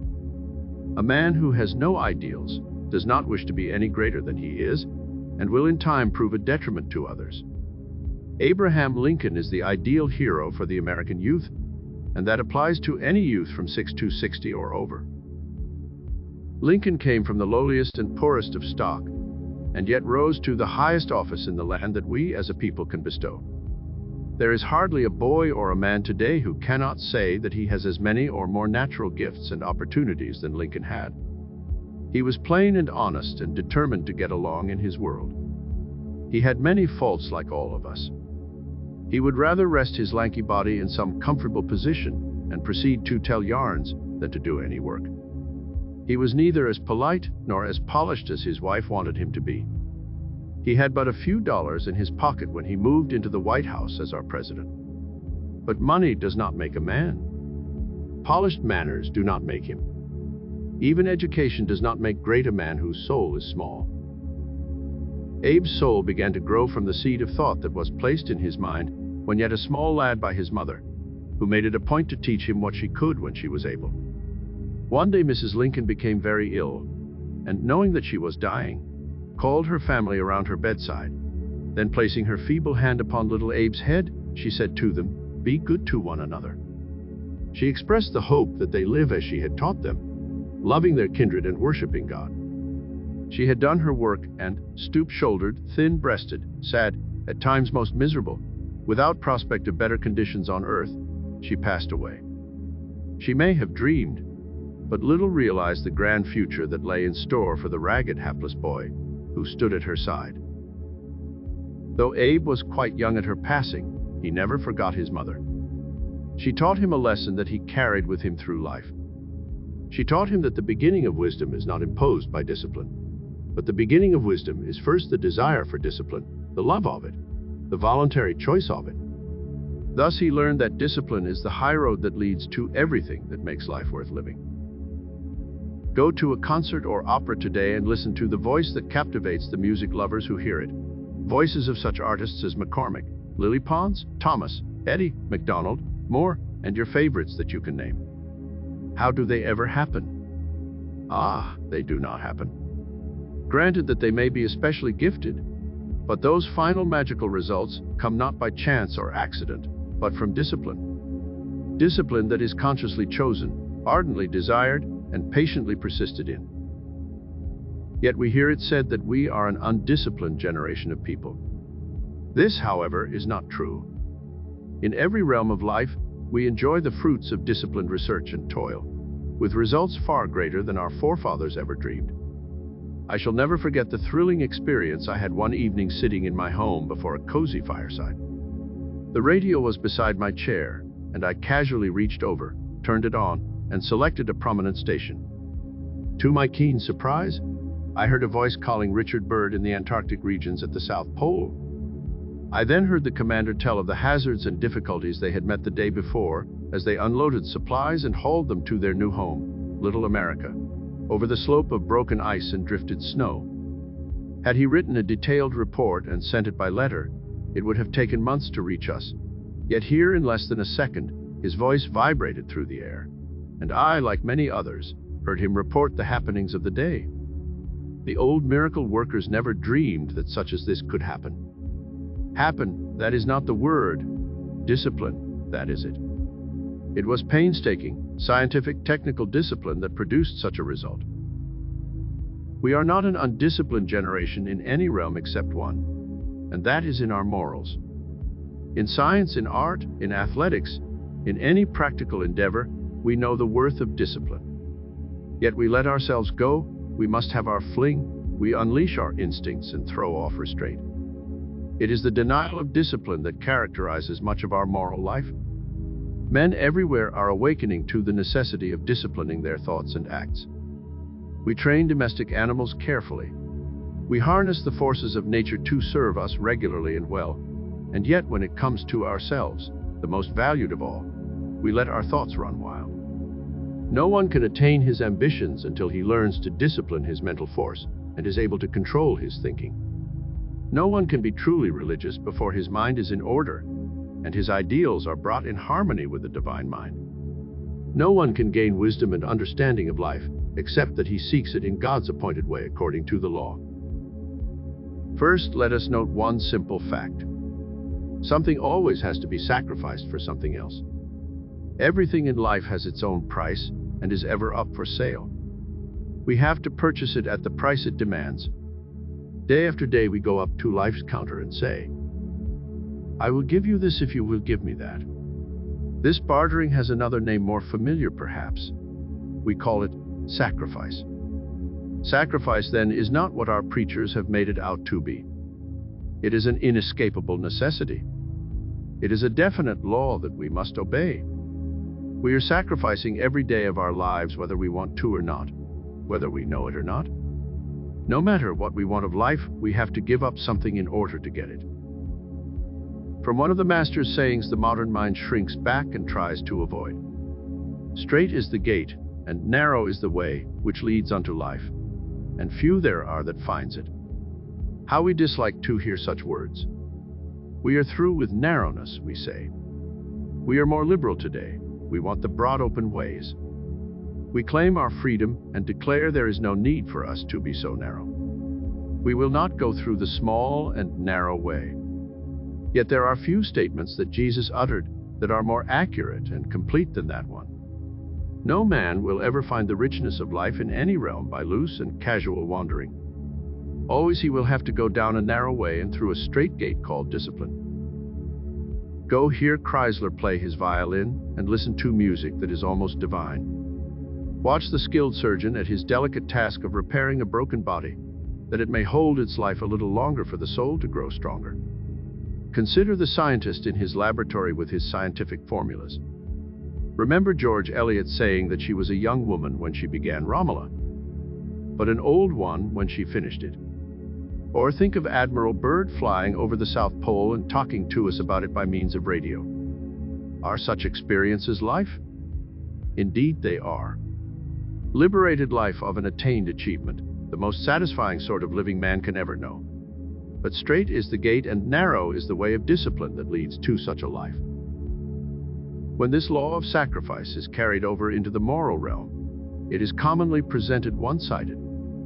We are taught that if we want to live a good life, we have to give up so many pleasures. How familiar that sounds to some of us. The result is that we rebel. And when we think of sacrifice, we think of the ones who have had to give up so much pleasure for goodness. Who are some of the great sacrificers in history? Well, there was Socrates who drank the hemlock. There was Jesus who was crucified on the cross. There was Paul who was beheaded. There was Peter who was crucified upside down. There was Luther and Wesley and Calvin, all religionists. There were Livingstone, Nightingale, and scores of others. But think for a moment, are they the ones who made the most terrific sacrifices? We speak of the supreme sacrifice of Jesus upon the cross. We read of the martyrdom of Saints Peter, Paul, and John. But what about Judas Iscariot? Think of what he had a chance to become. Think of the companionship he once possessed and the place he might have occupied. Think of what he threw away. Think of what he got for it. I say to you, the cross was not a sacrifice to be compared with what Judas paid. For but 30 pieces of silver and utter disgrace, he cast aside the richest opportunity of any man in all history. A youth who had disdained discipline, had cast aside restraint, and had his fling wrote as he sat behind prison bars. 1,000 times I have paid in full for those few hours. This young man and his nephew, a few years his junior, had attended a revival meeting in a town not far from me, and on their way home they argued the question the minister had talked about at the meeting. The argument grew into angry words, and when they reached home, this anger had been fanned to a murderous heat. The younger man went to his room and got a gun and shot at the uncle. The uncle in turn wrestled for the gun and turned it upon the youth and killed him. I say this is costly living. We should take this earnestly unto ourselves and realize how the word sacrifice touches every one of us. A man called at my office seeking help in a very serious problem. He had a fine home, a lovely, devoted wife, and 2 splendid children. It is true that the wife had taken up much of her time with the children, and the husband was going out to his club and social affairs alone. He had met another woman and thought he was in love with her. This was his problem. What about the family and the home? There is only one answer, and it is not for me or any mortal to decide. The law will determine it for you. You cannot have a lovely home, a devoted family, and enjoy loose living. If you will not sacrifice or give up the loose living for the lovely home, you will be forced to sacrifice a lovely home and loved ones for loose living. You cannot enjoy the satisfactions and pleasures of a true friendship and indulge in a bad temper. If you will not sacrifice your temper for friendships, you will sacrifice your friendships for a bad temper. One cannot have a sterling character that friends will respect and trust and resort to crooked practices.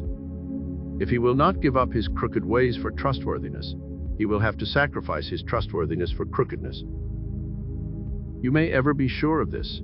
No matter how far you may go before the rope gets tight, no matter how wild or how lax you may live, even though you think you are getting away with it and do, you cannot fool the law. Something always has to be paid for something else. All fine living, all success and happiness is like fine art. You must choose the spiritual beauty to be created and desired, then go the straight and narrow way to gain it. For the beginning of wisdom is first the desire of discipline. Some say then, if you want to enjoy the pleasures of life, this means that your freedom is impossible. It means, on the contrary, that you, who think this, have not found what real freedom is.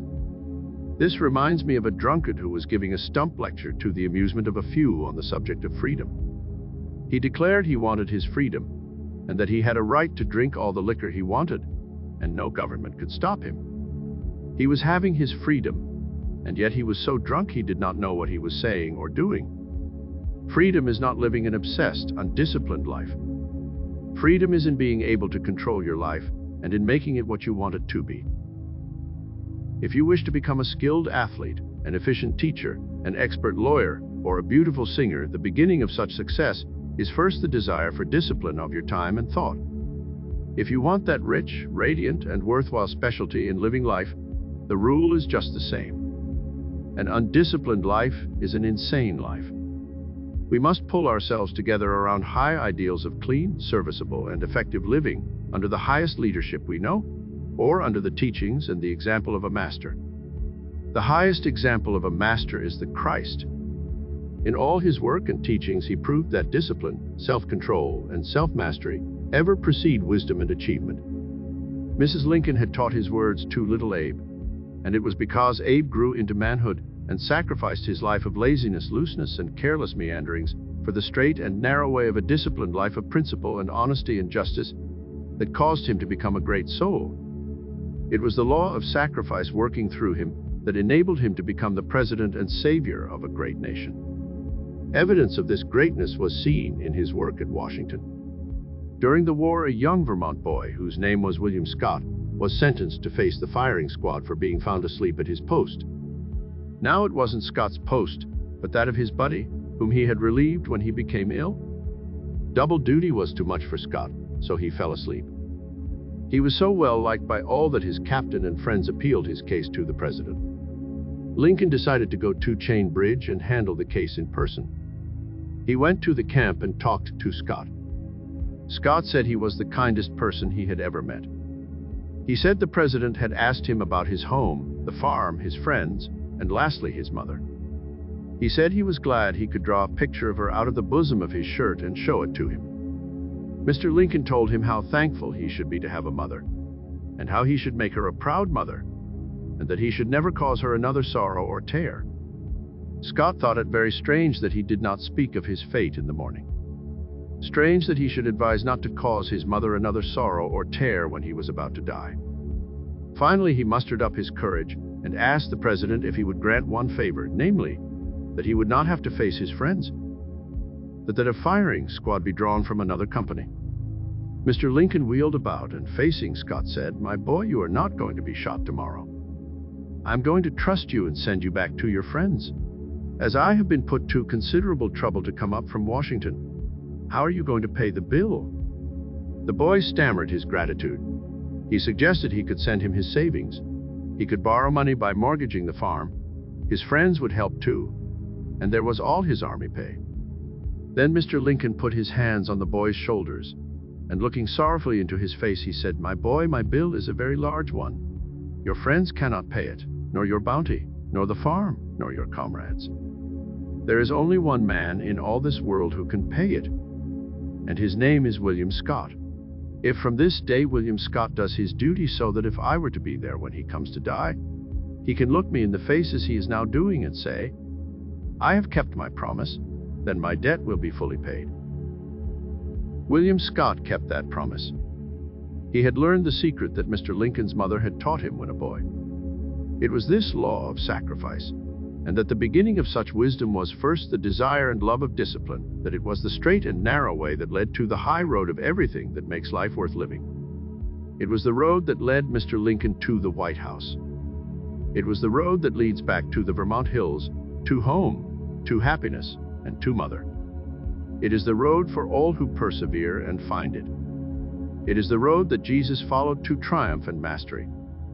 It is the road I recommend to you, for on it you will find the law of sacrifice ever working to bring to you the joys and the pleasures that result always from the wisdom and understanding that accompany it. Blessed is the man who endures temptation, for when he is tried he shall receive the crown of life, which the Lord Law has promised to them that love the Lord Law. Invictus. Out of the night that covers me, black as the pit from pole to pole, I thank whatever gods may be for my unconquerable soul. In the fell clutch of circumstance, I have not winced nor cried aloud. Under the bludgeonings of chance my head is bloody, but unbowed. Beyond this place of wrath and tears looms but the horror of the shade. And yet this menace of the years finds, and shall find me unafraid. It matters not how strait the gate, how charged with punishment the scroll. I am the master of my fate. I am the captain of my soul. W. E. Henley. Law of obedience. Obey my voice, and I will be your God, and you shall be my people. Jeremiah 7:23. To be ushered into turmoil, blindly toil a few years, and then go out into uncertainty, is surely not the purpose of man's existence. Life must mean more than this, and it does mean more. Man should be a builder, and to him is given all the materials out of which to construct the kind of life he desires to live. He builds in wisdom or in ignorance, according to his obedience, according to his understanding of a divine law and the use of it in his daily life.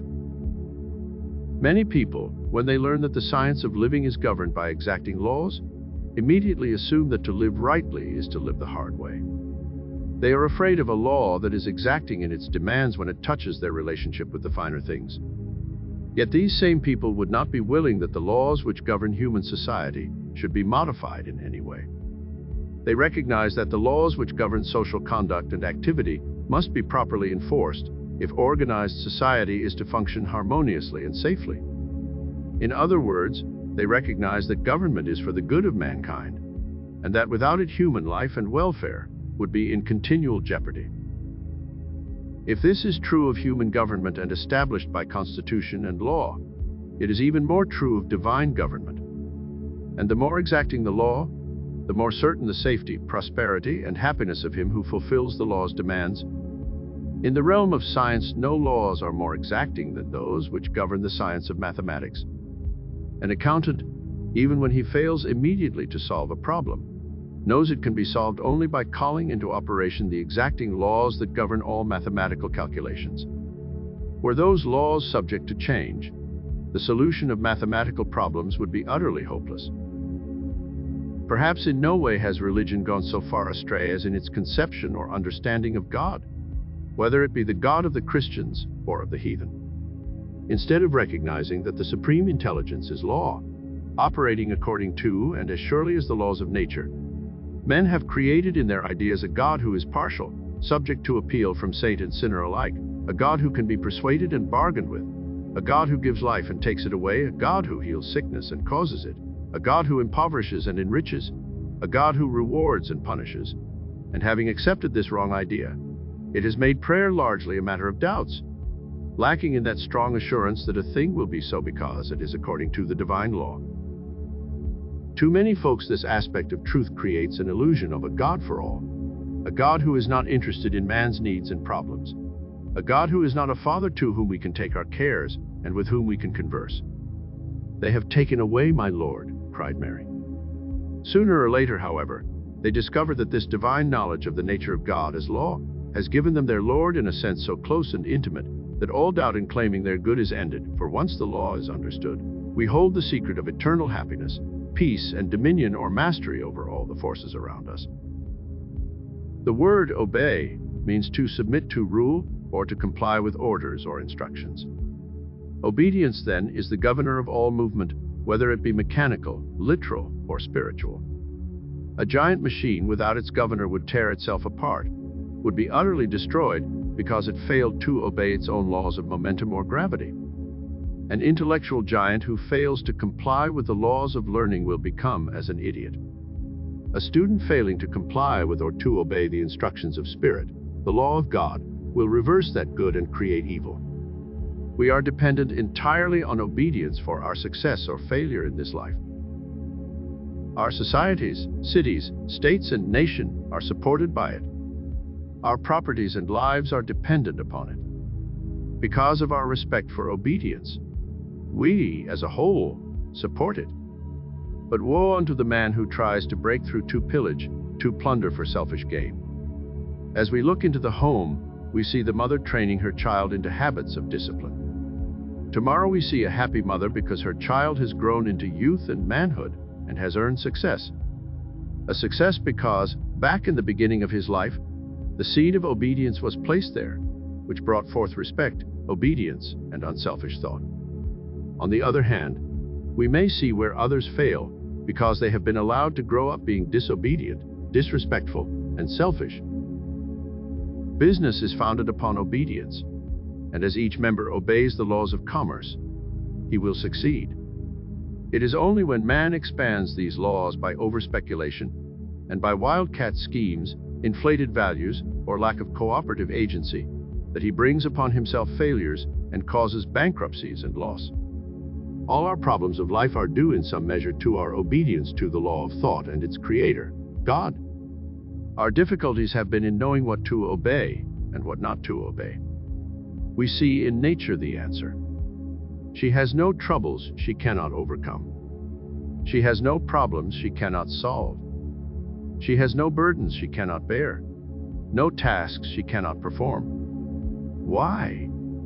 All her operations are governed by the mighty law of harmony and order, which constantly removes every discord, which heals all diseases, which rights every wrong, which supplies every need.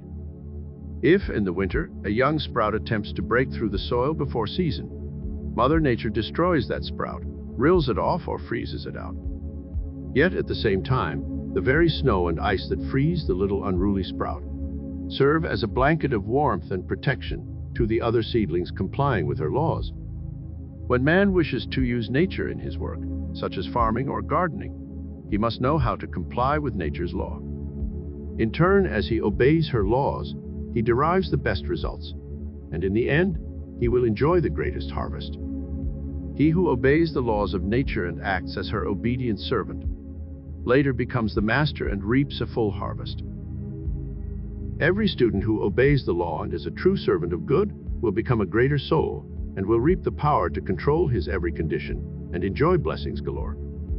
This is what the Master tried to tell us when he said, "He that is greatest among you shall be your servant. Whosoever shall exalt himself shall be humbled. Whosoever shall humble himself shall be exalted." Yet this does not picture for us a weakling, one who gives way to the stronger or is easily brushed aside by the more aggressive. For Paul says, "When I am weak, I am strong," meaning, of course, that when he is weak to obey the law of good, he is strong and spirited. Our mistakes are largely due to the fact that we have obeyed more readily the laws of earth than the laws of spirit. We have subjected our ideas to the outward appearances of things, rather than to the inner truths as the law teaches them. Peter and the apostles said to those who gathered about them in the marketplace, "We must obey God rather than man. We must obey the law of good rather than the law of man." They knew that an individual is only as he thinks he is, and if he obeys the promptings of the Spirit or the urge of his senses, his results will be accordingly. Paul says, "Know ye not to whom ye yield yourselves servants to obey? His servants ye are to whom ye obey, whether of sin unto death or obedience unto righteousness." If we are to obey the Spirit within us rather than the conditions about us, then the law requires us to first think things into existence from the within, before we shall see them on the without. Most of our experiences are the outgrowth of our own created activities. These created activities are first to be bound in thought that we think in our minds. The law reads, As ye sow, so shall ye reap, which is mathematically accurate and true. If you plant a turnip seed, nature does not produce potatoes. If you plant a corn seed, nature does not make a mistake and bring forth a giant oak tree.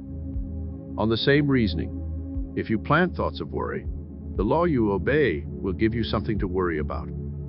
It will produce more and more circumstances to increase your worries. If you think of disease and lack, you will receive exactly what you are expecting. Whatever law you obey will in turn serve you. The most important thing then is to know what to obey. You laugh at the troubles of little ones because you view them from their true value. To the child, his tiny task seems real and all-important, and not until he outgrows his childish ways can he look back with amusement and not feel regret. Not until we can rise superior to our problems and our troubles can we ever hope to cease to have further troubles. A mother put her little boy to bed one night, but later she found him restless, unable to sleep. He called down and asked that the light be left lighted for him. The mother knew something was wrong, so she went up to his room and gained his confidence by talking with him. She learned that during the day other children had threatened to send the boogeyman after him because he would not give over his toy to them. The mother then explained that there was no boogeyman. She said that the principle of it was to frighten him into submission so that he would give over his toy to the other children. She told him he could go to sleep because there was no real boogeyman. The child had obeyed the illusion of things and was frightened, but the mother saw the truth. In knowing the truth, she could see through the principle of fear involved, and by dispelling it from the mind of her son, enable him to go peacefully to sleep. The purpose of our lesson is to learn how we might properly choose and serve the law for our highest good. We either serve principle or things in all that we think and do. Things are the events or the results of invisible causes, whereas principle is the true cause and is spirit. Principle is that which we think in our minds, and things are the results of those thoughts. A man who obeys illusions or worships things will have burdens to carry. A man's burdens are the things which he claims as his personal property. Things that he feels are his very own, and therefore he must protect and serve them. Years ago, a relative of mine worshipped illusions and things. He strove to accumulate riches. He worked so hard gaining his wealth that he lost his health. Then he turned about and tried to gain his health by spending his wealth, and in the end he passed away, a disappointed and disillusioned man.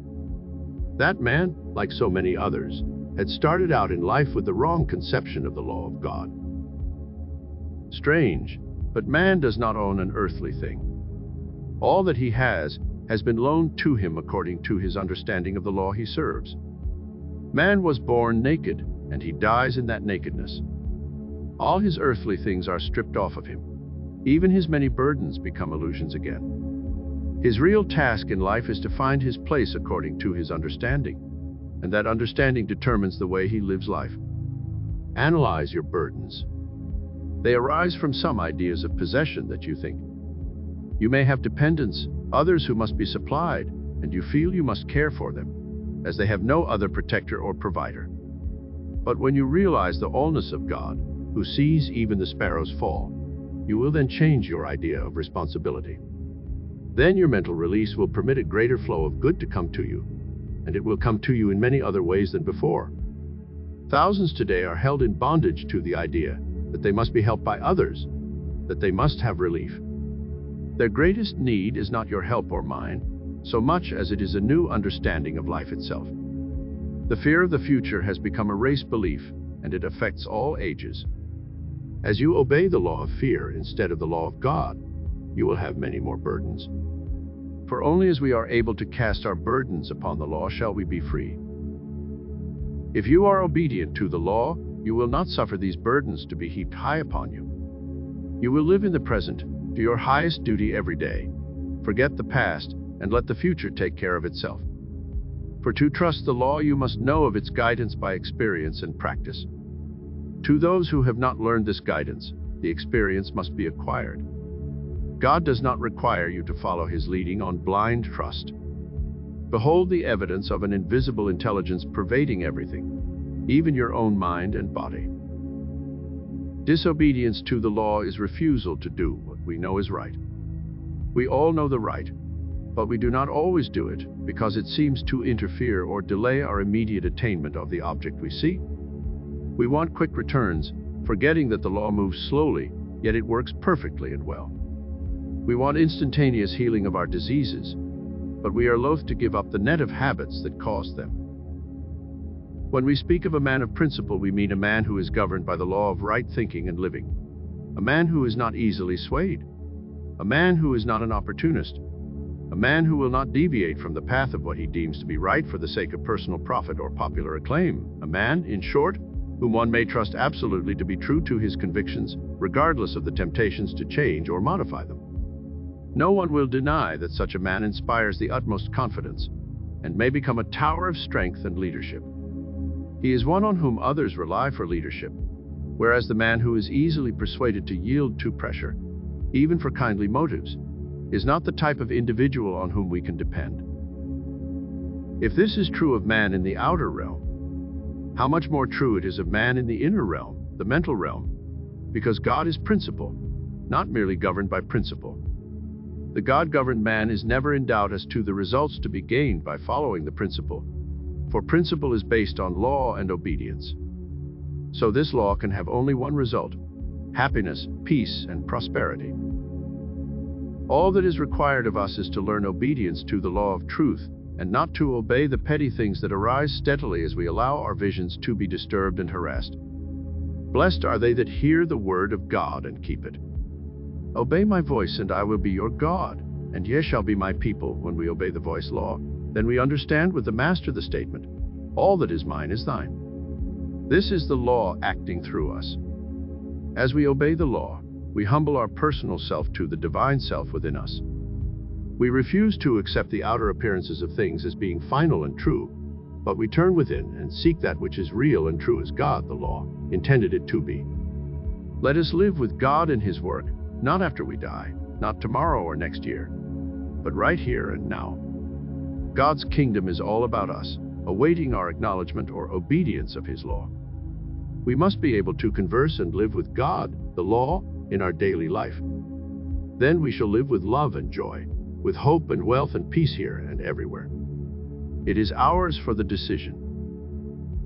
If they obey and serve Him, they shall spend their days in prosperity and their years in pleasure. Job 36:11. Resolve. Build on resolve and not upon regret. The structure of the future. Do not grope among the shadows of old sins, but let thine own soul's light shine on the path of hope and dissipate the darkness. Waste no tears upon the blotted record of lost years, but turn the leaf and smile. O smile to see the fair white pages that remain for thee. Prate not thy repentance, but believe that spark divine dwells in thee. Let it grow.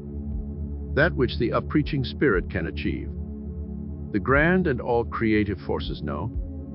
They will assist and strengthen as the light lifts up the acorn to the oak tree's height. Thou hast but to resolve, and lo, God's whole great universe shall fortify thy soul. L.O. Wheeler Wilcox. Law of success. He can who thinks he can. God intended every individual to succeed. It is God's purpose that man should become great. It is God's will that man should not only use, but enjoy every good in the universe. The law of God denies man nothing. Man is born to be rich. The powers inherent in him are inexhaustible. Each normal person is endowed with a complete set of faculties, which, if properly developed and scientifically applied, will ensure success, ever-growing success. Man is made for progress. Every man contains within himself the capacity for endless development. Advancement into all things is the law's great purpose. By learning to work with the law in promoting that aim, man may build himself into greater and greater success. All the processes of nature are successful. Nature knows no failures.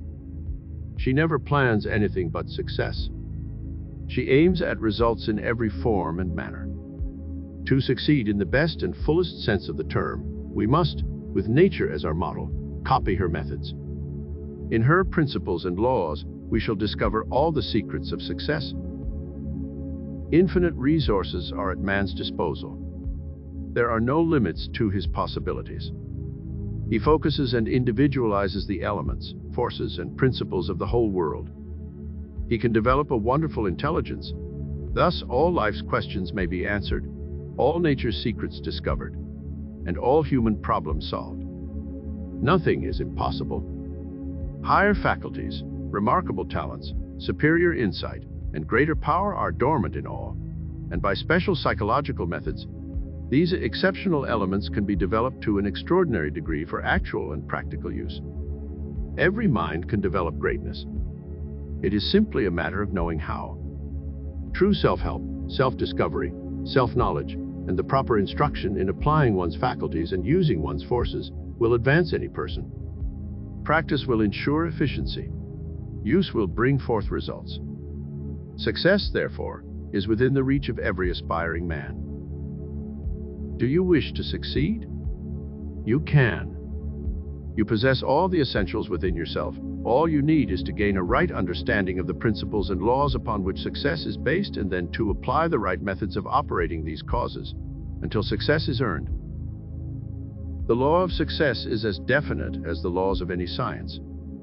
The exact use of this law will produce results every time. It is results that count, and as results may be multiplied indefinitely by a persistent application of this law, there is no ending to the success you can enjoy. Great things are no less possible than small things, and it is the great things that will follow whoever uses the law with faith and understanding. Whatever your present state or condition may be, there is a better and a larger future in store for you, but you must prepare yourself for it. You cannot rise into the better and greater things unless you do something about it. Study, planning, and effort are all necessary. The young and the old alike are entitled to advance. To be true to yourself and to the law which governs you, you simply must advance, for advancement is success. It is the law's intention that you shall move forward. You can stand still, and you can go backward, thus retarding your normal progress for a while, perhaps as long as a lifetime, but in the end, you will be compelled to move forward, especially in the direction of soul's growth. Nature brooks no interferences with her purposes. This is often the reason why prods and pricks of adversity come when you fail to move forward. There is a new element abroad, the spirit of progress, and we must all keep pace with the times. You can achieve your ambition. Aim high and build well. What you imagine to yourself as success can be reached. The law never blunders. What she idealizes, she has the power to actualize. What she images in your mind, she has the power to produce materially. She ever seeks to build you up in your power and in success. That is her plan for you. The faculties possessed by all great and successful men are the same human faculties you possess. They gained some understanding of the right kind, and then they applied their faculties in the best way they knew for advancement, and so earned success. Some will ask, but in what does true success consist? Almost every other person will hold a different view as to what constitutes real success. To avoid confusion of ideas, let us define our meaning of the term. Most people consider success as being a high state of worldly prosperity. Others as the realization of personal hopes or fulfillment of heart's desires, still others as the achievement of their ambitions or the performance of great deeds. Real success, however, is something more than this. We do not define it in terms of money, position, fame, or wealth, although it may include all these. True, genuine success of the largest kind lies in the results obtained, harvest reaped and distributed, so that our fellow beings at large are benefited and the world enriched. Yet for the purpose of our lesson, the term success will be interpreted in a more individual sense as meaning personal advancement and increase, and the favorable termination of anything attempted. Man is so constructed that he may utilize the elements of his life to build himself up into an ever-increasing power, betterment, and success. He is also subtly related to everything outside of himself, that this purpose may be fulfilled. Such fulfillment, however, will depend on the actual use he makes of his mind, and whether he chooses to serve in ignorance or to govern with knowledge the forces in his life. Success is bringing one's self and one's actions to a standard higher than the ordinary human standard. Most all the failures and defeats in life are due to mental blindness. When the heart is right, the head thinks right. All our acts are judged by our inner motives, not by the outer accomplishments. Out of the heart are the issues of life. Moral cowardice, indecision at critical moments, a desire to have one's own way, inability to cooperate, have shattered the hopes of millions. They have wrecked their prospects of success. To eliminate these mental handicaps is the first move for all who wish to aim high. Success depends upon adopting a true course, upholding what is just and right in thought and action. Adherence to a principle is most essential. Success is not a creature of circumstance, nor a game of chance, nor luck, for not until the golden rule is the basis of commercial activity can we be in harmony with the principle. Religion and business are not two separate sciences. They are both as one. Lord Leverhulme said, "It is frequently stated that modern business cannot be conducted on the line of the Sermon on the Mount. I can only say that a business conducted on any other basis will never be permanently successful. Business is an expression of man's highest aim, man's religion. The fact that a man is honest and truthful and industrious does not ensure his success. More may be necessary than this, for if a man is timid, backward, or fearful, fear will act as a brake to retard his progress. If a man is an efficient engineer, yet has an inferiority complex, that complex will make him mediocre, and he will not be able to extend himself according to his skillful training. Fear is largely the cause of failures. It cannot be eliminated either by drugs or by the surgeon's knife. The only remedy known for fear is understanding. When one understands that the universe is filled with the presence of God, there is nothing to fear. Most of us could meet our obligations if it were not for fear of some kind that tells us differently. We hypnotize ourselves into a belief which incapacitates our power. Fear clouds our vision, it benumbs our faculties, it paralyzes our mental forces which must be free and active if we are to avert calamity. When man's mind is confused by fear, he is in no condition to accept an opportunity. God does not give us the spirit of fear, but of courage and a sound mind. Man's religion does not make for him a success. If a man wears glasses to improve his vision, for the same reason man gets more out of life with a religion that serves to enlarge his vision. A true religion serves to expand or to enlarge man's vision, whereas the practical irreligious man is cramped by his narrow and limited view. If we think supply depends upon people or material conditions, and then are worried when people fail us, conditions go from bad to worse. The only safeguard is to feel and know that God the law is our supply, and to affirm it constantly. If we desire success, we must think success. We must talk and act success, and we can do this more easily if we know that God the law is on our side. No good thing will God the law withhold from them that walk uprightly. The religious-minded man realizes that he that is for us is greater than that which is against us. It is said that half our failures are a result of our pulling up on our horses and checking them as they are about to leap the barrier. Expert riders let the horse have his head, and this ensures a safe jump. Half our failures then are that we pull in at the moment when we should let all our forces out to have full vent as we make a leap. We jerk ourselves back into failure just when we could be riding on to victory. Two boys dove into the river one day, challenging one another to swim across, a distance of about 2 miles. They swam on with a strong and steady stroke, and the lead swimmer, not looking back, continued swimming on toward the other shore. When he walked out on the bank of the river and had completed his swim, he looked back to note that his friend was nowhere near. He looked more carefully, and behold, there he stood back on the other shore from where they had started. When he met his friend, he said to him, "How was it that you did not follow me across the stream and reach the other shore?" The boy who turned back said, "Oh, after I got about halfway out, I looked back and saw how far I had come, and I was afraid I couldn't make it, so I turned back." "But," said the boy who swam across the stream, Why didn't you think to look forward as I did? For I saw only the shore coming closer and closer to me with each stroke. Why didn't you think it was just as hard to turn back to safety as it was to continue swimming to your goal? When Moses led the children of Israel out of Egypt to the Promised Land, they met with what seemed to be an impossible barrier, the Red Sea. Some wanted to turn back. Many murmured and complained because they had ventured so far from Egypt. Moses cried out, "God, what shall I do?"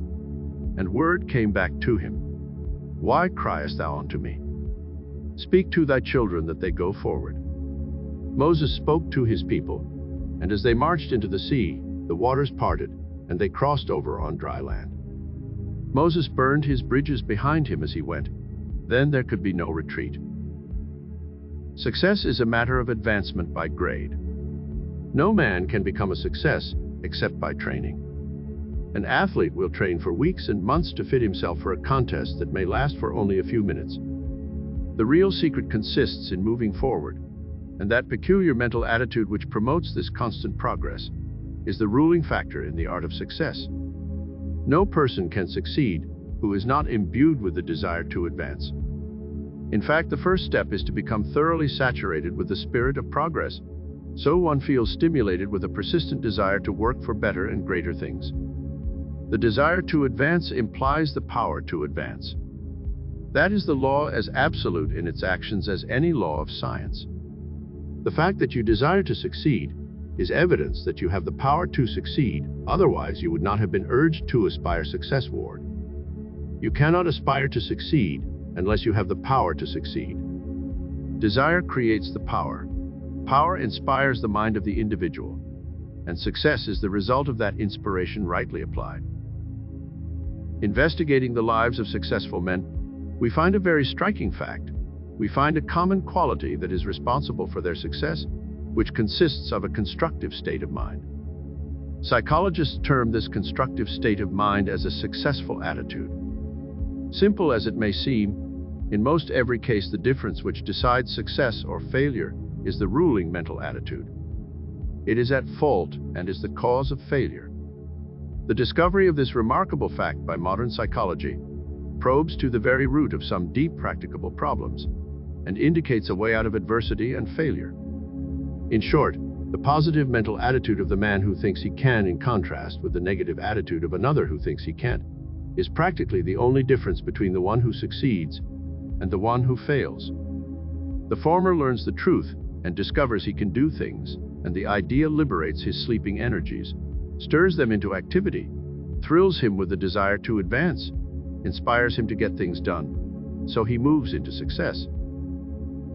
Some persons, however, live in the conviction that as they are, so they must remain.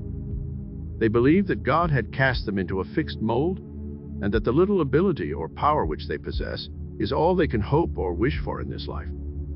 Scientific research into the mysteries of the human mind reveals a wonderful world of power and possibility.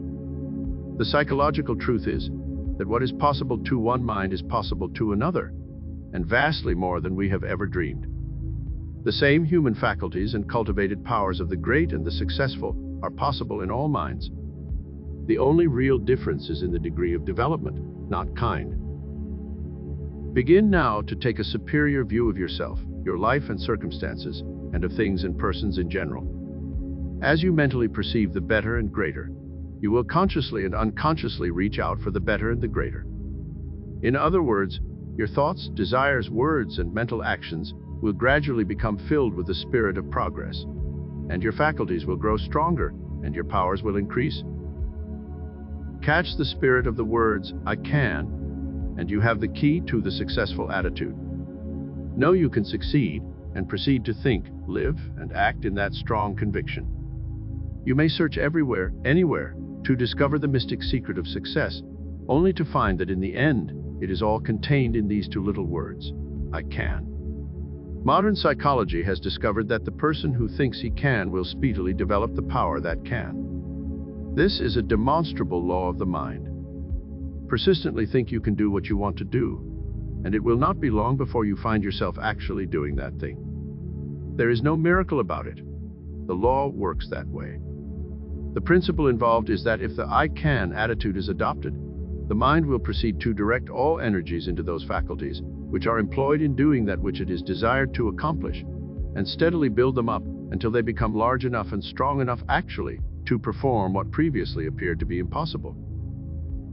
When Napoleon sought to conquer Italy, he was faced with an apparently insurmountable obstacle: the towering Alps. They were considered by the people who lived around them to be absolutely unscalable. But the words "I can't" were not in Napoleon's mind. He, being determined to conquer, persistently said to himself, "I can." His descent on the other side of the mountains so surprised the people in that country that they were practically conquered without opposition. The shock of his doing what was deemed impossible took away their power of opposition. Thus, his greatest obstacle proved his sure means to victory. So it is with all difficulties. Obstacles viewed from a higher point of view are invariably stepping stones to success. John Bunyan was thrown into prison, and while imprisoned there he faced a problem equal to the Alps. He wanted to continue with his religious work. He was not easily defeated, so on the twisted paper that was brought to him as a cork in the milk jug, he wrote his immortal Pilgrim's Progress. This book alone has reached more people than he could have ever preached to in a whole lifetime. Obstacles serve as an opportunity to call up our latent powers. They draw us out and make us strong. They lead us to the goal we have in view. When you are up against it, when you desire to progress, declare to yourself these words: "I can." Remember, those simple words contain the magic formula to all success, and no goal worthwhile has ever been won without the realization of them. One's state in life is largely determined by one's mental attitude. Men radiate discouragement, gloom, and failure because they accept the "I can't" attitude. Others positively emanate success through a cheerful, confident, energetic "I can" attitude. We meet them everywhere. One gravitates to conditions of adversity, ill luck, and misfortune. The other attracts the very best and rises on and on to success. The negative, weak one, the "I can't" individual, repels us. We instinctively shun him. That is the law warning us to avoid him, because he is out of tune with the divine order of things. On the other hand, the strong type of "I can" individual attracts and draws us to him. He is optimistic, and we are glad to associate with and to do business with him. Everyone has his own individual atmosphere, the same as a flower has its aroma. So let us seek to build up a strong, positive "I can" attitude, which will lead us to success. In all circumstances, you are greater than the things or the conditions. If not actually, you are potentially. Whatever you aim at, be certain of winning. Aim high, aim well, and your mistakes will come few and far between. Keep the "I can" attitude, affirm it constantly. You will succeed. You are bound to win. John D. Rockefeller states, "The man who starts out with the idea of getting rich won't succeed. He must have a larger ambition. There is no mystery to business success. If he does each day's task successfully, stays faithfully within natural operations of commercial law, and keeps his head clear, he will come out all right." The next step is to encompass your life, or to state your ideal or your objective. Make a mental picture and hold in mind that which you are aspiring to achieve. Begin with a persistent effort to work towards the final goal. Life, after all, is just like a series of many steps. Each step may provide you with new problems, but as you meet each new problem, keep your eye ever fixed upon the top, your objective, your aim, your goal. No matter how crude or how poor your first efforts may be, they are but the beginning. You may not compare yourself with another. Everyone has had to commence at some time at the very bottom. In the meantime, know that you cannot fail until you give up. You never can fail if you never give up. Keep on trying. Each effort produces some result. Success, after all, is only the collection of many good results. "Never leave till tomorrow that which you can do today," said Benjamin Franklin. The worst enemy you will encounter on life's highway is within your own self. Its name is procrastination. Procrastination kills ambition. It gets one into the habit of indecision, which causes failure. Practice making your decisions clearly and promptly. Take care of the little questions that come to you, and they will automatically take care of any other big questions, should they arise. One who cannot decide for himself clearly subordinates his judgment. He becomes receptive to the racial thought around him, and then he becomes one of the masses, and can attract only what the masses supply. What do you do with your spare time? How do you spend it? Where do you spend it? Do you give it any value? In these days, much profit and sometimes the whole success depends upon the using of the odds and ends, the so-called byproducts. Byproducts are something apart from the main article manufactured, and yet they have a value of their very own. All types of big business have their byproducts, odds and ends, that pay them well. The Armor Meat Packing Company uses all their byproducts to advantage. From the pigtails to the hair, there are endless byproducts. The pigtails are dried and sold as a delicacy. The hair is made into brushes and strong rope. Now, if Armor neglected to use the byproducts, there would be a great difference in the amount of dividends they pay their stockholders. The point for us is this: we may not be manufacturers like the Armor Meat Packing Company. We are dealers in time. Our success depends upon the use of our time and its many byproducts, which we call odd moments. What about those odd moments? The real success of some started in the odd moments. What one does with his spare time not only is clear profit, but it increases his mental activities.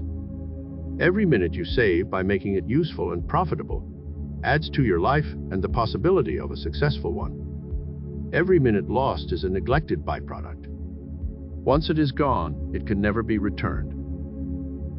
Think of the quarter hour before breakfast, the half hour after, and 20 minutes on the trolley, the time wasted awaiting appointments during the day, and the scores of chances each day when you might read, or figure, or concentrate, or work for your goal. Use all your time constructively.